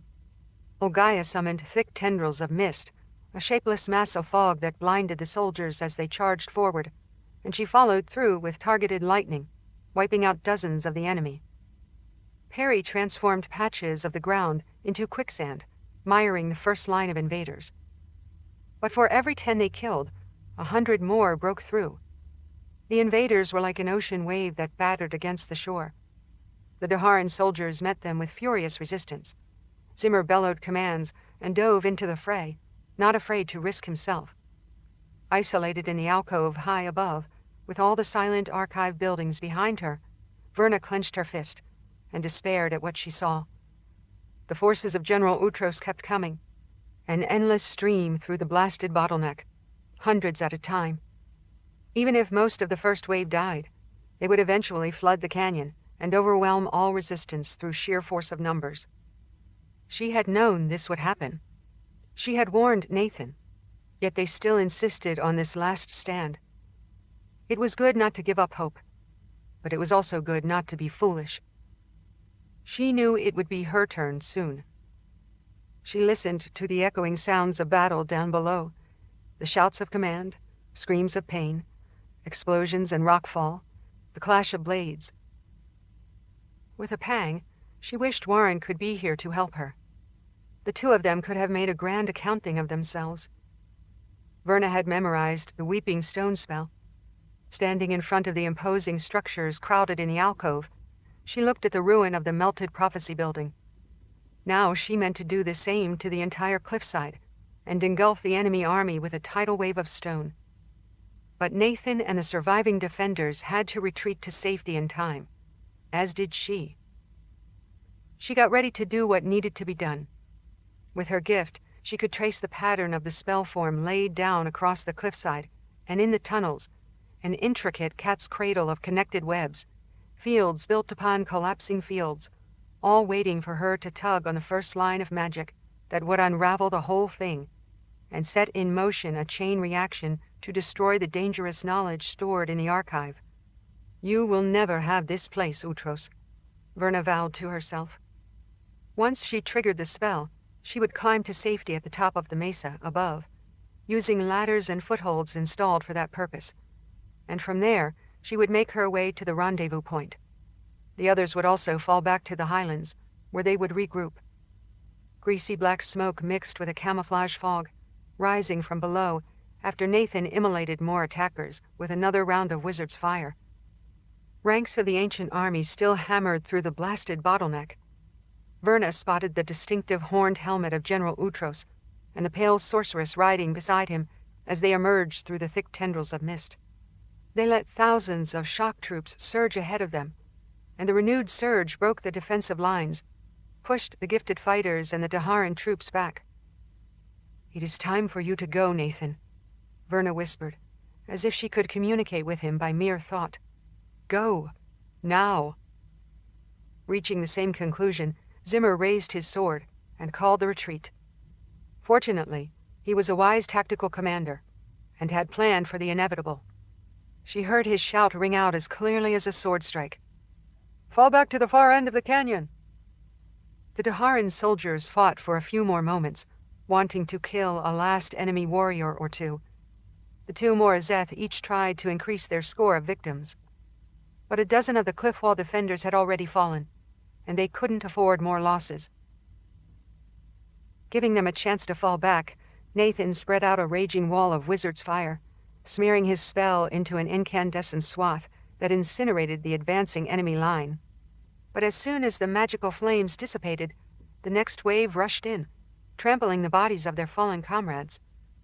Once the starving invaders saw the green valley enclosed by high rock walls, the orchards, the sheep, and the lush gardens, they raged forward, suddenly desperate in a different way. Nathan, General Zimmer, and the remaining defenders retreated in a straight line to the rear of the canyon and the steep trails up to the highlands. With nothing to stop them now, the enemy army flowed forward and spread out like an angry swarm of bees. From her vantage, Verna watched the armed horde advance into the protected canyon. She knew that their last defenses had fallen, and even the faintest chance of victory was gone. It was time for her to do what she had known all along. She drew a deep breath to calm herself, let it out slowly, inhaled another. She imagined Warren's warm presence with her, giving her strength. The prelate pressed her palm against the stone alcove wall. Though she had shown no hesitation in front of Nathan, she was indeed intimidated by the weeping stone spell. Thousands of years ago, the world's most powerful wizards had created it, experts much wiser and more adept than any prelate of the Sisters of the Light. That spell now would be her final solution. Her gift allowed her to sense the prismatic grains of sorcerer's sand at the proper key points. She could feel the webs she had constructed throughout the archive, every anchor poised in the most delicate of balances. She didn't dare trigger the magic too soon, because she needed Nathan and the others to get away, and once the spell began to work, she would scramble up above the alcove and climb to safety. She watched the defenders race along the canyon below, running for their lives. They spread out and darted into side canyons or ran up steep fissures, making their way to higher ground. They had all drilled exhaustively beforehand and knew exactly what to do. Some of the ancient soldiers pursued them, but the bulk of the attacking force swelled beneath the towering, inaccessible archive, their main goal. Like a conquering hero, General Utros rode on his black stallion through his own soldiers and turned his horned helmet to look up at the great alcove high up on the cliff. Even from such a distance, Verna met his gaze. She was sure of it. "I will not let you have this place." She closed her eyes, touched her gift, tugged on the connected webs and lines of force that ran through the cliffs. "I weep for the stone to weep." Tears glistened in her eyes for all the knowledge that was about to be lost. She ignited the sorcerer's sand, connected the nodes in her web, which sent streaks of fire through the rock and across the open air, which connected the points in the elaborate spell form that she and Nathan had designed. Once she launched the spell, the power surged, bounced, ricocheted like a released spring. She smiled. The spell would complete its work now, no matter what happened. When the hard stone of the alcove wall softened and turned to clay against her fingertips, she knew it was time to leave. Lines of transformation shot through the cliff, disassembling the mineral structure. Rumbling sounds came from deeper inside the mesa as tunnels collapsed and filled, but the main reshaping of stone happened here, on the outer wall. Verna ran to the wooden ladder that had been mounted against the cliff wall, leading to handholds and ledges above the alcove mouth. She heard a dripping, rumbling sound, and the glorious buildings inside the grotto wavered. Their foundations liquefied, and the structures themselves toppled over like huge trees felled by a woodcutter. The bricks and stone blocks broke apart and spat out into the air like broken teeth, tumbling into one another. The outer cliff wall began to flow like wax as the hard rock became mud, slumping down in tiers of stone. The vaulted alcove opening began to droop down like a swollen eyelid. Verna scrambled up the ladder, climbing above the overhang. The wooden rungs were still solid, unaffected by the spreading spell, but the end of the ladder sank into a buttery stone, making the steps slanted and unstable. The change was happening faster than she expected. The already ruined prophecy building vanished entirely, buried as the roof of the alcove flowed over the top of it. She pulled herself higher, above the mouth of the alcove, and paused to watch the canyon wall slump down below her. A stone wave flowed onto the first enemy soldiers, and the triumphant roar of the invading army turned to howls of dismay. They tried to flee, but could not escape the liquid rock that washed over them. Reaching the top rung of the ladder, Verna stretched her arm and pulled herself up with the stone handholds dug into the cliff. She found a stable place for her foot. As she climbed toward the top of the plateau and safety, the spell continued building, cascading throughout the cliff. Inside the mesa, the numerous vaults of magical lore had filled in, and all the tunnels inside were erased. The countless shelves of books were now like ancient fossil bones, embedded in stone. Verna laughed with relief as the sluing sound rose to a deafening roar. She had succeeded. It was enough. The swelling magic rang throughout her body, and she pulled on the gift to find the connected webs, ready to pull the weeping stone spell to a halt. The sorcerer's sand anchored the key angles of the spell form, but as the cliff collapsed, their positions shifted and swallowed the powerful grains, muffled by layers of stone. The precise pattern was disrupted. The spell was like a monster that had broken loose. Alarmed, Verna clenched her teeth and used her gift to strain against the unraveling webs, like a rider trying to rein in a wild horse. In an odd, displaced moment, she remembered how Richard Rahl had taught her to use a much kinder bit on her horse, which made the animal easier to control. Richard had cared about the horses as much as he cared about other people. She had learned so much from Richard. But he wasn't here to help her now. The weeping stone spell expanded, rather than diminishing, as it was supposed to. Verna had acted as a catalyst and released the power pent up inside the ancient archive, and now the destructive magic grew like a conflagration. As she held on and wrestled with the uncontrollable spell, a shimmering image swooped up in the air next to her, the sickly green form of the sorceress Ava. "I see your spell," her hollow voice cried, rising to a shriek. "You will not stop the general." Verna held on to the cliff handholds, knowing that the intangible spirit could do little to harm her directly. Ava hovered closer, intimidating, trying to terrify the prelate. "I cannot let you do this." But Verna was not easily terrified. As the spell continued to roar, bringing down the cliffside, she thrashed the air with her free hand, trying to drive the spirit away. But Ava filled her vision, disoriented her. The weeping stone spell thrashed and writhed, and Verna's attention slipped. Ava drew away her focus at a critical point. Having climbed above the alcove to the stable rock, Verna thought she was safely away from the destruction. But to her dismay, the cliffs above her began to collapse as well, far beyond what should have been the boundary of the spell. "No, this is impossible." The cliff poured down to bury the ranks of the enemy army. A flood of stone paved over thousands of soldiers who rode through the canyon below. Ava made one last brash attack in the prelate's face, a mirage with only a breath of tangible form. But as the walls collapsed in a wholesale disaster, the spirit cried out in dismay and vanished, swooping down toward General Utros. Verna strained upward to reach a point where she could hold on and fight back, where she could stop the melting stone. She climbed several body lengths higher, but her foothold slipped away like a slurry of mud. The rocky knob in her hand became as soft as butter. And she fell. She dropped down the cliff face, clawing for a handhold in a mudslide. Her fingers caught in the soft stone, and she dug in up to her knuckles, but her weight dragged her down, and she gouged long furrows in the stone. Verna attempted to use her gift to arrest her fall, still trying to dampen the overall spell. Despite all her reassurances to Nathan about being able to handle the power she unleashed, the connected webs and interlinked fields escaped her control. She sank and rolled in the liquefied rock. With a last burst of magic, she deflected the fields and paused the spell, so that the flowing rock hardened around her lower legs. But that did no good. She was trapped in a fist of stone, hanging upside down just above the canyon floor, where she watched more of the armored soldiers die. She couldn't break free, but the cliff kept melting. Stones sloshed around her, until finally Verna was buried in a wave that petrified around her. Her last thoughts were filled with hope that her spirit would at last be reunited with Warren's beyond the veil, and they would have all eternity together.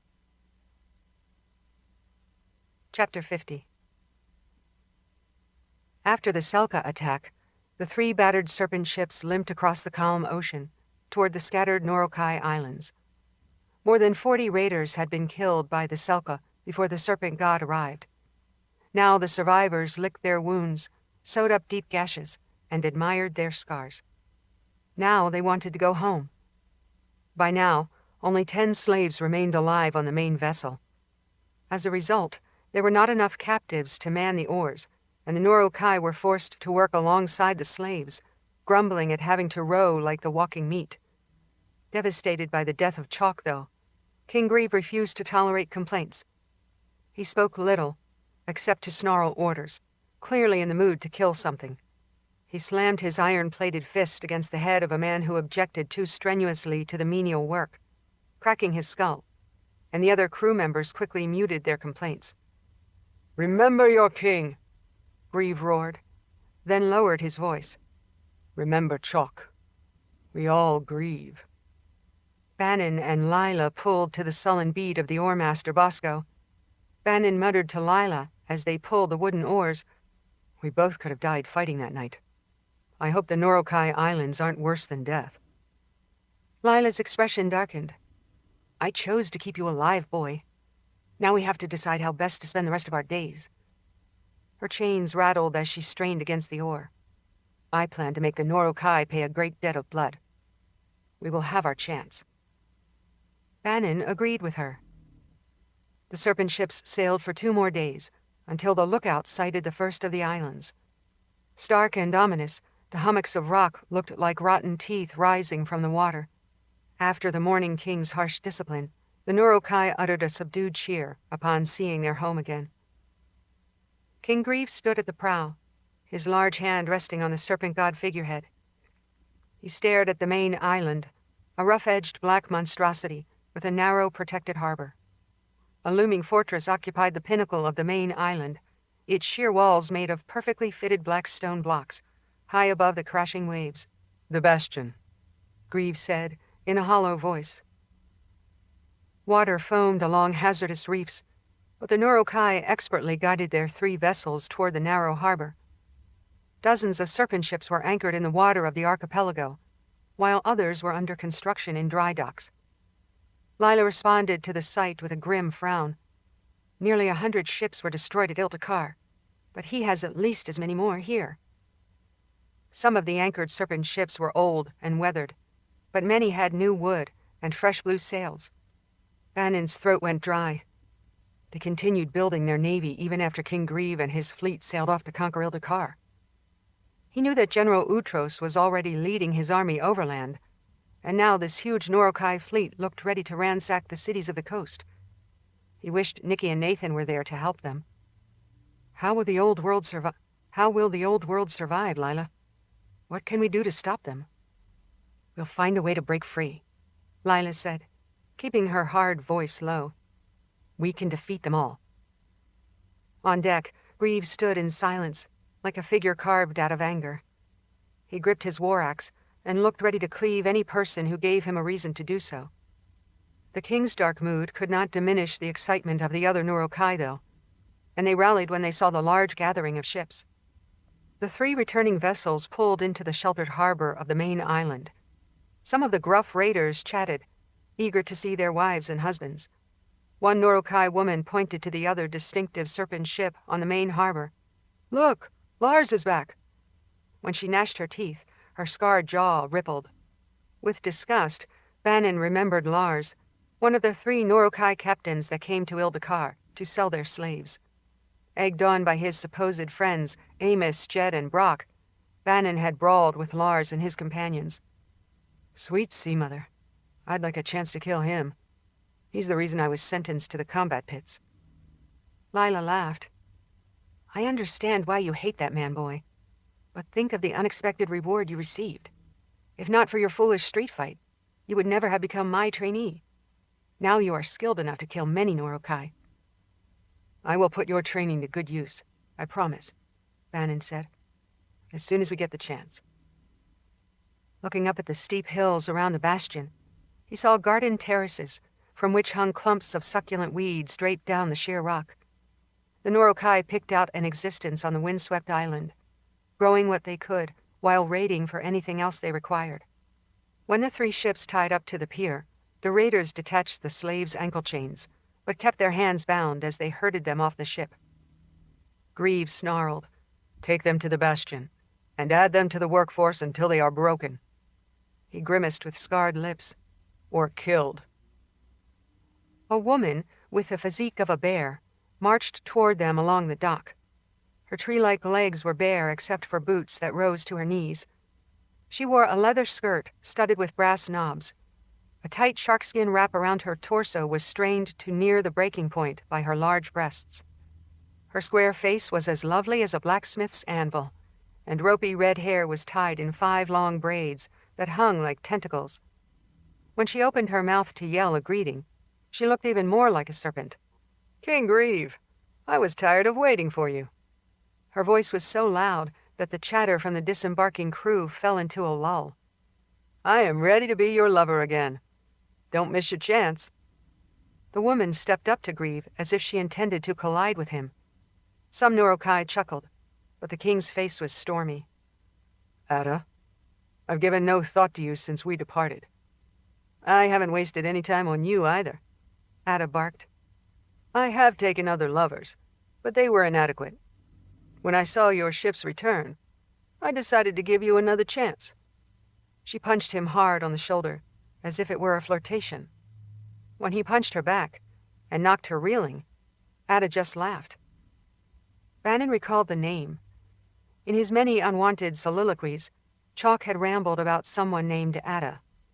Now, Bannon whispered to Lila. Once, Grieve was injured so badly he had to miss the Norokai raid, and Ada mocked him for it. Grieve broke her jaw so that she had to remain behind too.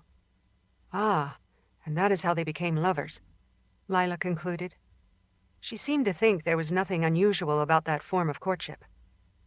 Hearing Lila speak, Ada turned to sneer at her, regarding the lean Morazeth as if she were a gutted fish in the market. "And who are you?" She scowled at the scant black leather garments Lila wore. "You think you can seduce my Grieve? He would break you." "If he tried, I would break something of his," Lila said. When the other Norokai snickered at the retort, the beefy woman smashed Lila on her already bruised face. Lila reeled, but managed to keep her feet. King Grieve used the distraction to stalk away down the pier, ignoring the woman. Ada huffed and strode after him. Bannon and the slaves were marched away from the docks, dragged up steep paths until they reached the imposing stone foundation of the bastion on the steep slopes. Their way was blocked by a low, barred gate that led into the massive fortress.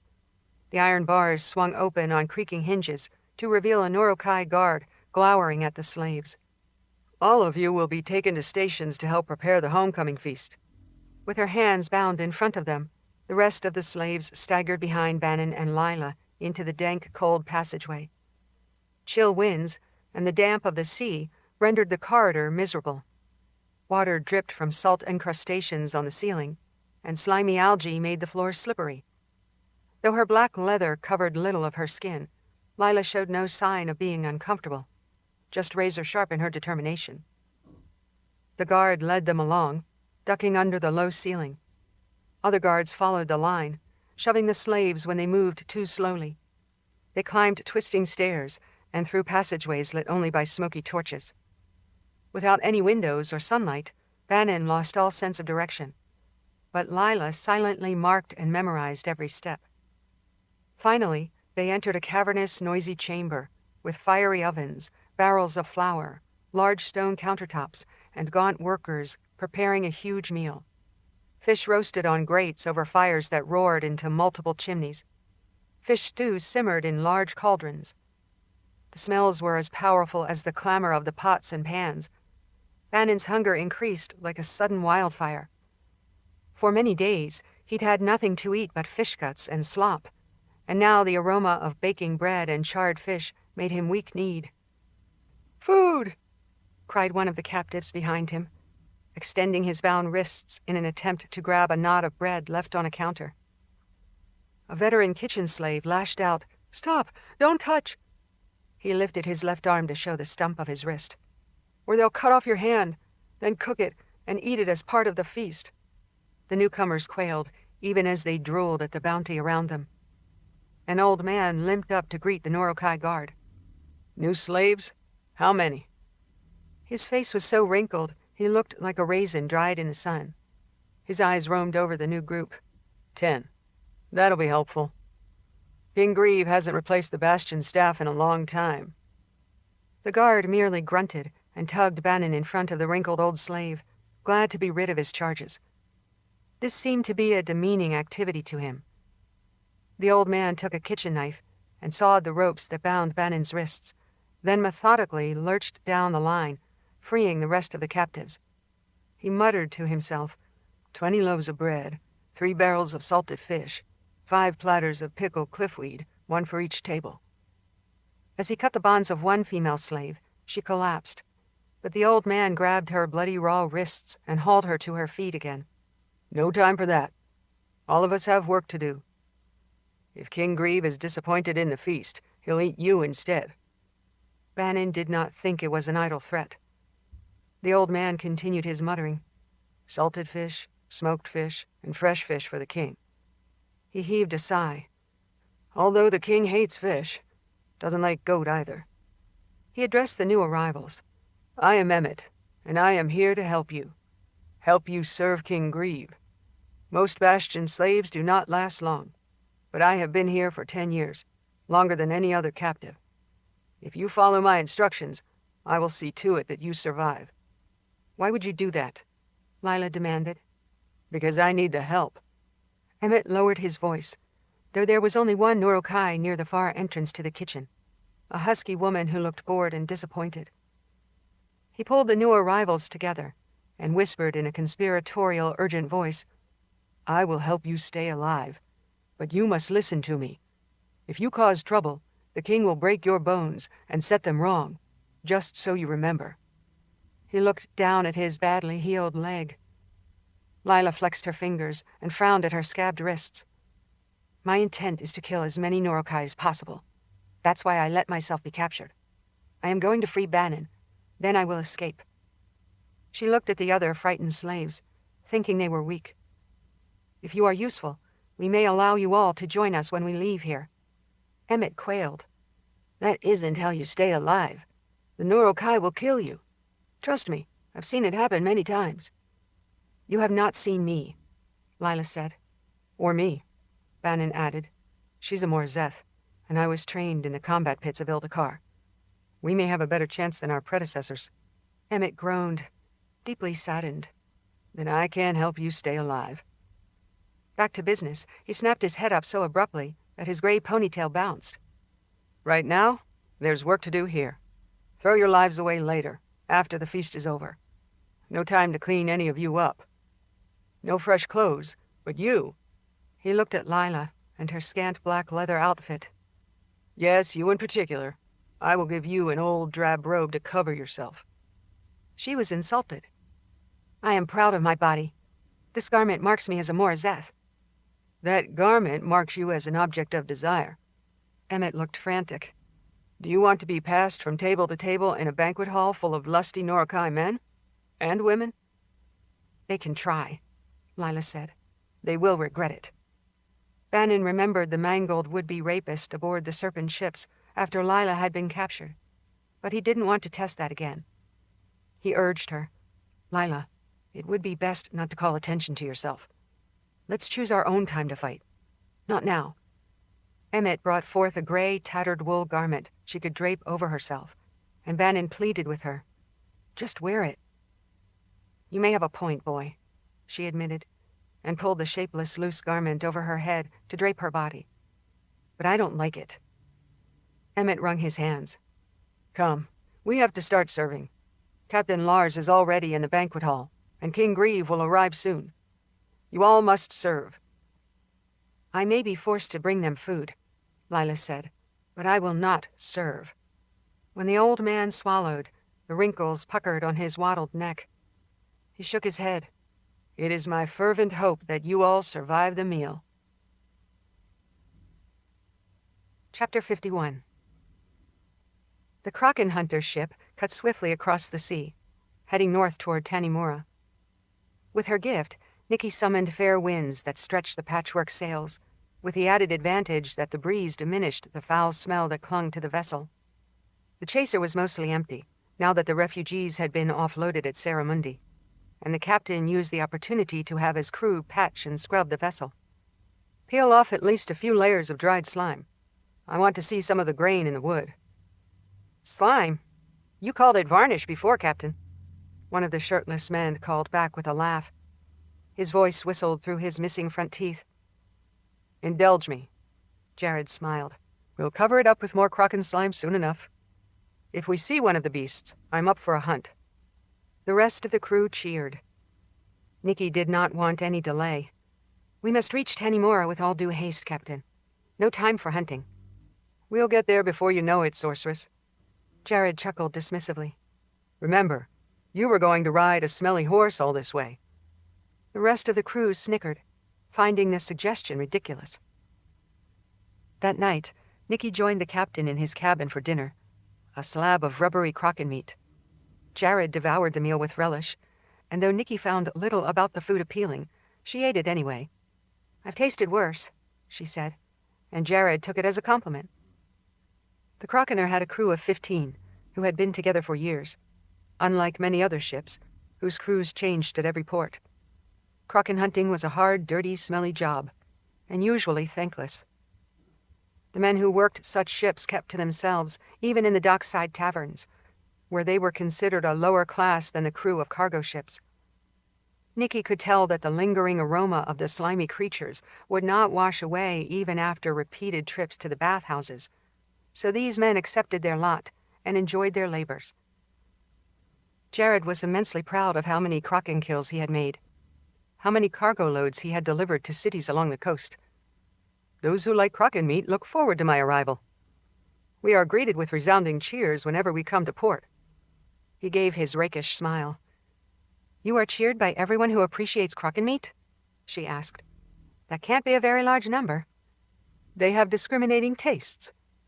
He cut a chunk of the gray meat and chewed on it with a look of satisfaction. He washed down his meal with a gulp of ale. Nicci found herself taking more and more drinks of the bitter beer to counteract the taste. "I'll be glad to get back to Kraken hunting, as soon as we defeat all these enemies you talk about." "This war won't be over for a long time, and it's about to get much worse. That's why I need to get to Tanimura and rally the Daharan garrison." She bit her lower lip. "I only hope that by now reinforcements have arrived from Lord Rahl. I dispatched an important message to him the last time I came here." Nicci felt a pang to think she was so far away from Richard, the man she truly loved. She and Nathan were doing this task for him, helping to spread the word of the Daharan Empire, and now she needed Richard's help. If he sent a powerful military force marching south to Tanimura as a defense against the double threat, Nicci knew their victory was assured. Richard had never let her down. "Just get me to Tanimura, Captain," she said, "and you will have done a great service for the war effort." When the chaser entered Tanimura harbor, Nicci regarded the whitewashed buildings of the city she knew so well. Houses were crowded against one another, forming uneven lines of streets and alleys.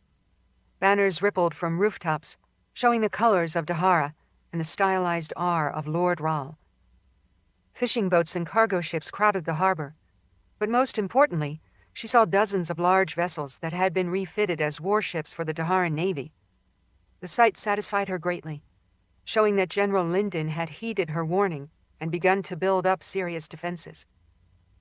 Tanimura Harbor was much larger than Saramundi's enclosed, sheltered harbor. Assisted by Nicci's directed breezes, the Crocodile cut a straight line toward the docks. The chaser cruised past the flat expanse of Hallsband Island, which was separate from the main city, although it had been connected by graceful bridges. The island once held the towering Palace of the Prophets, where Nicci had lived for many decades as a Sister of the Light, and secretly as a Sister of the Dark. She had trained here and served here, and she had also served the Keeper of the Underworld. Now the entire island was just rubble. By triggering the constructed spell that ran through the palace, Richard Rahl had brought down the gigantic structure. Jared stood next to her, holding the ship's rail. "Ah, Tanimura. I love the smell of that harbor." Nicci couldn't smell anything beyond the fishy slime of the Crocodile. "It is good to be home," she said, but her voice held no warmth. This place had too much darkness for her. After the chaser docked, Nicci disembarked quickly, intent on reaching the garrison.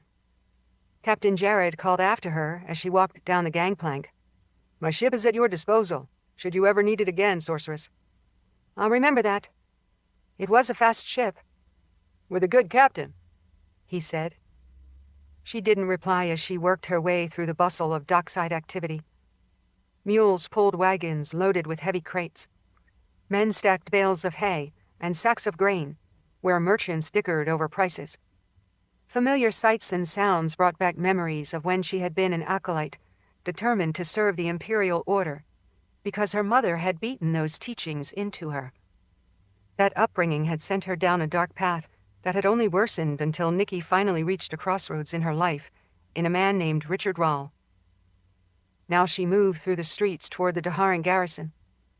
Several weeks ago, General Linden had dispatched a rider up to the People's Palace, carrying her message and her request for help. Nicci knew Richard would believe her about the threat of General Utros.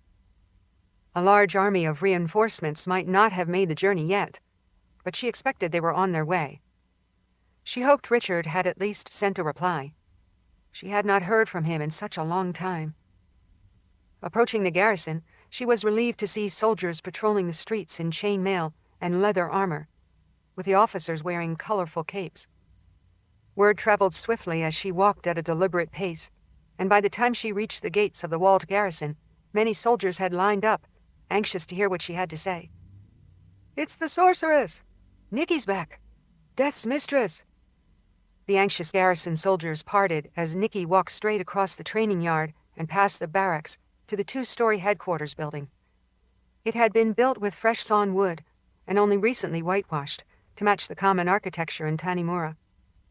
At their desks in the first offices, clerks looked up from writing notations in their ledgers, but she strode past them without a word. As she climbed the stairs to the 2nd story, she had no doubt that General Linden would already be waiting for her. Indeed, he sat at his desk, hands folded.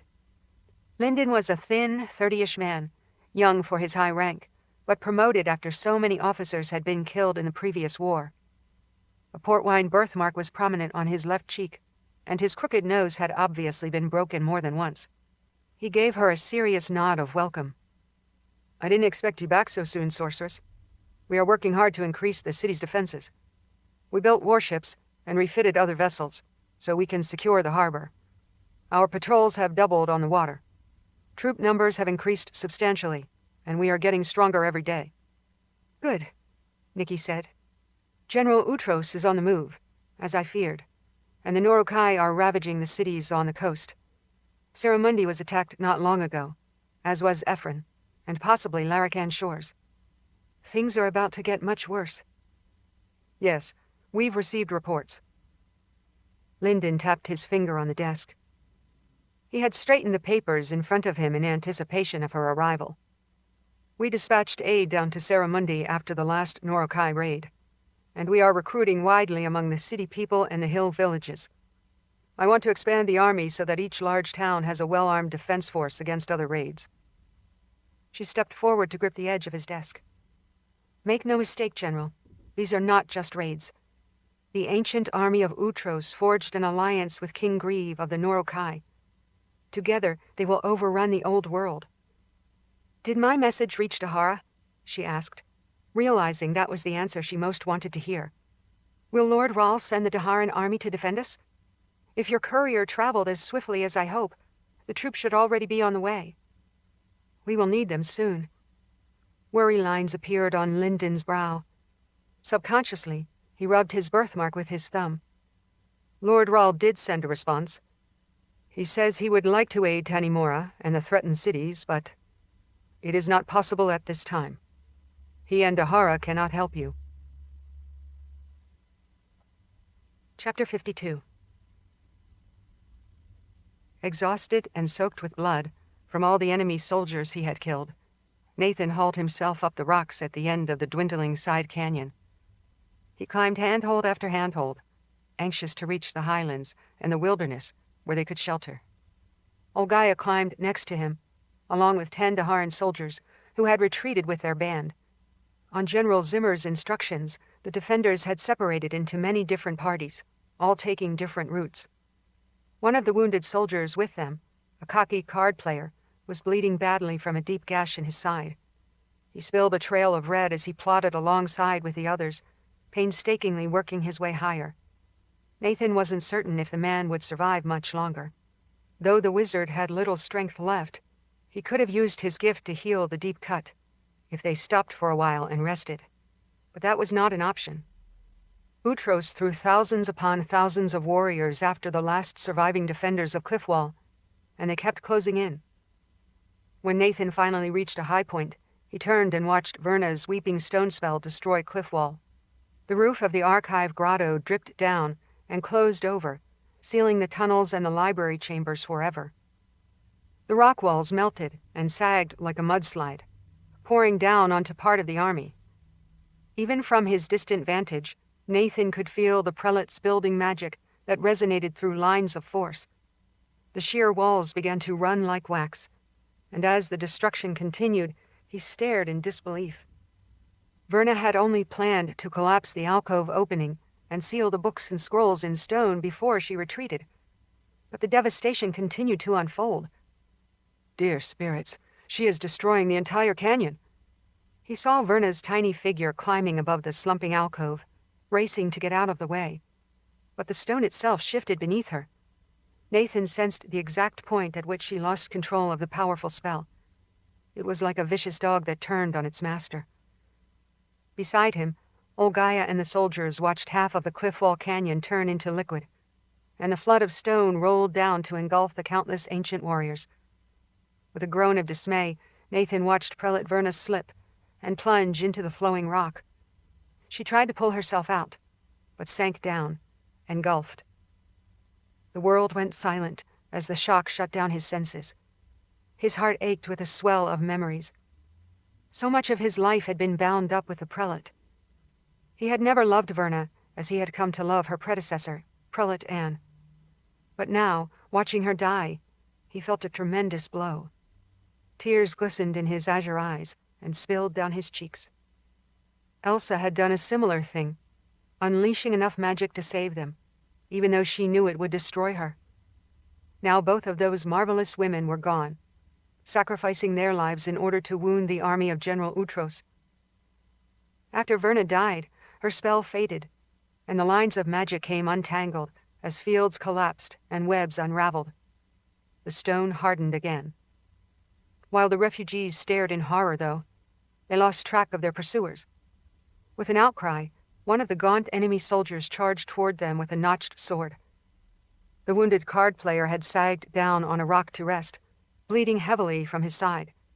But now he lurched to his feet and used the last of his strength to deflect the attacker's sword. He drove his own dagger into the enemy's throat, but in the process he suffered another deep stab wound. Dying, the card player pushed himself over the edge of the drop-off, so that both he and the ancient soldier tumbled down to the steep canyon in a bloody tangle of arms and legs.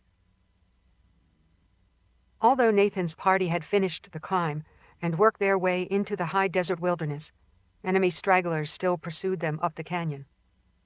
Blocking off his grief, he found the strength to call up more wizard's fire, a sphere in each hand. With anger at Verna's death driving him, he hurled the searing fire toward the pursuers.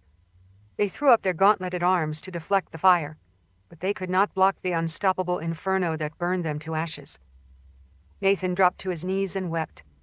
His long white hair was a tangled mess.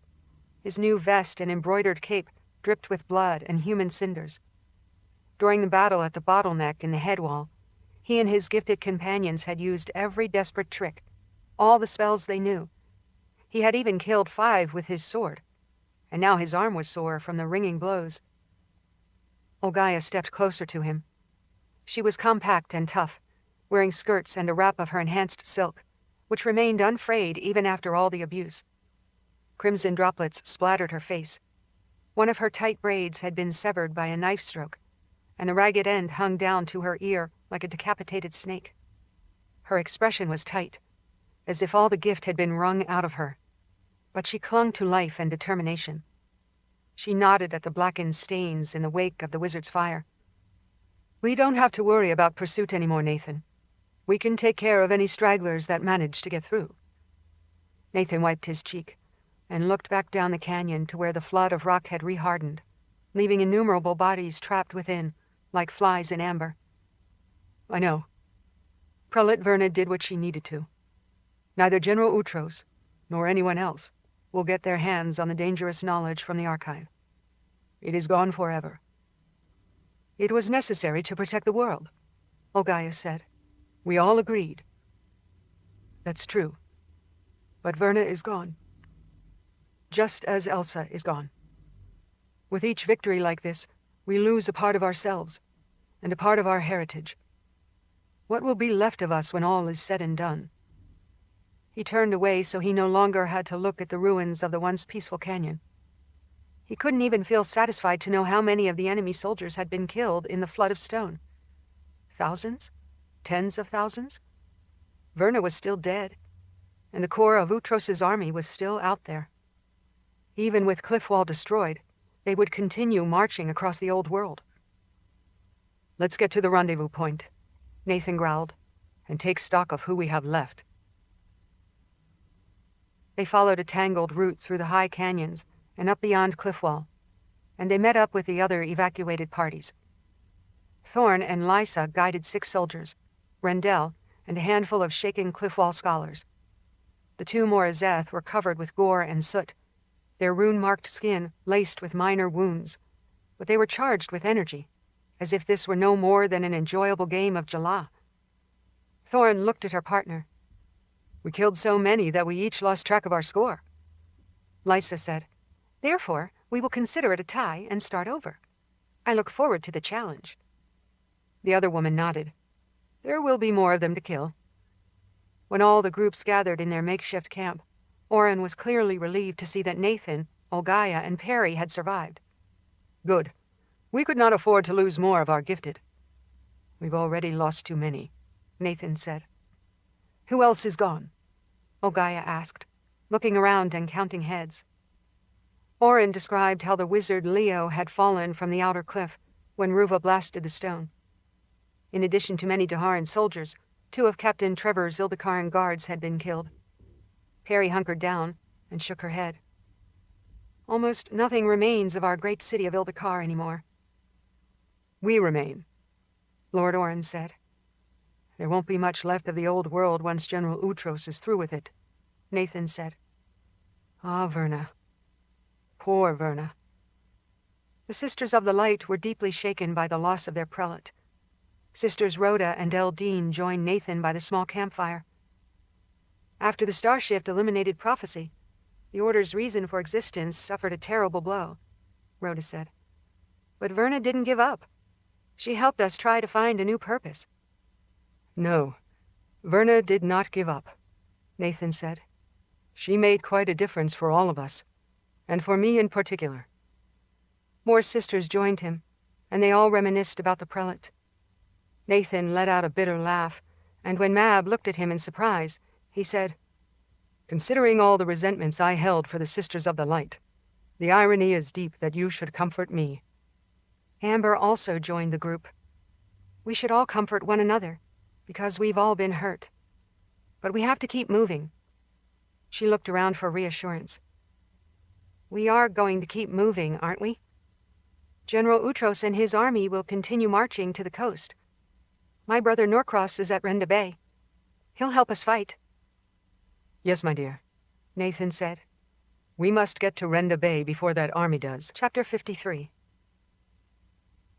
The Norokai celebration for King Grieve and Captain Lars was loud, boisterous, and violent.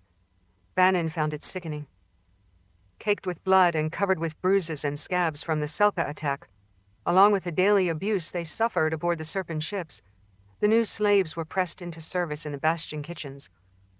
Overworked and terrified, old Emmett limped about, loading platters with food, including a goat that still sizzled on the spit. The head slave barked orders to his sullen kitchen crew, occasionally pausing for hurried explanations to the newcomers who didn't know what to do. Take the roast goat. There's a rack behind the king's throne. He'll slice off the meat himself, and I pray he doesn't complain that it's too bloody, if he's even willing to eat goat tonight. I don't dare tell him the banquet isn't ready.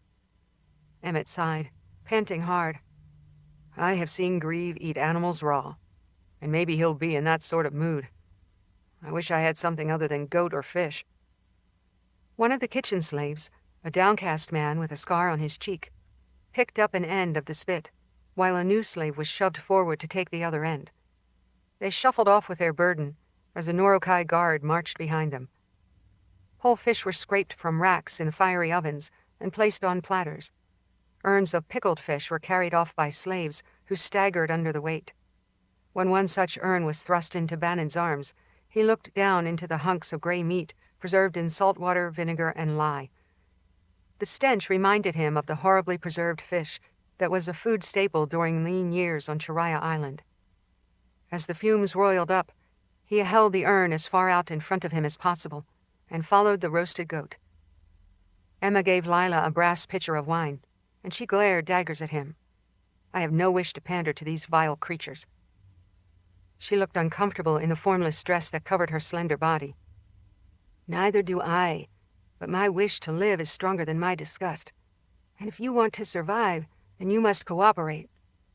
The old slave's voice had a pleading tone. After the banquet is over, I can explain in detail how the bastion functions, and how you may be able to live another day, another month, and another year. When the Norokai guards had left the kitchen to escort the servers, Lila slowly and deliberately dripped a mouthful of spit into the open pitcher of wine. The other slaves watched her, shocked but titillated. Emmett was horrified. They'll cut you into pieces and roast you in the fireplace if they find out. The Morazeth faced him, defiant. They didn't see me, and you aren't going to tell them. On the way out the door with his pickled fish, Bannon saw what she had done. Mirroring her rebelliousness, he dredged up a lump of phlegm and spat it into the urn. Sweet sea mother, we have to fight in any way we can. The corridor beyond the kitchens led into a loud banquet hall. The walls were black stone, and smoke-stained timbers crossed the ceiling. Desiccated heads hung from hooks on the rafters, probably enemies that King Grieve had slain. The banquet hall sounded like a battlefield, with boasting Norokai, pounding fists on tables, calls for food, and shouted insults. 6 long tables were crowded with Norokai warriors who sported an array of hideous disfigurements on their faces, heads, and shoulders. The women raiders looked just as ugly as the men, and they growled at one another, striking and then being struck back in what Bannon realized was a brutal form of courtship. At the front table, King Grieve slumped in a blocky throne that looked like a torture device. The bone spurs implanted in his shoulders poked out of his sharkskin vest like upthrust teeth. He hunched, brooding and bristling, deaf to the roar of conversation and the rowdy guests. He rested his clenched fists on the tabletop and just stared ahead. At the empty place beside him, Grieve had upturned a much smaller chair and smashed it on the table's surface so that no one would ever sit there again. Bannon realized that must have been Chalk's seat. The coarse woman Atta sat on the opposite side of the throne, as if she owned Grieve, but the king paid little attention to her. At the second table, the newly returned raider Captain Lars sat like some kind of celebrity. Bannon recognized the man from Ildakar, and hated him. Lars was already half drunk, and Bannon wondered if the disgusting raider would remember him. King Grieve suddenly sat up and pounded his fist on the table. I gave you a death sentence, Lars. The conversation fell swiftly into uneven muttering. The raider captain paused in mid-boast, set down his tankard, and turned to his king. You told me to go out and die in battle, King Grieve. I launched raid after raid, and killed at least 100 weaklings by my own hand. I will die as you command, but I don't intend to die until I've killed a lot more. The other Norokai cheered at his bravado, but Grieve did not seem amused. You are still a coward for your failure at Renda Bay. You must atone to the Serpent God for being defeated by mere walking meat. Lars's cheeks flushed red with embarrassment. I understand, my king, and I will make them pay. I would not have returned here had I not needed provisions and crew. Countless more Serpent ships have been constructed, in preparation. If you want me to leave the entire coast in flames, then I require more ships. He lifted his tankard in a toast. The Norokai roared. We have more ships, Grieve said. Chalk's vision promised we would have more ships. He stared down at his empty plate. The servants carrying the steaming goat carcass hurried forward and settled the end of the spit into the forked branches of the stand. The roasted animal wafted a savory aroma that filled the hall, briefly overwhelming the stench of so many unwashed and blood-stained warriors. Grieve grimaced. Bannon carried his urn of preserved fish and purposefully set it in front of Lars without comment. The Norokai captain leaned forward and inhaled deeply, then belched. Perfect for the next course. He looked up at Bannon, met his eyes, and hesitated. The young man waited for him to explode with recognition. But Lars said only, You are ugly. Lars reached into the urn with his hand and scooped out the top gobbets of gelatinous fish. Bannon's wad of spit was indistinguishable from the mess, and Lars slurped it with a grunt of satisfaction. Platters of fish were served at the head table, but King Grieve ignored them, apparently without an appetite. Ada hungrily regarded the goat carcass, while everyone waited for the king to make the first move. Finally, Ada took the king's plate and stood. It is my pleasure to serve you, Grieve, and you can service me with pleasure later. With her dagger, she stabbed the steaming haunch and carved out a portion of rare meat, which she added to the plate. She set it in front of him before she served herself a similar amount, then sat down and fell to eating beside him. Grieve finally began eating, although he didn't seem to taste the meat, didn't enjoy the celebration. Soon we go to war, he said, and by the tone of his voice, that was the only thing he was looking forward to. Lila entered with her pitcher of wine, unrecognizable in her loose wool dress. She walked with confidence, as if she had already defeated every single person in the room. She came stiffly forward and poured wine into Grieve's goblet. He dully drained half of the wine in a single gulp, ignoring her. As she turned to fill Ada's goblet, clearly resenting the effort, Grieve lashed out in his angry sorrow, shoving Lila away. He didn't even seem to know what he was doing in his red misery. But Lila lurched, and half of the wine pitcher poured down on Ada. The Norokai woman exploded. Like a viper striking, she lurched to her feet, knocking her platter aside and dumping the goat meat on the floor. Lila reacted with more Zeth reflexes to defend herself. She dropped the brass pitcher, which clanged on the flagstone floor, and spilled the red wine like blood. Ada pulled back her fist, and the muscles in her meaty arm bulged. Bannon pushed forward to help, frantic to save her, but Lila needed no help. Her hand flashed up and caught Ada's fist as it slammed toward her. The Norokai woman strained, her muscles bulging, as Lila thwarted her blow. Ada glowered, pressed, while Lila gritted her teeth and pushed back. She whispered through clenched teeth, "It was an accident." She flashed a glance at Grieve, who remained ignorant of what he had instinctively done. She turned back to Ada. "I am sorry." It sounded as if the words were ripped from her throat. With a heave of effort, Ada snatched her fist away. "An accident." Before Lila could move, the anvil-faced woman struck her across the cheek. Lila caught herself, coiled, but forced herself not to hit back. She said, in an icy voice, "I am Amora Zeth. You have my apology, and that is all you will get." Grieve finally took notice. He stood up and punched Lila on the side of the head so that she buckled to the floor. Ada loomed over her. "I give you a death sentence too, but just as Grieve did with Lars, I can take a long time to kill you. Do your best," Lila retorted. At the entrance to the banquet hall, Emmett and several slaves hurried in with baskets of bread and trays of roasted and smoked fish, as well as bowls of pickled saltweed. "Next course," the old man said, distracting them. "There's more food to come, and countless desserts." Emmett limped to the head table as the gathered raiders anticipated the second round of food. Moving deftly, despite his limp, the old man maneuvered among the tables and took the stunned Lila by the elbow. "Come, don't just rest. You have work to do in the kitchens." He also hooked Bannon's arm and escorted them both away. "Quick, we dare not make King Grieve wait."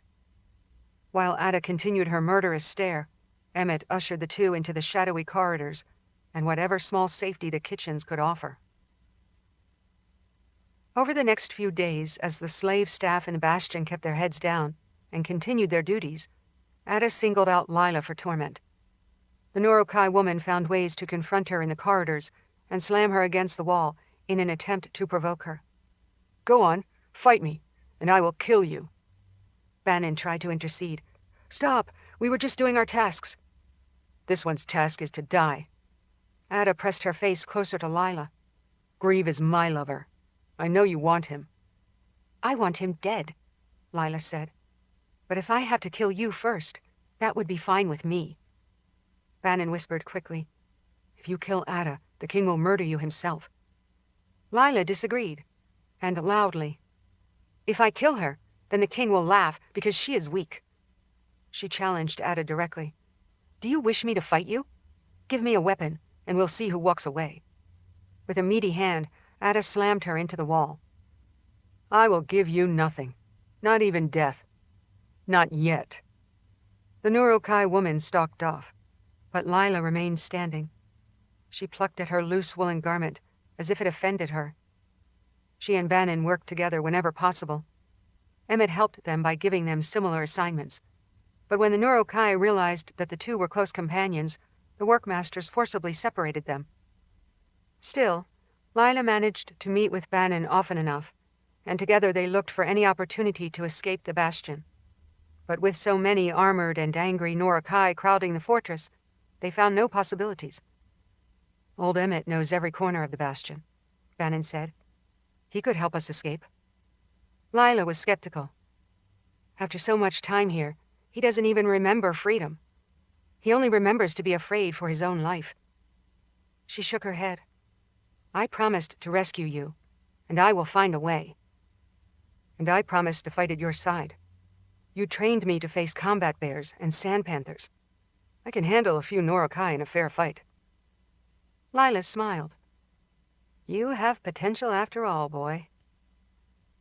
The next day, while Lila was tending a cauldron of boiling fish stew, Ada barged into the kitchens, raising her nose to the air. "It is midday. King Grieve is hungry." She stalked over to Lila at the large soup pot, sniffing loudly. "Something smells bad. I thought it was the cooking." She sniffed again. "But it's merely the stench of this vermin." She grabbed the iron ladle, pulling up a brimming scoop, and slurped it while Lila glared. Then Ada purposefully poured the scalding liquid on Lila's shoulder, where the bare skin showed from the garment's ragged neck hole. The Morazeth flinched, but let out no sound of pain as the hot soup dripped down her arm. She just glared defiantly, enduring the burn. Emmett hustled forward with his lurching gait. "Please, Ada, don't kill my staff. King Grieve told you not to kill the staff." "I didn't promise not to damage them." Ada looked at the healing bruises on Lila's face, the fresh red scald mark on her shoulder. Satisfied for the moment, she left the kitchens. Bannon ran over to Lila with a wash rag soaked in cool water and pressed it against her burned skin. Now that Ada was gone, she let herself wince. Emmett shuffled to his feet, and Bannon rounded on him. "This is why you must help us escape. We've got to find a way." Chapter 54. Nicci was devastated to hear the news from General Linden. She realized only then how much she had been counting on Richard and the Daharan army. "What do you mean he's not sending troops? Did I not convey the threat of the ancient army? Of the Norokai fleet?" "Yes, of course, sorceress," Linden said, as he nervously shuffled the papers in front of him. "Lord Rahl says he can't spare the army right now. And besides, such an army would never reach you in time." Nicci paced off a short distance as she struggled to control her worry over how serious the situation was. She knew Richard. She knew him perhaps better than anyone other than Kalan. Richard would know that she would ask for that kind of help only if she was desperate. And she also knew that Richard wouldn't turn her down unless it was impossible for him to help her. Now she had the added concern of what kind of problem Richard had on his hands. But she also realized that it was now her responsibility to defend Tanimura and the other cities in the south. Richard was putting his trust in her. She turned back to Linden, her focus shifting. Richard wouldn't have left it at that. He must have said something else. Linden nodded as he pulled open one of the drawers in his desk. He gave her a shaky smile. From the desk drawer, he retrieved a leather-wrapped parcel. "He did. He sent this." He placed the package on the desktop. "He said you would know what to do with it." Nicci cautiously unfolded the leather, worried about what message she would find. To her surprise, instead of a message, she found only a bone box in the leather pouch, a cube barely an inch on a side. As she turned the cube in her fingers, studying it more thoroughly, she realized that despite its size, this was an object of great importance. "We were afraid to open the box, sorceress." Linden was intent and curious. "What is it?" With her nail, she found a crack on the top edge and worked it open to reveal a cavity inside the box. The small cube held a floating, rotating orb of light, no larger than a pea. The glowing sphere was lit from within by a network of faint lines and tiny sparks of light. She recognized what it was, which only deepened her concentration. It's a newly constructed spell. Probing with her gift, she was able to recognize that this compact nugget had the same type of power as the original magic from the design of the Wizard's Keep, something that only Richard would understand. She realized that the spell was somehow keyed to the actual ancient defensive nature of the keep itself. Linden looked on, his face full of questions. "Whatever it is, Lord Rahl must mean for it to help defend us," Nicci said. "To help me." Still looking for answers, she felt inside the leather pouch again. But there was definitely no other message from Richard, no clue. She would have to figure this out for herself. The message must be on the bone box itself. She closed the lid again, snapping it into place to hide the glowing pearl of the spell. The hard white sides of the cube bore fine etchings, lines, designs, and inscribed symbols. At first, she couldn't read them. But then she recognized the language of creation, which Richard understood, and he knew that Nicci also understood. Here was her message. She knew that if General Linden or the courier had opened the pouch and looked at it, and she assumed that they had, they wouldn't have known what those symbols were, or what they could mean. Only those who could read the ancient language of creation would be able to read those emblems and open such a box. She also knew that only Richard could have made it, and Richard would know that no one but Nicci would be able to decipher those symbols. Until she could translate them, she could only wonder at the ancient power those symbols protected.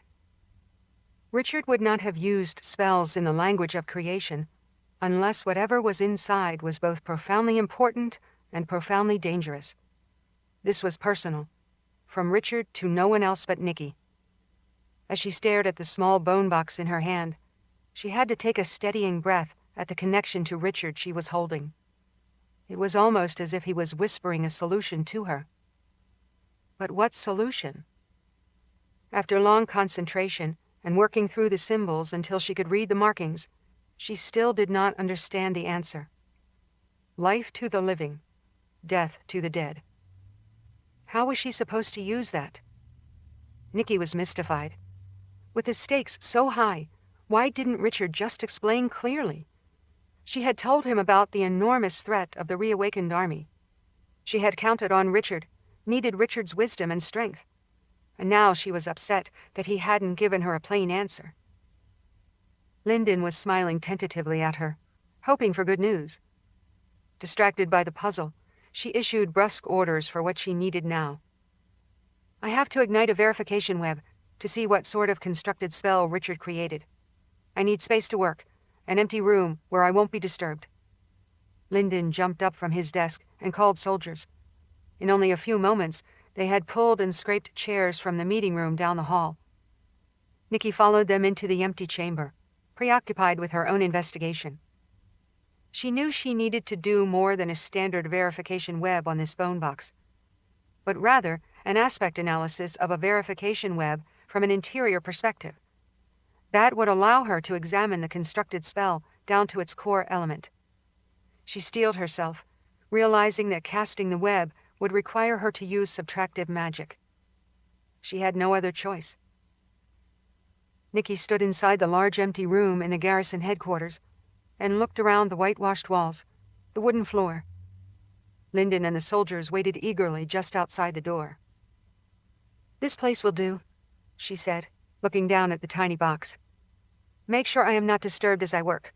Much depends on what I learn here." Fascinated by the enigma of the constructed spell, she paid no attention to the soldiers, who retreated farther from the door.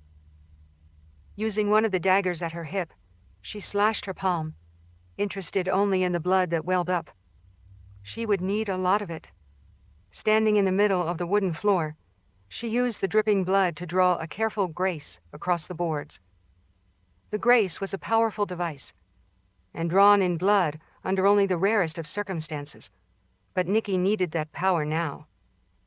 An inner and outer circle represented the underworld and the world of the living, separated by a square.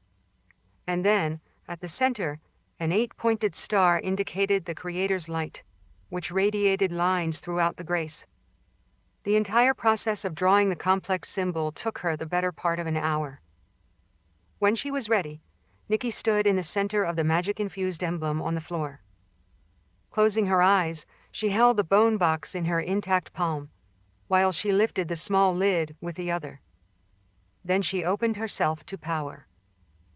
Surrounded by her thoughts, keeping her eyes closed, Nicci felt nothing other than a kind of weightlessness. She drifted, searching, probing, and reached out with a verification web in search of answers. Only when Nicci opened her eyes did she realize that she was floating upright and frozen in midair, drifting and slowly rotating several feet off the floor above the blood-drawn grace.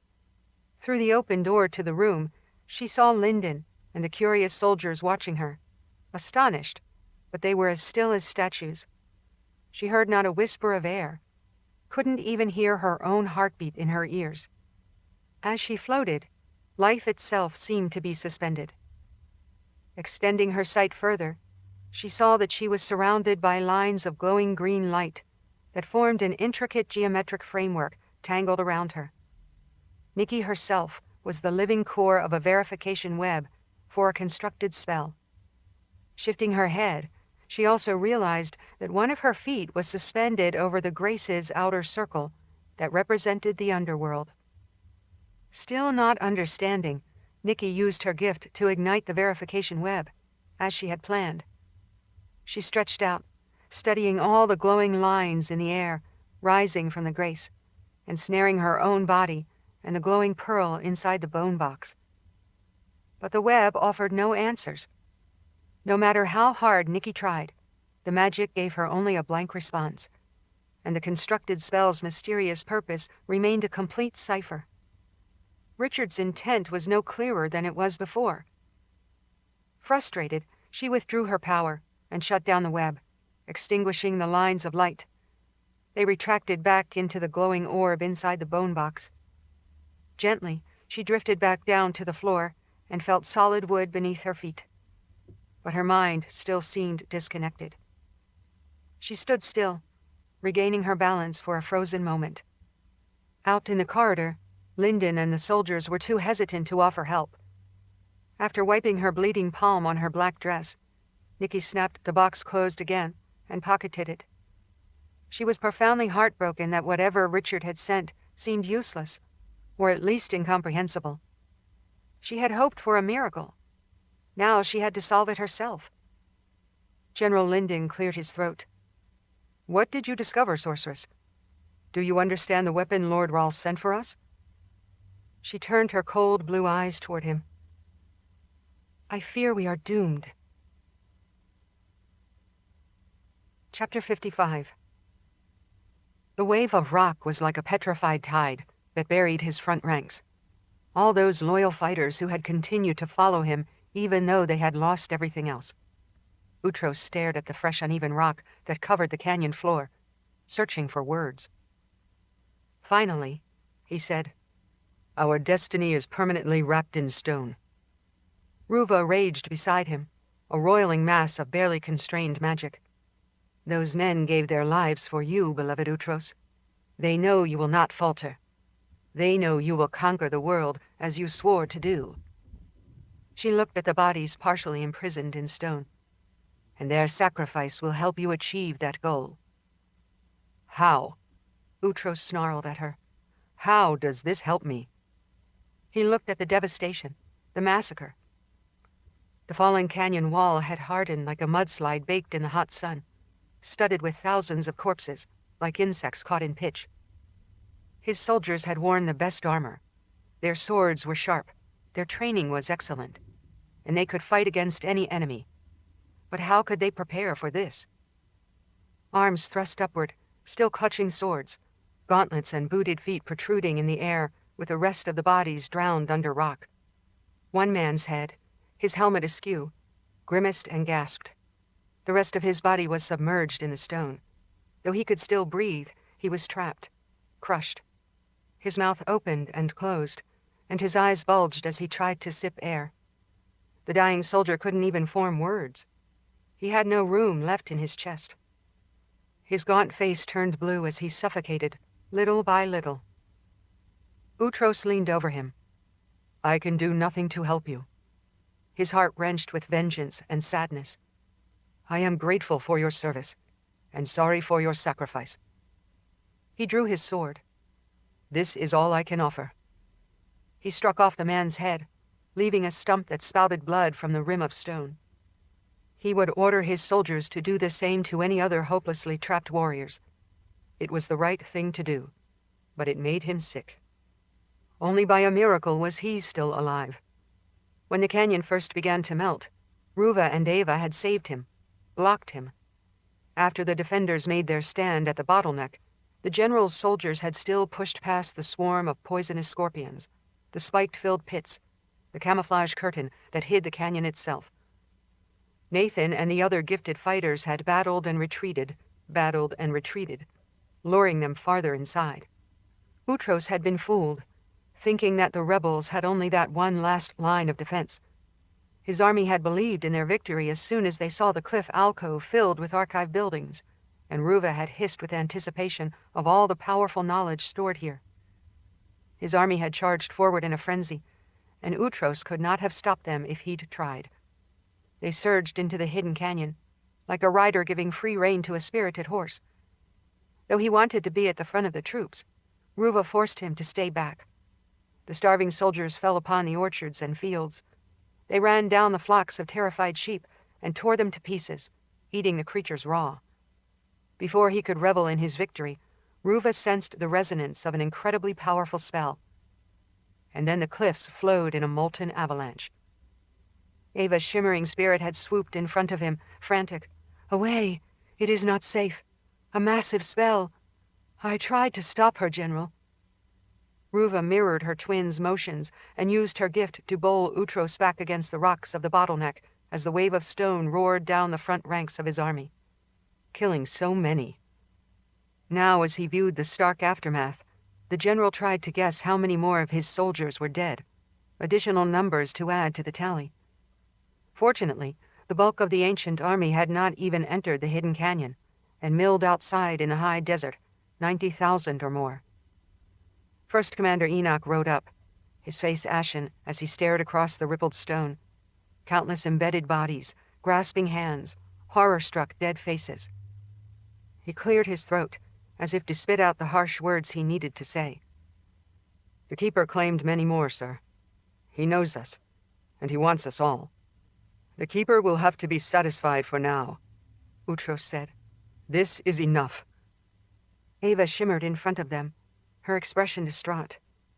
He tugs me with greater strength. He wants my sister. He wants me. Ruva chimed in. Thanks to our loyalty to you, beloved Utros, we have the strength to resist him. Loyalty is stronger than love. She narrowed her eyes. Loyalty is stronger than death.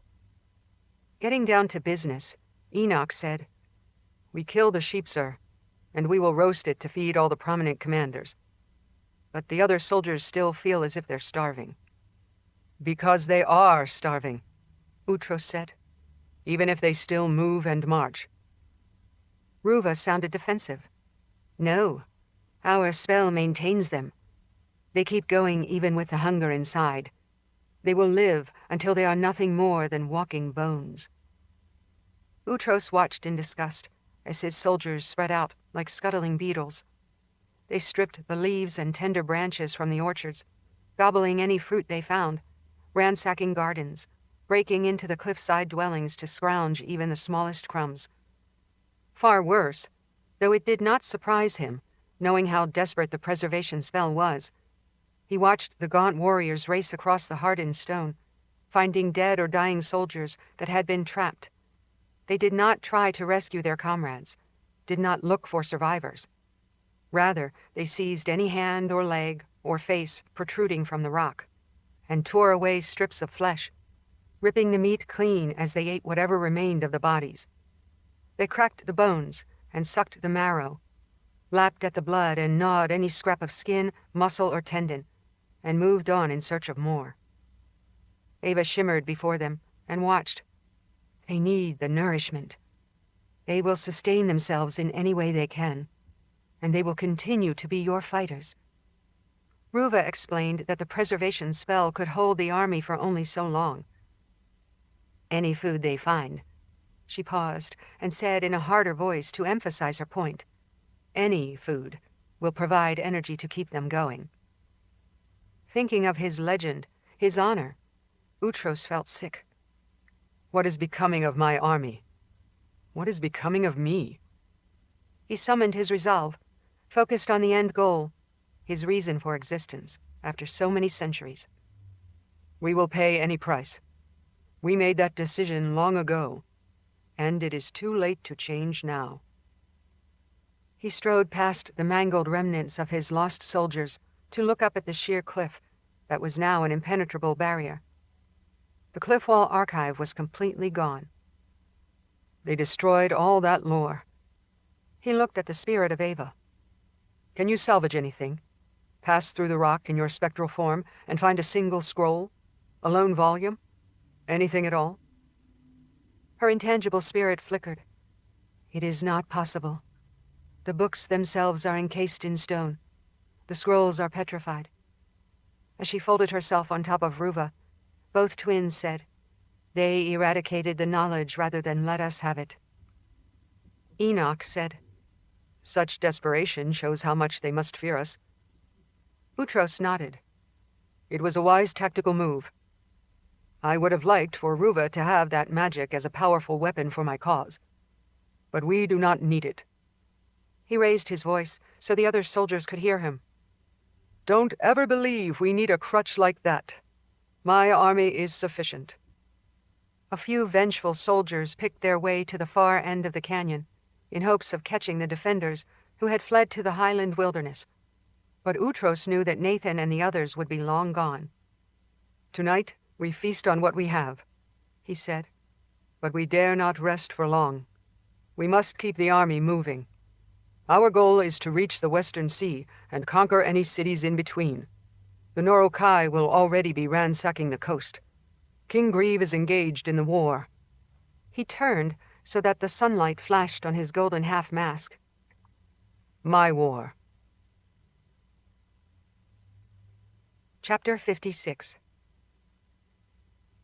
The following day, the bastion rang with excitement, and the Norokai rushed down to the sheltered harbor.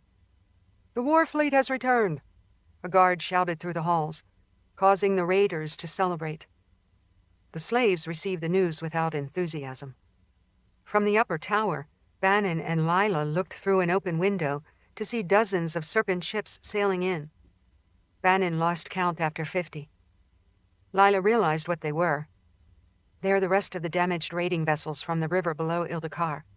The construction crews finished repairing them. Bannon had not forgotten the battered vessels. The Norokai shipwrights would have worked the slaves day and night until they were ready to set sail. Now, in addition to Lars's raiding fleet and the 100 new serpent ships that had been constructed in King Grieve's absence, these vessels swelled the Norokai navy to an unstoppable force. They would ravage the entire coast. "Sweet Sea Mother, we have to get away." "It's more important than ever," Bannon said. "We've got to warn people that the attacks are coming. How will they be able to defend themselves?"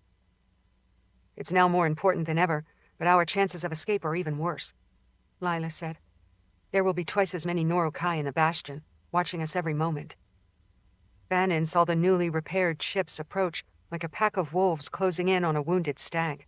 Some vessels anchored at the outlying islands in the archipelago, while others docked directly below the bastion. Those crews would be ready for wild revels and war preparations.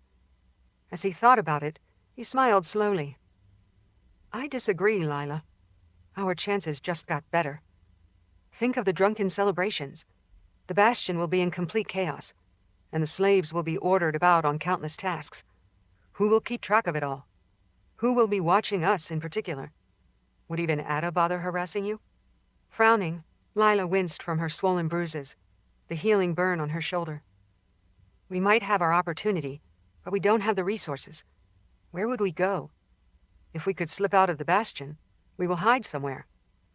Lila was not convinced. Then what? We would still be trapped on the island and surrounded by serpent ships. "Emmett has to help us." Bannon knew it was the only answer. As new arrivals piled into the bastion, the old kitchen servant was paralyzed with the responsibility and fear of reprisal if the banquet wasn't perfect. The returning captains barged into the great fortress, filling the reception hall and the throne chamber while Grieve received their reports. The king remained sullen after the loss of Chalk, but his rage had galvanized him. When the repaired ships returned from Ildikar, he was convinced that the only way to purge his sorrow was to devastate the old world. In the midst of the clamor in the kitchen, all ovens were stoked to bake bread, loaf after loaf, that filled wooden handcarts. The larders were nearly emptied, but fortunately, Lars had brought back supplies from his raids. Emmett and his staff still had to prepare the food. Slaves hurried about, and the limping old veteran did his best to manage them. The well-trained slaves did their duties, but the new recruits often dropped platters or spilled tureens. With Lila beside him, Bannon cornered Emmett, just outside the kitchen. "This is our chance. The Norokai will be drunk, loud, and unruly. You can help us escape." The old man's blank stare melted into surprise, then horror. "You can't escape. They'll kill you." He stuttered. I can't lose 2 slaves. The Norokai need to be served. King Grieve has commanded it." "King Grieve should not be your master," Lila said. "You saw the warships that just arrived, and you know the fleet he is building. We must get away to sound the alarm up and down the coast, and this may be our last chance." "It isn't only so we can save ourselves," Bannon said. "Just get us a boat, even a small one, and we will sail away. We'll find the mainland, get the cities and villages to prepare their defenses. The people have to know that a war is coming their way. Think of how many innocents will be slaughtered." Emmett looked distraught. "I know what King Grieve intends to do. I've been here for a decade. Alas, I may be the only person from my village who remains alive. There will be countless villages like yours once those raids launch, Bannon said. We can save some of them, but only if you help get us away. I don't know how. If I knew, I would have left here long ago. His thin voice cracked. Are you sure about that? Lila said in a low voice. Would you have been brave enough to escape on your own? Emmett fumbled with his ponytail, wrapping his fingers around the gray hair. No, I don't think so. But you can help us, Bannon insisted, then dropped his voice to a hush again. It will be days before they realize we're gone, if they notice at all. King Grieve could never connect you to our escape. Sweet Sea Mother, please. Emmett struggled with his conscience, flexing and unflexing his fingers. His wrinkled face was seamed with sorrow. But as Bannon silently pleaded, he saw something break inside the old man. I do know of a way down to the waterline. It's steep and rarely used, a small rock jetty. But I think you'll find a boat there. Some of the Nurokai spearfish in the narrow coves. That's a start, Bannon said without thinking. We will make do, Lila agreed. Perspiration sparkled on Emmett's forehead as he looked from side to side. He hunched his shoulders as he hobbled along a corridor, leaving the mayhem of the kitchens. Come with me. We won't have much time. They took a side corridor, then worked their way down a narrow set of stone steps that were slimy with moss. They descended steeply, running fingers along the wall to keep their balance. The veteran slave looked behind him often, stared longingly up the stairs as if desperate to get back to his duties. He winced with pain as he limped along on his poorly set leg. Bannon would not turn down any chance to escape, but he realized that if he and Lila were going to sail off in a small boat, they had no water, no food, no clothing or blankets, not even any charts. They could rush back to the kitchens, grab some supplies. No, he shook those thoughts away. This was their first opportunity to escape, and if he and Lila died out on the open water, at least they would die with some semblance of freedom. The tortured staircase turned again and spilled them out onto a wider landing, where daylight flooded through a small barred gate. Bannon drew in a deep breath of the fresh salt air that replaced the dankness. Outside, he could hear waves crashing on the rocks. He worked the metal gate's latch. Caked with salt and rust, the hinges groaned in protest, but he and Lila managed to swing the gate open, to freedom. A stone jetty extended into the choppy surf, and 2 small boats were tied to the pilings. One was rotten and half full of water from the crashing spray, but the other was a fishing boat, large enough to take 2 or 3 people and a haul of fish. It had a single mast and a roll of gray sailcloth tucked against the bow, under the front gunwale. A pair of oars rested in the bottom of the boat. Bannon controlled his disappointment. I had hoped for something better, but I expected nothing less. Lila said, We will cross the ocean in a rowboat if we need to. You'll need to, Emmett said. Bannon clung to a shred of optimism. 2 people can sail this boat. We will make it work. Emmett squirmed, desperate to bolt back inside before the Nurokai noticed his absence. Bannon looked at him, thought of the innumerable years of captivity the old man had suffered. Come with us, Emmett. Escape. We'll all survive together. The old man was taken aback by the suggestion. No, I couldn't. I don't dare. You will never get away from King Grieve unless you come with us now, Lila said. In disgust, she yanked at the ragged neck of her wool garment, tore it, then flung the shapeless dress away. She stood proud, clad as a Morazeth again. The old slave struggled with his decision, but shook his head. I can't. All of the other slaves would escape if they could. This is your chance. I'm begging you, Emmett, Bannon said. But the old man was too frightened. Go. He waved them off. Don't waste your opportunity. I wasted mine long ago. Now I continue to serve. He swallowed hard. Until I die. Until you die, Bannon said. It sounded like a prophecy. Lila had no further patience. Here's the boat, boy. The celebrations are getting louder. The Nurokai are intoxicated, and night is falling. If we are to have any chance, it is now. Bannon climbed aboard the battered fishing boat, giving a last glance back at the gate. But Emmett had already limped back inside, pulled the bars closed again, and vanished into the shadows. Lila sprang into the boat with perfect grace. "You know how to sail, boy. Take us away from here." Bannon undid the ropes on the piling and used one of the oars to push them away from the jetty. Rowing carefully, he dodged the first line of rocks and spraying waves, then worked his way into the open water.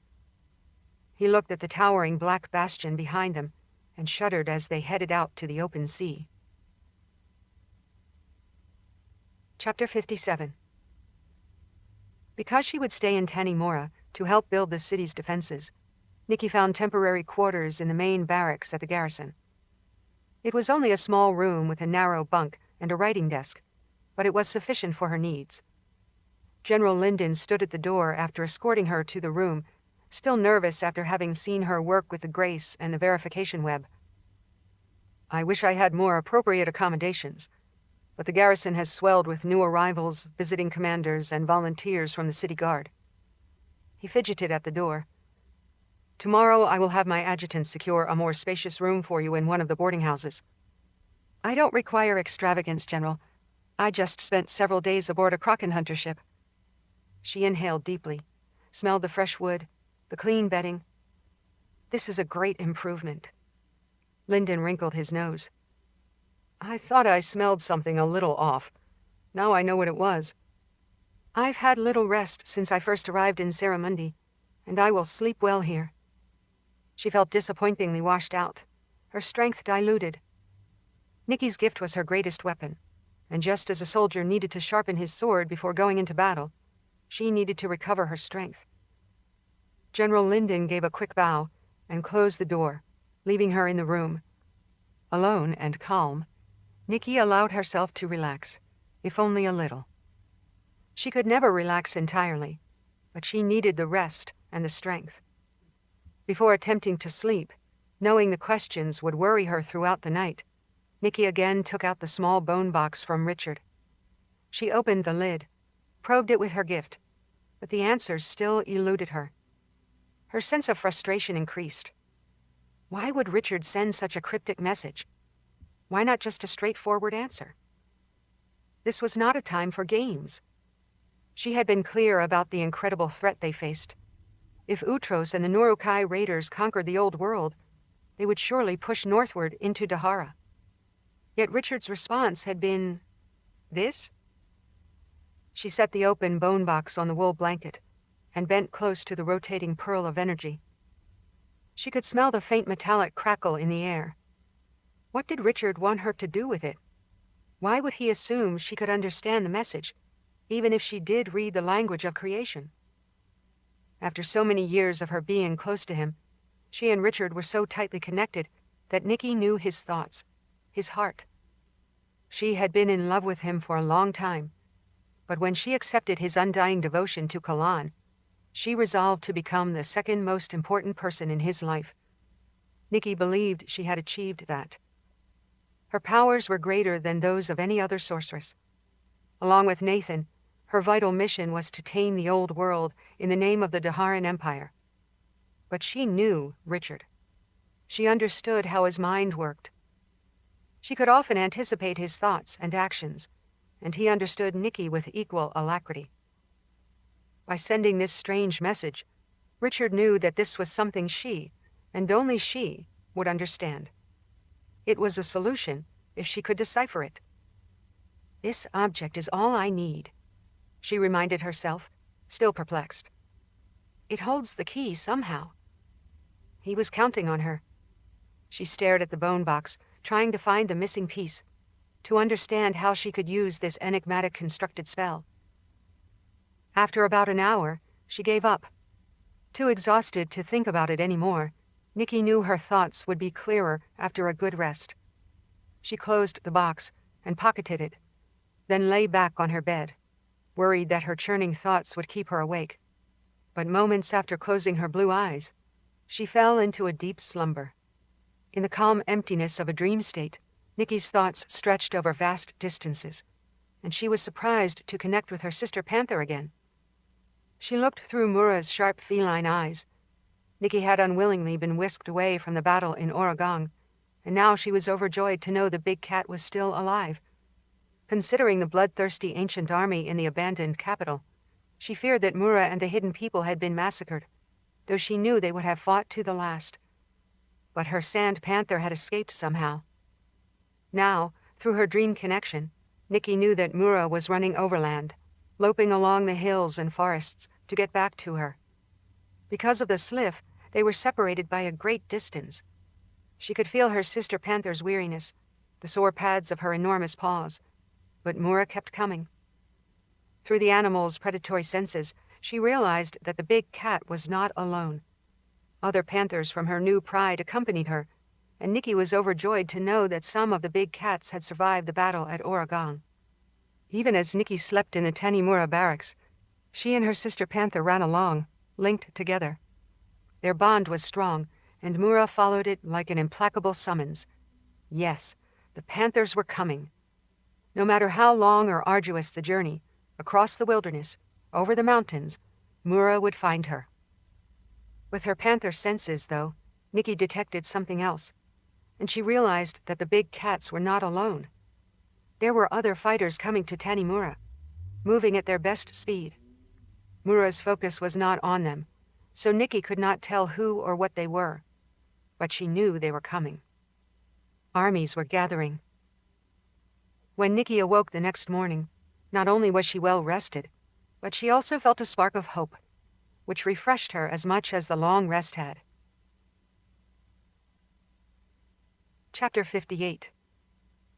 While many refugees from Cliffwall scattered into the desert wilderness, Nathan and the surviving defenders headed directly westward, anxious to reach the coast in time to prepare the major cities for war.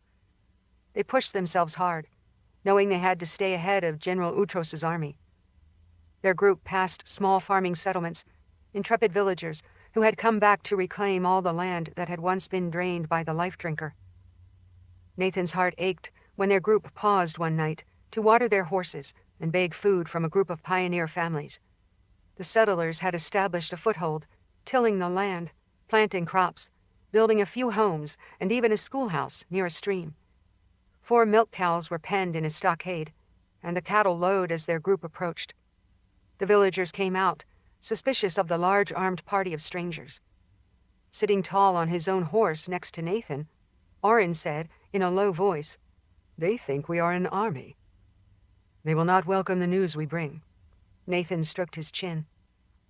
The pioneer families gathered in the falling darkness to face the riders. A bearded farmer in a wide-brimmed leather hat stepped forward. "We have little for you to take, if you mean to raid our lands." General Zimmer pulled his horse to a halt at the head of the party. "We mean you no harm, though we bring you a warning. A large enemy army is marching behind us, 100,000 strong. They will take everything you have, and you can't stop them." From his own horse, Nathan leaned forward and said, "Pack up your things and run to the hills if you value your lives." The farmers' families were dismayed. "But we can't abandon our homes. We just built this village, now that the life drinker is dead." Nathan straightened his rumpled cape. "I know. I saw what this valley was like before, but you can rebuild again. Please, heed what we have to say. Don't leave a scrap of food for the enemy. Go hide in the forest for a few days." He knew his words were hard. "When they are gone, you can start over, but at least you'll be alive." The bearded farmer looked angry. "Who are you to tell us this? Why did you lure an army here?" General Zimmer said, "The army will come whether you are here or not. General Utros is on his way." Thorn and Lysa, who jogged along with the group, said, "We are killing as many as we can, but it will take a long time to wipe them all out." The horses drank from the stream. Nathan knelt on the soft bank, cupped the running water, and brought it to his lips. The worried farmer families had little food to spare, and the retreating defenders took nothing more than was offered. General Zimmer led the party onward as the alarmed settlers scurried about, packing what they could. As the group covered mile after mile, Nathan felt an eerie sense of familiarity to retrace his journey from when he, Bannon, and Nicci had traveled inland. Similarly, Oliver and Peretta rode together on their horse, pointing out landmarks they remembered from their own journey to Tanimura. Next to them, Amber looked ahead, wistful. "In a week we'll be in Renda Bay, won't we, General? My brother will help us. I'm sure he's made the town fully defensible."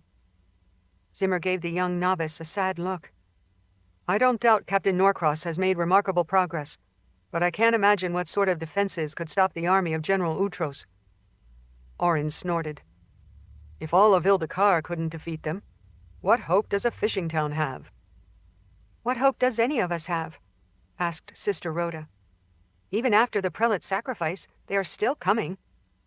"I will not abide talk like that. The hope we have is the hope we make," Nathan said. "Gigantic armies have been defeated before, and invincible enemies have fallen. Think of Darken Ral. Think of the Imperial Order and Emperor Jagong. Think of Sula Chan and his hordes of half-people. Utros is just another one to defeat, and we will do exactly that." Taking heart, the group rode onward. Days later, when they crested the last line of hills before descending to the river valley that led to the ocean, the group stopped and looked back at the many miles they had traveled. Even from a distance, they could see the dust and the trampled, subjugated landscape from so many thousands of Utros's marching soldiers. "They are keeping up with us," Captain Trevor said. "How can they move so fast?" "How can they be alive at all, when they should have died centuries ago?" asked Sister Mab. Nathan grimaced as a sharp pain shuddered through his chest. His heart pounded as if it meant to burst out of the long scar, and he pressed his palm hard against his breastbone. "Leave me alone," he snapped under his breath, but Ivan's heart continued to pound with the eager anticipation of violence. As the group followed the widening river toward the coast, they encountered trade roads, and finally reached the outskirts and pasture lands of Renda Bay. The clear, sunny morning suggested that all was right with the world. A boy tending sheep and playful lambs greeted them, amazed to see General Zimmer and the battle-worn party. The shepherd boy had a mop of dark hair that looked as woolly as the sheep he tended. "Are you going to help us against the Norukai if they come back?"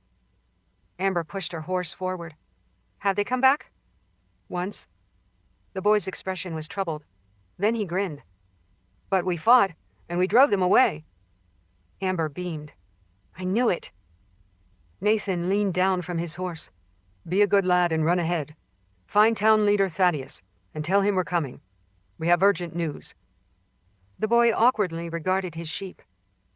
"I can't leave my flock. They're my responsibility." "Your sheep will be fine for a little while. Now run along. Go! Fast as you can." The boom of command in the wizard's voice startled the boy, and he bolted off, racing down the road to the town. Warm memories of Renda Bay filled Nathan's heart, enough to eclipse the shadow of Ivan for a time. He felt a fondness for this place, the first town they had discovered after he, Nicci, and Bannon were shipwrecked. The people of Renda Bay had welcomed the castaways, and the three of them had helped defend against a horrific Norukai raid. Now, riding into the busy town, they wearily raised hands in greeting. The curious townspeople came forward to greet them. Resplendent in his Daharan armor, Captain Norcross rushed through the streets and came up to present himself to General Zimmer. The voices and happy cheers rose to a loud clamor in the town square. It felt like a grand homecoming. Thaddeus, a bearded, strong-backed fisherman, was soft-spoken, but confident.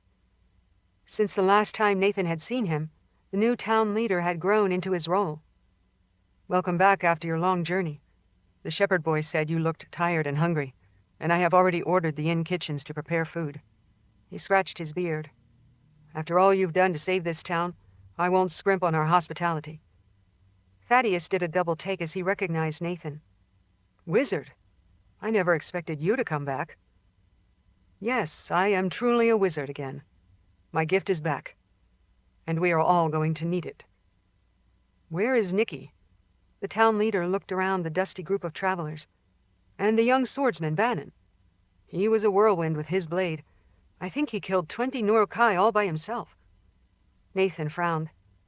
we were separated. He gestured back to the group. But we have several other powerfully gifted individuals with us, and we have much to tell. No longer able to restrain herself, Amber rushed forward to embrace her brother, who seesawed between wanting to sweep her into a hug and trying to be formal in front of his commander. He managed to splutter, "I relinquish command to you, General. Renda Bay is yours." Zimmer looked at Norcross. "And we have many preparations to make. I want to see what you've done while I was away." Standing at rigid attention, the young officer delivered his report. "The town's defenses are in place, and they've already proved effective. Only a month ago, we defeated a significant Norokai raid. The slavers ran away from here like beaten dogs." He allowed himself a smile. "They learned their lesson. I doubt the Norokai will come back." "We have more to worry about than just the Norokai," said Nathan. Orin rode forward with a sour expression and spoke without introducing himself. "We don't have much time, perhaps 2 or 3 days. If we are lucky," Lady Elgaia added. 2 or 3 days? Thaddeus asked. For what? More townspeople came closer, dreading what they were about to hear. "A gigantic army is on our heels," Nathan reported. "Nearly 100,000 warriors on a forced march, and Renda Bay is right in their path." As the people gasped, Zimmer regarded the siege towers that rose on either side of the bay, the high walls built around the harbor, the impressive defenses that faced outward to protect against Norokai attacks. Out in the deeper water, 3 large sailing ships, the vessels that had delivered the Daharan Expeditionary Force, were anchored and alert. "You have done well to prepare for Norokai raids," he said, then lowered his voice. "But there's nothing we can do to save Renda Bay from Utros and his army." Chapter 59. The stolen Norokai boat rocked on the open water as breezes gusted against the sail. Bannon's hands were sore and blistered from pulling the oars, and Lila worked just as hard while he rested. But they had both been toughened aboard the Serpent ship, and now they rowed for their own salvation. They had escaped the Norokai Islands the day before, and they vanished into the thickening night before anyone in the bastion noticed their absence. The drunken revelry faded behind them, along with poor Emmett, who had been brave enough to help them escape, but not brave enough to go with them. Sailing off, Bannon didn't begin to feel hope until full night closed in. No Norokai ships could follow them in the pitch black. Even Bannon didn't know where they were going. Their small boat sailed off into the open ocean with no charts, no food or water. Bannon had only a vague notion of where the mainland might lie, but Lila did not doubt him for a moment. When the sun rose the next morning, they searched for any sign of land, or for pursuing Serpent ships. Together, they inventoried the items in the boat: a coil of rope, a net, and a bone-tipped spear for fishing. Throughout the day, Lila stabbed into the water with the spear, and after nearly 100 attempts, she skewered a fish and flopped it into the boat. "Now we have dinner." She used the jagged spear to slice open the belly and carefully remove the entrails. "We need these for moisture. We will split them." Bannon grimaced at the memories it brought up, but accepted the offering. "We've eaten worse. Sweet Sea Mother, think of the lessons the Norokai taught us. Eating fish guts, rowing for hours on end. It may be the key to our survival." Lila sneered as she lifted the spear. "I would show King Grieve my appreciation in person, along with that vile woman, Ada." Bannon forced a laugh. "I will not turn the boat around, even if you insist." She gave him a perplexed frown. "I was not serious. Neither was I. Sometimes you are very difficult to understand. My thoughts are perfectly clear. You should make more of an effort." Lila's face was discolored with purple and yellow bruises, and Bannon suspected that he looked just as bad, with his split lip and bashed eye. They had little time to look at mirrors in the bastion. They shared the moist raw fish, and Bannon began to row, while Lila perched with a spear again, looking for another target to skewer. By the 3rd day they were parched and sunburned, and they still had seen no sign of the mainland or any other island. That afternoon, the only small change to the monotony was a spreading dark patch in the water, which Bannon recognized as kelp fronds. He reached down to pull up some of the strands. The bladders have liquid inside. He tugged hard on the slimy green ribbons. Rounded nodules in the stems were like buoys holding up the main plant. "If you drink the salt water, it will eventually kill you," Lila warned. "Your thirst will only get worse. No, the water in the bladders is filtered through the kelp skin. It's strong and tastes terrible, but it is drinkable." Using his thumbnails, he pressed into the squishy sphere, cracked open the rind, and peeled it apart. The nodule contained only a spoonful or two of liquid, which he offered to Lila. She frowned skeptically. "Are you certain?" "Fishermen knew this on Chiraya Island." "Then why are you giving it to me first? To see if it's poison?" Bannon was disappointed. "No, because I was being nice." "Thank you. Sometimes I don't recognize that." She drank, grimaced, then swallowed. "It is as acceptable as the fish guts." "High praise indeed." Bannon pulled on the strands of kelp until he found another nodule, burst it open, and sucked on the liquid inside. It had a strong iodine tang, and he had to force himself to drink it. But his mouth and throat needed the water. Using the saw edge of the fishing spear, they cut the kelp stems and loaded the boat with 20 intact nodules while they drifted among the seaweed. The kelp provided a habitat for fish, and Lila deftly caught 6 with her bare hands, scooping them out of the water and dropping them into the boat. Bannon relished the feast. "Thank you, Lila, for everything. You did promise to keep me alive." "I have not saved you yet, boy." "I'm alive so far. I count that as a temporary success." When the waves grew choppy and the wind picked up, the gray clouds thickened into what looked like a smoke pudding. The fishing boat moved on a swifter pace, but Bannon had no idea if they were even going in the right direction. He had seen many ocean storms from Chiraya Island, where he and his mother would huddle together in their cottage while his father would rage at the weather, which prevented him from going to the tavern. The sail strained against the wind, and Bannon's long hair whipped about. When the clouds burst and rain sheeted down, he and Lila welcomed the first spattering of raindrops. As the rain increased, they turned their faces up to the sky, letting the drops wash their salt-encrusted cheeks, opening their mouths to catch any of the moisture. "We have no containers," he groaned. "All this rain will be wasted." "Drink your fill," she said. Like a baby bird, begging for a worm from its mother, she kept her mouth open and turned her face to the sky. Bannon cupped his palms until he collected a few thimblefuls of water, which he slurped through cracked lips. He repeated the procedure again and again, but he was frantic to capture and store more rain. Puddles filled the bottom of the boat, but it was filthy water. "We have no pots, no basins, nothing. And all this rain is coming down. Sweet sea mother." "Your clothes," Lila said. "Take off your shirt and trousers." "What?" He touched his already soaked cotton shirt. "Take off your clothes now, boy." She began tugging at the fabric. In a few moments, he sat in only his small clothes in the open boat. Lila spread out his shirt and trousers to be soaked by the rain. Then she rolled them up in a loose wad. "That will hold some water, at least for a few mouthfuls that will last for a day or two." She touched the black leather band across her breasts and around her waist. "I would do the same, but my garments are inappropriate." She frowned. "Maybe I shouldn't have thrown my other robe away." When the winds grew so strong that Bannon feared the sail would rip or the single mast would snap in half, they took down the canvas. By folding the fabric, they were able to form pockets that also filled with rainwater. As the storm increased, Bannon wound the rope around himself and Lila, lashing it to the gunnels. "If either of us is thrown overboard, we're dead.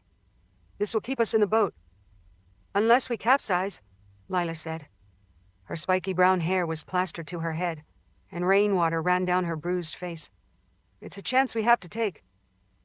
The storm lasted for hours, and though Bannon was queasy from the churning waves, the stolen boat remained intact. And when the rain finally stopped, around midnight, the weather changed to a thick fog. Mist rolled in like a clammy blanket that obscured their view of the horizon, even though there was nothing to see. He and Lila were drenched and cold, and as the temperature dropped, their sunburned skin made the deepening chill even more miserable. Bannon saw that Lila was shivering, and he began to shiver too. Downcast, she said, "I don't think we will ever make it to land, Bannon Farmer." When she intentionally used his name, he knew how serious she was. "I may not save you after all, but I did try." They were isolated in the impenetrable fog, alone in the wilderness of waves. "I don't know where we are, or how far we've come," Bannon said, "but I will not give up, and neither will you. Maybe it's my turn to save you." "Our first order of business is to keep warm," she said, wrapping her arms around him and pulling him down to the bottom of the boat. As the collected rainwater sloshed around them, Bannon returned the embrace, drawing her closer. Lila pressed as much of her body against him as she could, and Bannon held her tight. "We can share warmth," he said. "I've heard it's very good for people suffering from extreme chills." Lila tucked her bruised face against his bare chest. "Yes, I believe it is helping." As they lay together, the sound and rocking of the waves soothed them like a lullaby. For a while, Bannon forgot that they were lost, and he fell asleep in Lila's arms. The next morning he awoke to hear an odd and unexpected sound, a distant rushing and roaring. He blinked and sat up, disentangling himself from Lila. The Morizeth snapped awake and sat up next to him. "What is that sound?" she asked, as if they might be under attack.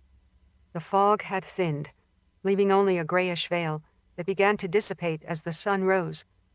Even before Bannon saw the coastline, he recognized the sound of waves crashing against a shore. "That's it! We found land!" He stood up so quickly he rocked the boat. "I don't know how, but we found the coast. It's a miracle." "It won't be a miracle unless we make it to land," Lila said. Together, they raised the sail and tacked into the breezes that drove them closer to the shore. He remembered being similarly lost and adrift in a small boat off of Chiraya long ago. The fog bank. He gazed back out to sea, away from the shoreline. When he shaded his eyes in the bright morning light, he saw a flicker of human-like figures on the waves, smooth heads with slitted eyes and wide, fang-filled mouths. A flash of fear struck through him. If the Selka attacked now, he and Lila could never fight them off. But he realized that the Selka wouldn't attack. They had saved him and Lila. Sometime during the night, the sea people must have taken the boat and dragged it close to shore. Lila was too focused on the land to notice the Selka. She sat on the gunwale and grabbed the oars, pulling as hard as she could. When Bannon glanced back again, the Selka had disappeared beneath the waves. As they approached the coast, Bannon saw the mouth of a river, a bay, as well as numerous fishing boats heading out into the morning. Bannon yelled and waved, though the harbor was still far away. "We're saved!" Lila kept pulling on the oars. "We don't know where we are, but those people will help us. We will warn them about the Nurokai fleet that is sure to come." Bannon continued to watch the boats sailing out of the harbor, then scrutinized the buildings in the town. He saw the bridge that crossed the river to span the small bay. A flash of recognition suddenly struck him. "I know where we are, Lila." Already one of the fishing boats had spotted them, and Bannon could see tiny figures waving. She pulled harder on the oars as the boat headed in their direction. "That is Renda Bay," he said. Chapter 60. The raucous festivities continued while the raiders prepared for full-scale war. But Chalk was dead. King Grieve sat on his imposing throne, surrounded by wild Nurokai, but he walled himself off with anger and grief. Chalk was dead. Lars kept feasting, drinking, and boasting, as if the success of his raids meant that he had been forgiven. But Grieve was not in a forgiving mood. As the revelry continued, and the feasting tables were piled high with fish, bread, cliff tubers, and even hams and sausages brought in by recent raids, Grieve barely ate a morsel. His only movement was to clench and unclench his fists, feeling the squares of iron fused onto his knuckles. The scars on his cheeks rippled as he clenched his jaws. He exhaled a long hiss, like the serpent god, but no one noticed the sound amid the pounding fists, laughter, and shouts. Chalk was dead. His shaman, his advisor, his friend. The repaired serpent ships had returned from Ildakar, 51 vessels remaining out of the 100 that had initially sailed. But they were as threatening as ever. Those ships, along with Lars's raiding fleet, and more than 70 new ships, gave the Norokai a powerful navy. If his ally General Utros fulfilled his promise with his vast army marching to the coast, the two forces would dominate the old world. The Norokai people, having been driven off the mainland by Emperor Sula Chan thousands of years ago, would now have the world again. Greaves' people would rip a gaping wound along the coast. In normal times, he would have relished the thought of blood and violence. But Chalk was dead. When the rage reached a boiling point, he lurched to his feet and let out a wordless roar that echoed across the room and brought the shouting and revelry to a stuttering halt. The rest of the Norokai looked at him, stunned. Then Lars raised his fist and let out a similar roar, as did the other raiders, until the walls of the bastion shook with their enthusiasm. But Chalk was still dead. Grieve trudged down the stone steps from his throne to meet the shouting Norokai. Misinterpreting his mood, some clapped him on the shoulder, pounded his back, but the king ignored them. At another time, he might have punched them senseless, but now he did not consider them worth his time or his ire. 2 slaves brought in another roast goat, a scrawny one this time, because most of the island's flock had already been killed. Grieve didn't like goat anyway. He needed to find a target for his annoyance, but he didn't know where to start. Prancing at his side, Chalk would have issued quirky and cryptic pronouncements. But why hadn't the shaman foreseen his own death? He could have saved himself. How could he not have envisioned the attack on the Selka? How could he not have known their slimy queen would tear him open? He was a poor shaman not to have predicted something so vital. Or had he seen something after all? Grieve remembered Chalk chattering during the sacrifice of the slave on the day before the Selka attack. Serpent God will save some of us, but I won't tell which ones. Had he known after all? Why hadn't he warned anyone? Grieve wanted to smash a face. He realized that what he really wanted was to gut one of the slaves, so he could watch the victim writhe in agony in a pool of his blood, just the way Chalk had died. Looking up, he saw old Emmett, the wrinkled old man who had been a fixture at the bastion even before Grieve had killed his own father. Chalk had encouraged him to slay King Stern and take the crown. The albino had foreseen it in a vision, and he had helped Grieve choose the perfect timing. Why hadn't Chalk been able to avoid his own death? The axe cleaves the wood. The sword cleaves the bone. What did his pronouncement even mean? Could anyone make sense of them? When Emmett presented a braided pastry filled with chopped nuts, Grieve realized that the limping old man seemed more frightened than usual, probably because he and his slaves had been bullied by so many visiting Norokai. Grieve glanced around the dining hall, still looking for a victim who could alleviate his sadness. He saw neither Bannon nor the Morizeth Lila, and he realized he hadn't seen them for several days during the busy preparations for war. He was surprised that Ada hadn't killed her supposed female rival by now. Grieve had no sexual interest in the scrawny Morizeth, since he would certainly break her fragile body if he used her roughly. But now that sounded like a good idea. Yes, he would eviscerate Bannon, then knock Lila down onto the banquet table and have her there, right in front of all of his men. He could strangle her when he was finished, and that would also please Ada. Maybe that would finally cure him of his malaise. He looked around at the serving slaves, but he didn't see them. Old Emmett obsequiously offered the nut-filled pastry for him to eat. "You will find it delicious, my Grieve, a specialty of the kitchens for this celebration of your impending conquest." The king knocked the tray out of the slave's hands and grabbed him by the long ponytail, as if it were a leash. yanking Emmet's head back. "Where are Bannon and Lila? I want them here now." The old man paled. They are on other duties, I'm sure, my Grieve." Ada had been fawning over Lars, no doubt to make Grieve jealous, but now she shoved the disgraced captain aside and took her place next to King Grieve. "Yes, where is this skinny bitch? I fancy drowning her in a piss bucket after all these men have filled it." She let out a loud laugh. "Bring them," Grieve demanded of Emmet. "Now." The old slave limped off like an injured deer fleeing an oncoming wildfire. He hid for the better part of an hour, but the impatient king sent several Norokai to drag him back into the banquet hall. Bannon and Lila were nowhere to be found. Guards searched the bastion and returned to the king with the infuriating report that they had interrogated every slave, but those two had not been seen in some time. I know nothing about it, my Grieve," Emmet whined, and the obvious terror on the man's face turned his words into a lie. Grieve threw the crippled slave down on the table, flat on his back among the platters. Emmet's struggles inflamed the Norokai king's dominance, and he slammed the old man's head against the wood. With his right hand, he snatched the dagger at his waist and plunged it through the tendons of Emmet's shoulder, skewering him to the table. The wrinkled slave gasped with pain. "I don't know, my Grieve, I don't know." The interrogation continued at length, and Grieve enjoyed the process, more joy than he had felt for many days. By the time he had cut off Emmet's left ear and 2 fingers at the second knuckle, another Norokai entered the hall to report. "A fishing boat is gone from the jetty, King Grieve.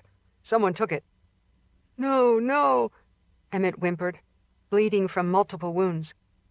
"Maybe it broke loose and drifted away in a storm." "Or maybe they stole it and escaped," Grieve growled. Impatient, he slashed off the old man's other ear. He pinched the curved rind of flesh between his thumb and forefinger, waggling the ear in front of Emmet's face. "Tell me what I need to know, or I have many more bits I can slice off." He waved the dripping trophy again. Finally, Emmet broke down, sobbing. Grieve yanked out the knife that pinned the old slave to the table, releasing him. Emmet rolled forward, shuddering and bleeding, then babbled out a stream of words that coalesced into an explanation of how he had helped Bannon and Lila escape. The confession seemed cathartic for the old man, and he slid off the table, dropping to his knees and begging before King Grieve. Grieve's mood hardened, and he summoned all the terrified slaves into the dining hall. "Our fleet is about to go to war. I command you to prepare an appropriate feast to celebrate our impending victory." The Norokai let out a deafening cheer. When Grieve bellowed his instructions, the slaves quailed, and Emmet broke down into another flood of wordless sobs. The king realized that at last he was hungry again. Lars and 5 other prominent Norokai captains sat at the main table, while Ada remained at King Grieve's side. She gave him a lascivious leer, blinking her cow-like eyes, but the king's attention was focused on the slaves who plodded into the banquet hall. On their shoulders, as if they carried a stretcher with a wounded warrior, they brought an enormous serving platter. The terrified slaves kept their gazes down as they placed the serving platter with its roasted meat in front of Grieve. The shriveled, blackened body of the old slave had curled up in a fetal position in the fires of the ovens. Emmet had been roasted alive, because the Norokai knew that terror and pain enhanced the flavor of the meat. "He was old and tough," Grieve said. "I expect the meat will be stringy, barely edible." Ada used her dagger to poke through the crisp skin, splitting open the black crust to reveal juicy flesh underneath. "I'll savor the feast, just as I will savor our victory, King Grieve." She hacked a hunk of meat from Emmet's thigh and extended it to Grieve on the point of her knife. He took the offering and chewed it. "Yes, it's good. This old man served the bastion for many years, and now we serve him." He raised his armored fist. "Come, all of you, eat. This is our feast before war." The Norokai rushed forward and tore into the roasted body of the old slave. Chapter 61. The townspeople hurried to the docks to see the two castaways fished out of the sea, eager to hear their story. Nathan received the news with more joy than he had experienced in a long time. Bannon was alive. The young man and Lila were sunburned and bedraggled from drifting alone for days, but they were feeling stronger by the time a small fishing boat called the Daisy brought them to Renda Bay. Kenneth, the Daisy's pilot, clanged his bell as he arrived. As Bannon stepped off the boat, he looked tough and determined, much different from the naive young man Nicci had rescued in a Tanimura alley long ago. His hazel eyes shone as he hurried down the dock and embraced Nathan. The wizard pounded him on the back. "Dear spirits, I never expected to see you again, my boy." Bannon stepped back, laughing. "Your wizard robes are gone. You look like an adventurer again." "I never stopped being an adventurer. And now this war will require all of my skills, both with magic and with my sword." He embraced Bannon for a long moment, overjoyed. "You're back with us. That's the most important part for now. Dear spirits, it's good to see you." Thorn and Lysa used sharp elbows to clear a path through the townspeople crowded at the docks, wanting to see Lila. "We heard that a Morazeth had been found floating in the sea," said Thorn. "It is good to have you here, Lila. We need more worthy fighters." Lysa said, "Thorn and I have been keeping score of our kills, but with the size of the army about to hit Renda Bay, you will quickly catch up with us." "I will make a good accounting of myself," Lila said. Seagulls wheeled overhead, screaming like wounded victims on a battlefield. "What army?" Bannon sounded more alarmed. "We came to warn you about the Norokai fleet. King Grieve will attack soon with hundreds of ships. He'll devastate the coast. You need to prepare." Nathan recoiled. "A Norokai fleet is on its way? But the army of General Utros will be here in a day or two to ransack the town." Bannon paled. The Norokai and Utros formed an alliance, but I thought the ancient army would take much longer to march across the land. Lila cautioned. "We don't even know how much time has passed, boy. I have not been counting the days since Ildikar vanished." Thorn inspected the healing bruises on her Morazeth sister's face. "You are damaged. Have you two been sparring?" "We damaged many Norokai as well," Lila said. The people of Renda Bay crowded around, and General Zimmer strode up, accompanied by Norcross and Trevor. "I want a full debriefing of what you know about the Norokai and their plans. I didn't expect a fight on two fronts so soon." Thaddeus raised his hands. "We will share stories in my office in the town hall. We'll make our plans there." Though Nathan could see how weary Bannon was, they couldn't afford to grant him or Lila a well-earned rest. He stepped forward with a reassuring smile. "There is one thing I can do for you, though." He touched the young man's bruised face, his puffy lip. Bannon winced when Nathan released his healing gift to repair the damage to the sunburned and freckled face, and within moments he stood whole again. When the wizard attempted to heal the similar bruises on Lila's face, she shook her head. "The protective runes on my skin will block you. They guard me from magic, but they also thwart any efforts to use a healing spell." She drew a breath. "I will endure. It is nothing." As they headed toward the town hall, the three Morazeth walked together in perfect unison. Even after the healing spell, Bannon looked exhausted and battered, but now he had a spring in his step, glad to be back among friends. In the town hall, Thaddeus dragged chairs around his sturdy wooden desk. Nathan shifted the ornate sword at his side and straightened his embroidered cape as he sat down. Zimmer did not sit, but paced near the wall. Thaddeus ran a calloused finger along the spines of ledgers on the shelves. These books contain the names of people lost in the Norokai raids over the past 100 years. We thought we had raised sufficient defenses, thanks to Captain Norcross. We believed we could drive the enemy away and keep Renda Bay strong, but all our efforts were in vain. Bannon and Lila took turns telling the story of their ordeals among the Norokai. Lila gave a crisp, bare-bones report, but the young man's description of what had happened was agitated and emotional. "I wish we'd killed all of them. I wish I hadn't been captured by King Grieve. Then all of this would have been different." "Nevertheless, we are back together," Nathan said with a wan smile. Dear spirits, I am glad to have good news for a change. We have lost so much. And we're about to lose more, said Zimmer.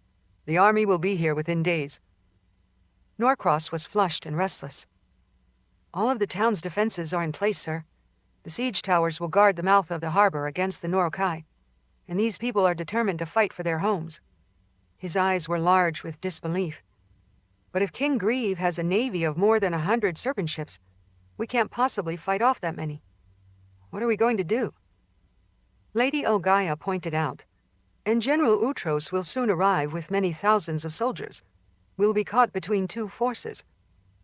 Thaddeus swallowed hard and said, in a small voice, Renda Bay is doomed, isn't it?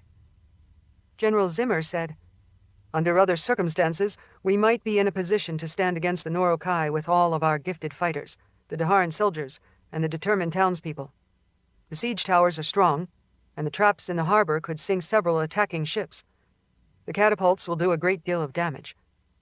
He sounded more grim. But it will not be enough if we are pressed by two devastating enemies at the same time. I'm far less concerned about the Norokai than I am about General Utros, said Orin, sitting on his borrowed wooden chair as if it were a throne. The Norokai are unruly brutes, but Utros is the greater danger to our civilization. Both are threats, Nathan said, especially if they have the same goal. We don't know when King Grieve's fleet will set sail, but we know those thousands of enemy soldiers are marching down the river road. They will be here soon. How are we to stand against them all? If we had enough blood, Olgaia said, we could raise another shroud and seal Renda Bay off from the rest of the world. Bannon looked queasy, knowing exactly what Olgaia was suggesting. Nathan said, we can't just hide like Ildakar. The rest of the world needs our help as well. My people are armed and ready to fight, said Thaddeus. They've been trained ever since Captain Norcross and his soldiers were placed here. We aren't helpless, but we need to have some hope.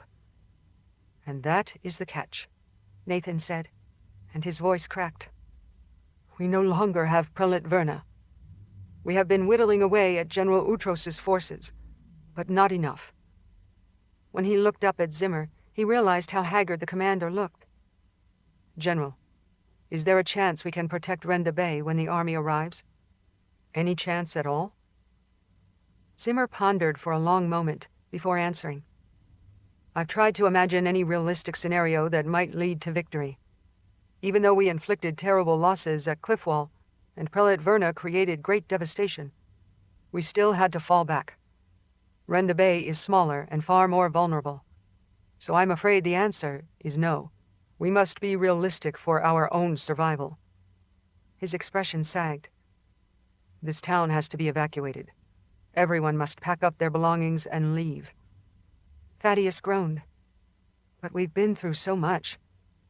We fought off attacks and rebuilt our homes again and again. Now, to just abandon it all. You have never faced anything like General Utros, Orin said. Alas, I have to agree, Nathan said. Many villagers have already disappeared into the foothills because they've come to the same conclusion. You know it yourself, Thaddeus. The town leader nodded somberly. Hundreds of houses now stand empty after you brought your news. The people know what is coming. We must get the rest of the population to safety, said the sorceress Perry. And we have to depart too. We can't just wait here and be overwhelmed. Nathan stroked his chin. We need to send word north as fast as we can, and sound the alarm. The major cities have to be alerted. Nicci used the Slift to travel to Saramundi and Tanimura, and I hope the old world is already building up great defenses. She can be very persuasive. But that doesn't help Renda Bay, Thaddeus said. Captain Norcross said, we still have those 3 large sailing ships in the harbor, and dozens of fishing boats. If we do abandon the town before Utros arrives, they could carry refugees to safety, save many lives. Thaddeus rested his elbows on his scarred wooden desktop. How am I going to tell my people? Some of them will insist on staying. Then they will die, Lila said. Zimmer continued pacing, with his hands locked behind his back. There is simply no alternative. Nathan remembered the gaunt and pale enemy soldiers that had attacked Cliffwall. We have to do more than just empty Renda Bay. We cannot give aid and comfort to the enemy. They've been marching across the mountains and over the valleys, stripping the landscape clean in their wake. But they can't possibly have enough supplies to sustain them. They are starving. We dare not leave a bushel of corn, a chicken, a dried apple, or a grain of rice. We must deny that army any resources, any shelter. He stroked his long white hair and adjusted his cape. You know what we have to do. We must destroy the town of Renda Bay. Burn it down. Leave nothing but scorched earth by the time General Utros arrives.